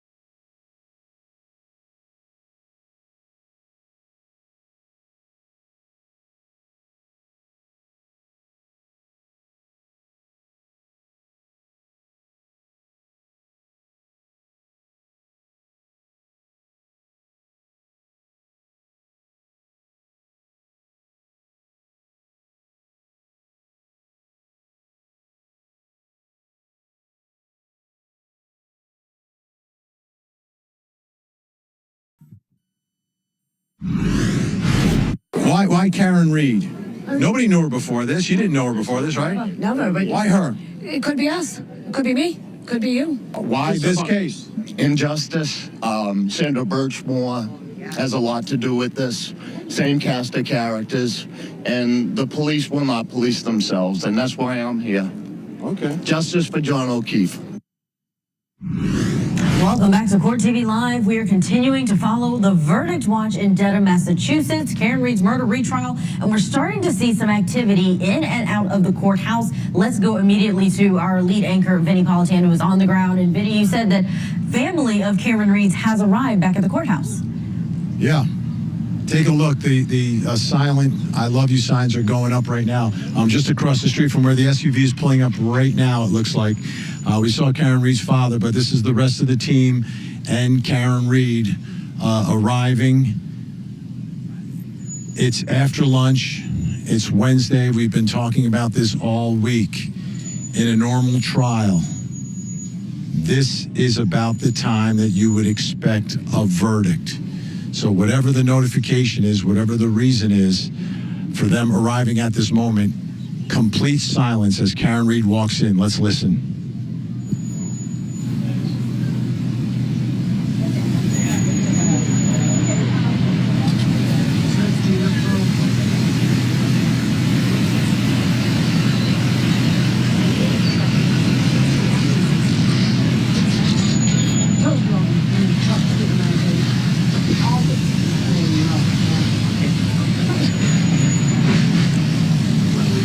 Never experienced anything quite like this, where you have hundreds of people supporting someone, waiting for them. They arrive, and there's a deafening silence in the streets of Dedham. That's exactly what we're experiencing right now as Alan Jackson, Karen Reed make their way into the courthouse, soon into the courtroom up on that second floor. And we'll soon find out what is about to happen. And of course, on the top of everyone's mind at this moment, is this the big decision? Is this the time when a jury will finally speak and finally answer the question, did Karen Reed murder John O'Keefe? So the quiet has actually continued now outside. I think people are feeling a sense of the moment itself. They've been here for day after day after day. They've been following the case for years. And it could be in just a few short moments that they find out the result here, Julia. Listening to that silence behind you and the way they're continuing to be quiet reminds me of the instruction that you said that they were receiving from Karen Reed, which is to be calm if there is a verdict. Let's bring in Court TV anchor Ted Rollins, who is here in studio. And Ted, what are you thinking now that we are seeing activity inside and out at 2:17 Eastern? This case is so unique in that we don't get any information, right? We're literally just trying to interpret. I think there's a verdict. Personally, just by the body language, I assume the parties know if it's a question or a verdict. You know, Karen going up and kissing her father, this seems like this might be it. Let's see if we have Matt Johnson. I saw him asking Karen Reed a question, and her lips move, but I don't think we had the audio. So let's go to him and see if he can tell us what she did say, because Matt, she always seems to answer your questions. Yeah, well, we've covered this trial since the very beginning. And I asked Karen Reed, who was walking notably with her father, if she was ready for a verdict, and she said, always.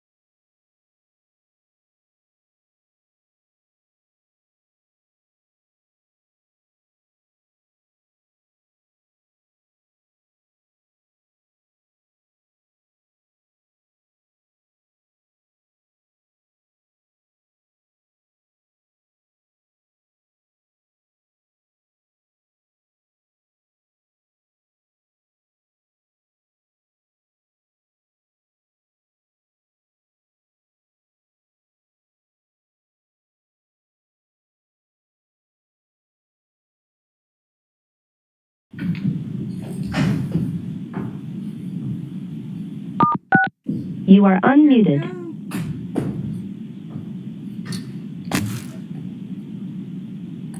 Be seated, court is in session.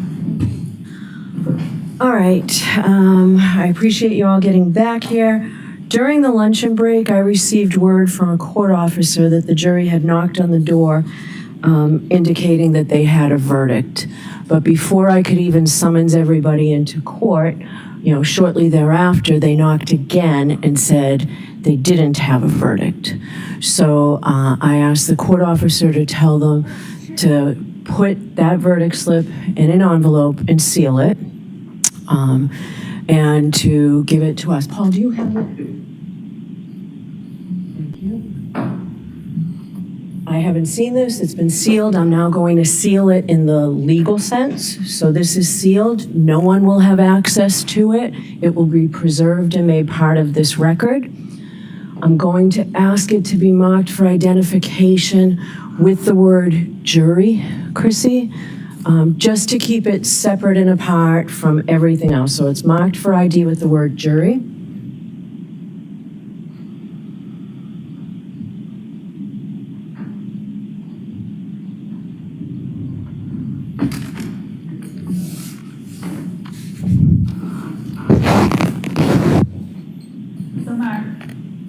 All right.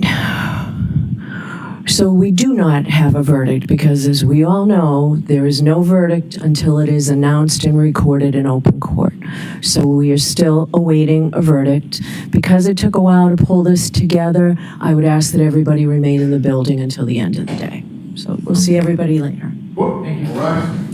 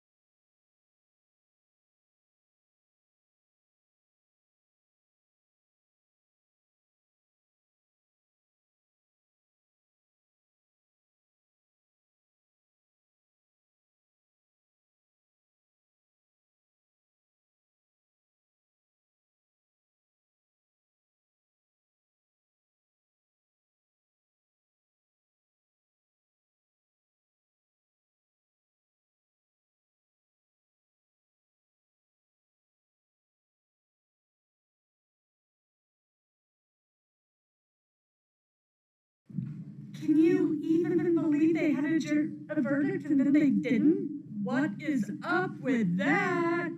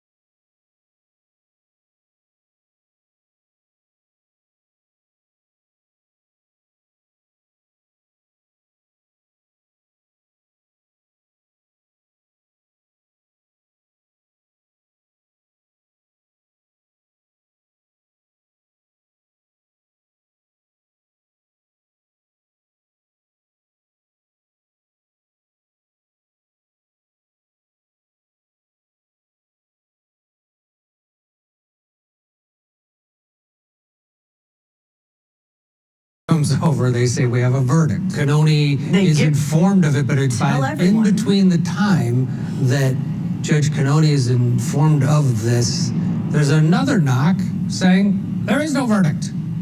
Yet there's a verdict form in that piece, in that envelope, it seems. And there's enough time that has elapsed that all of the parties have gathered. Karen Reed's team is 10 minutes out. So that means it wasn't an immediate thing, perhaps. Perhaps they were called again. But I'm understanding that Vinnie Politan is ready out on the ground. Let's go to him live. Vinnie, what do you think? Oh, the tie says it all. Do we have Can a you verdict? nod it? Can tell me. You can't tie it yet. We have a verdict, we don't have a verdict. We got a verdict, we don't have a verdict. Is there a verdict, is there not a verdict? I don't know, so I'm just standing by like this. This is, again, unusual. The only time something like this happened, even close to this, was in the Johnny Depp trial, when they had a verdict, sent out the verdict note, but they hadn't filled out the sheets properly, and they had to send them back. This might be something different than that, though, because if the jury is knocking and saying we have a verdict, and then knocking and saying we don't have a verdict, something's going on in that jury room. That's all that tells me. Something's going on. Somebody's like, wait a minute. So let's see. What is sealed in the envelope? Yeah. Open the envelope. Let's find out. I don't understand this. This is extremely unusual. Even though we don't know what the verdict is, all of a sudden now there's another issue with this case, with this jury. We do this all the time at Court TV. It's not that complicated. It's just not that complicated. But this case, this trial, these verdicts or lack of verdicts have become extremely complicated and convoluted. I don't understand it, but hopefully the judge and the attorneys can get to the bottom of what exactly is happening. There should absolutely be a case study on this case in terms of how to deal with jurors, how to communicate with jurors. Do we think it could be a note? If the jury put in a note, we have reached a verdict, sent that to the court, and then that gets sealed because we don't want the indication on the record that there ever was a verdict if there was not one. Ted, what do you think? Do you think it perhaps could be that? We don't know for sure that what's in that envelope is verdict form, right? Misinterpreted. I think that there's a backstory here that hopefully will be illuminated very soon for the parties. What do you do if now you're one of the Karen Reed, the O'Keefe family? This is bizarre. Do you leave the courthouse at this point? Or Cononi told him don't leave. Right. Vinny, are people there on the ground? Did they hear verdict and have a reaction thinking there was one, or was it pretty quick that they learned we don't have a verdict? No, absolutely. Absolutely. You can take a look at the crowd. Everyone's confused right now. They're as confused as the rest of us. Everybody here heard verdict. There was a loudspeaker that was being played, and then all of a sudden we heard we don't have a verdict. I've never heard that before. We have a verdict. We don't have a verdict. I don't know what it means. They don't know what it means, but they're all glued to their phones trying to get the latest information from inside that courtroom.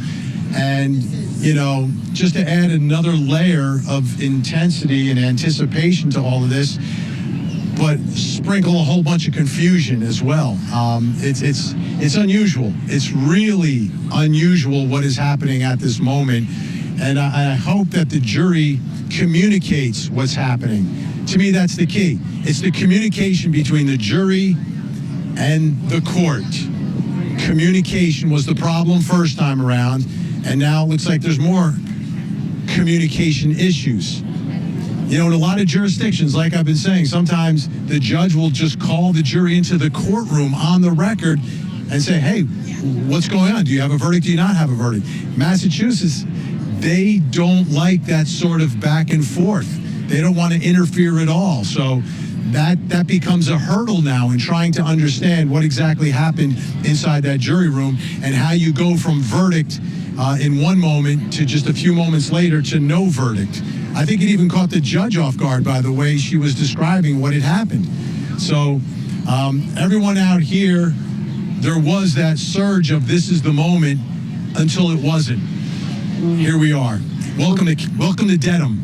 They were right in the sense that this was a moment. It was almost the moment that everyone is waiting for. And I think you highlight something great, Vinny, that the communication, the form of communication is pretty antiquated. We're talking about notes, handwritten notes that have to go, and there can be no verbal communication during this time, and that can add challenges in itself.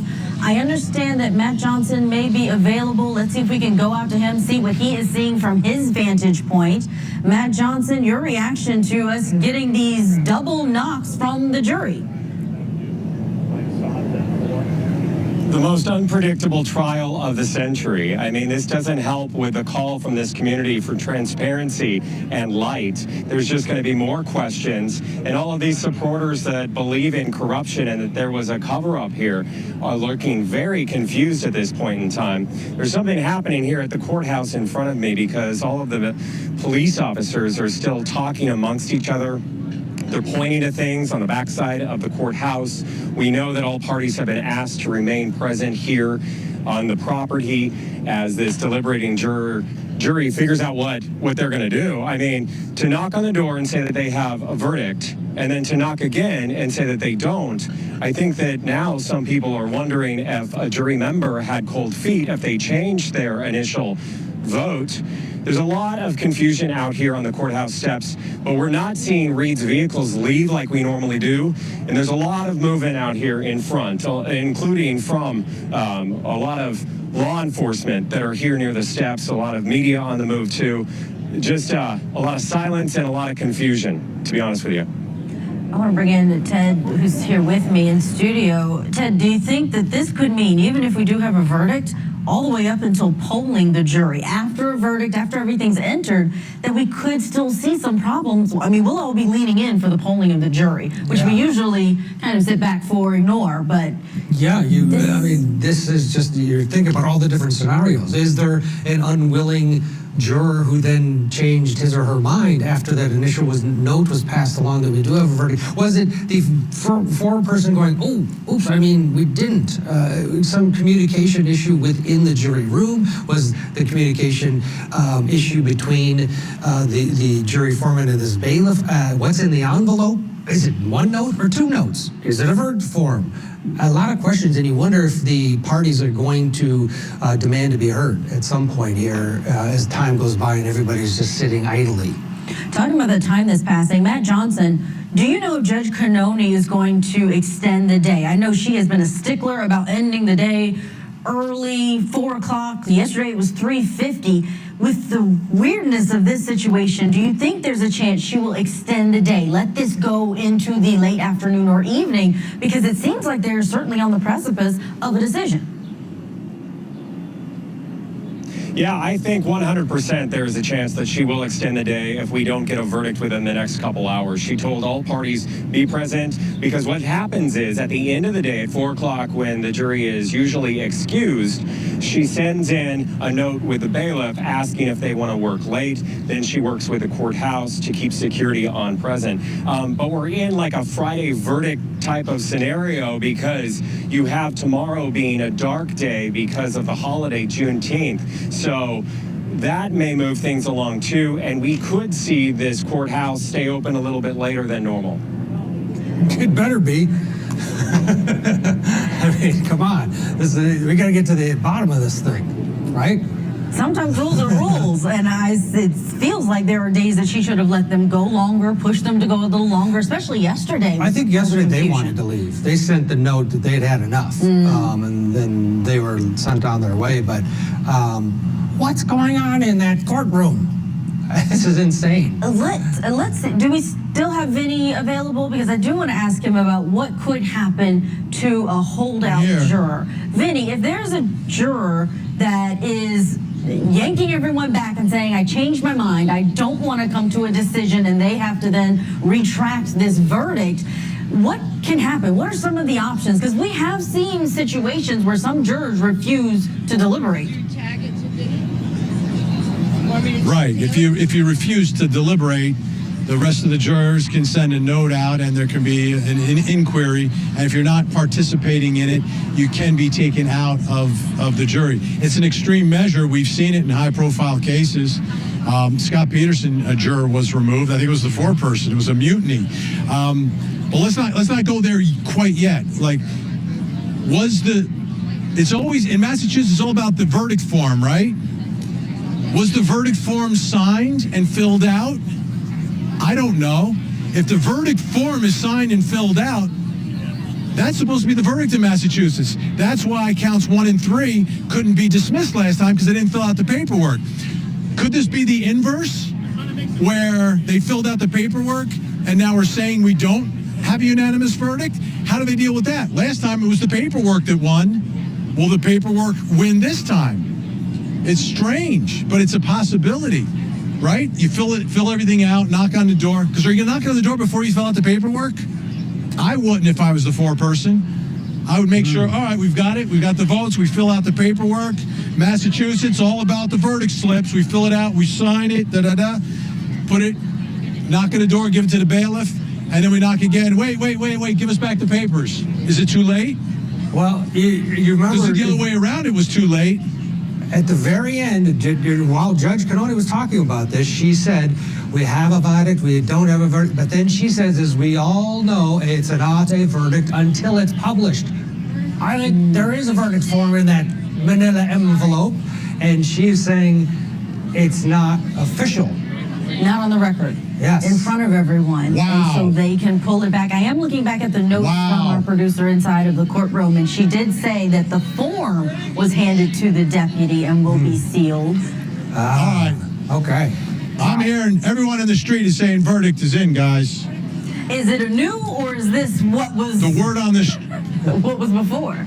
No, this is new. Okay. This is what they're saying. This is what they're saying. I don't know if it's true. We're going to slip in a break so you can confirm it, and we will It's take the word on the street, that's all. Okay, we understand. Not confirmed, but there are rumors swirling that we have potentially a verdict. We'll work on getting that confirmed. Let's take a break. Don't go anywhere. This is what you don't want to miss. We'll be back in just a moment here on Court TV.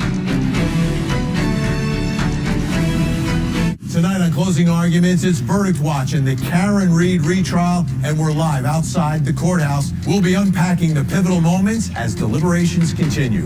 Closing Arguments, tonight at 8/7 Central, only on Court TV. It's the biggest story that we're covering. He is the boogeyman. So many eyes have been on Donna Adelson from the beginning. A social media sensation, now a suspected killer.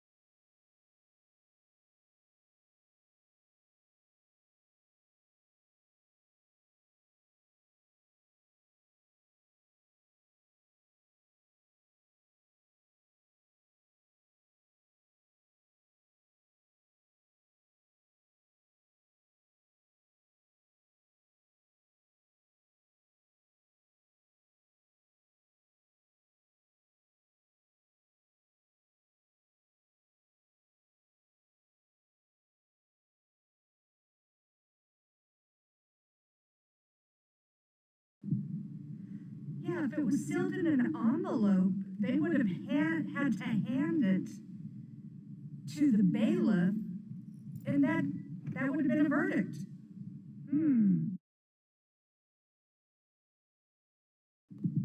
This has to be the craziest case ever.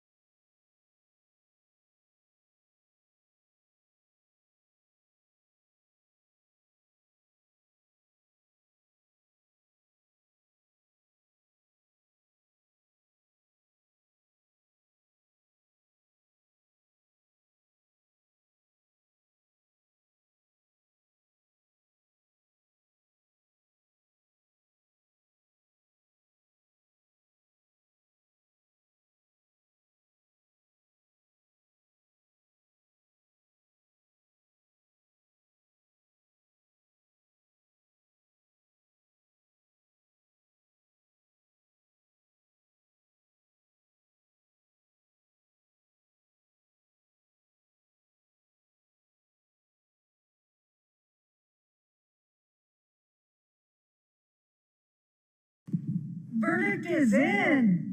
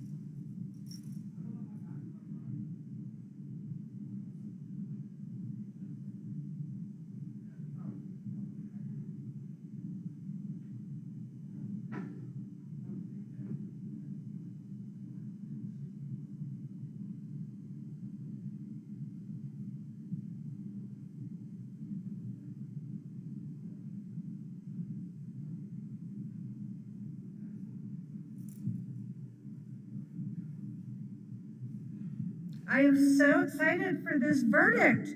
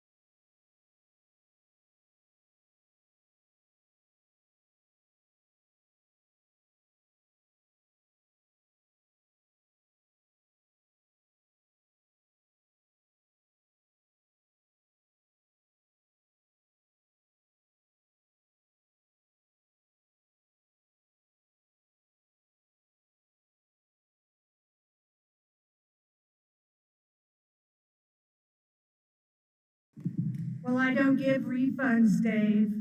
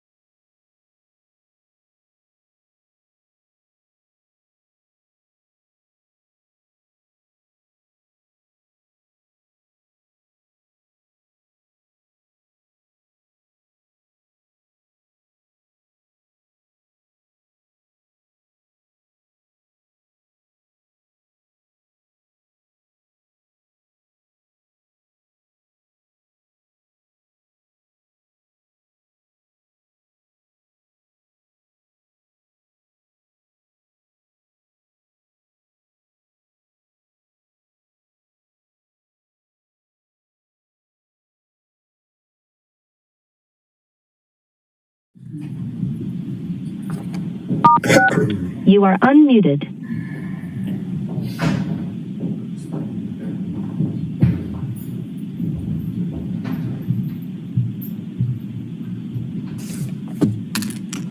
Here we go.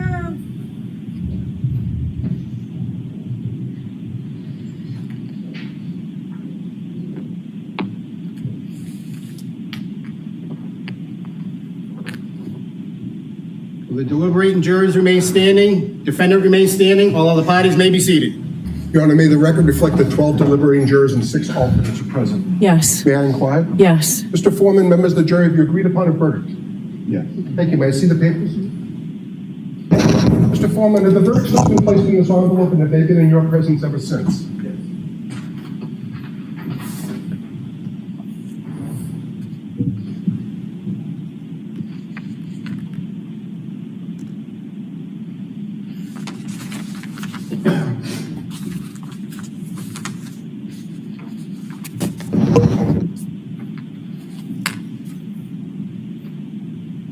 Mr. Foreman, on docket number 2282CR117001, murder in the second degree, what say you? Is the defendant at the bar guilty or not guilty? Not guilty. So say you, Mr. Foreman? So say you?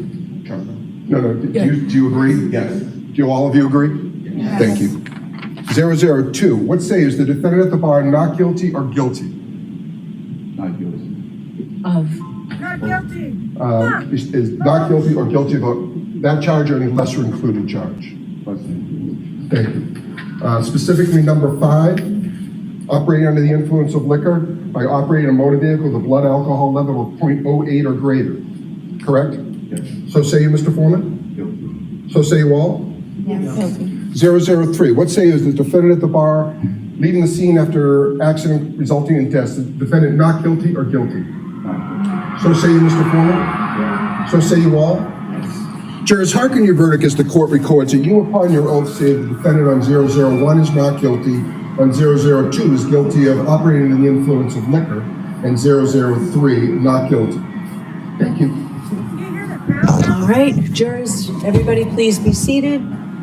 Jurors, we thank you for your service. We're going to send you back to service is complete. I'd like to come back and talk to you a little bit afterwards. So thank you very much. All rise. Jurors, follow me.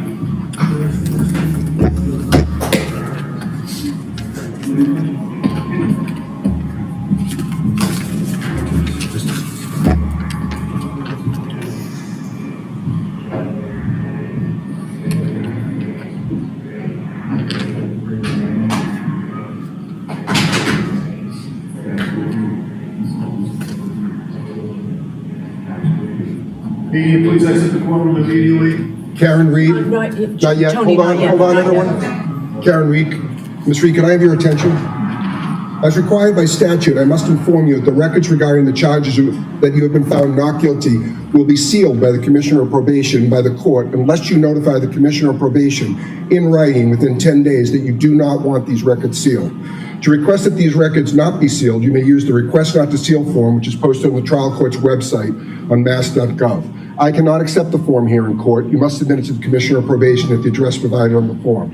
Please be aware that if the records regarding the charges which you have been found not guilty are sealed, you will be unable to access the sealed record of the not guilty dispositions or any other records regarding those charges. If you want copies of any documents regarding those charges before the records are sealed, you should request copies from the court within 10 days. Do you understand? Thank you. All right, so we need a date for sentencing. Can we do it next week? And we would be prepared to go forward today. Okay. Perhaps we could approach sidebar. Okay.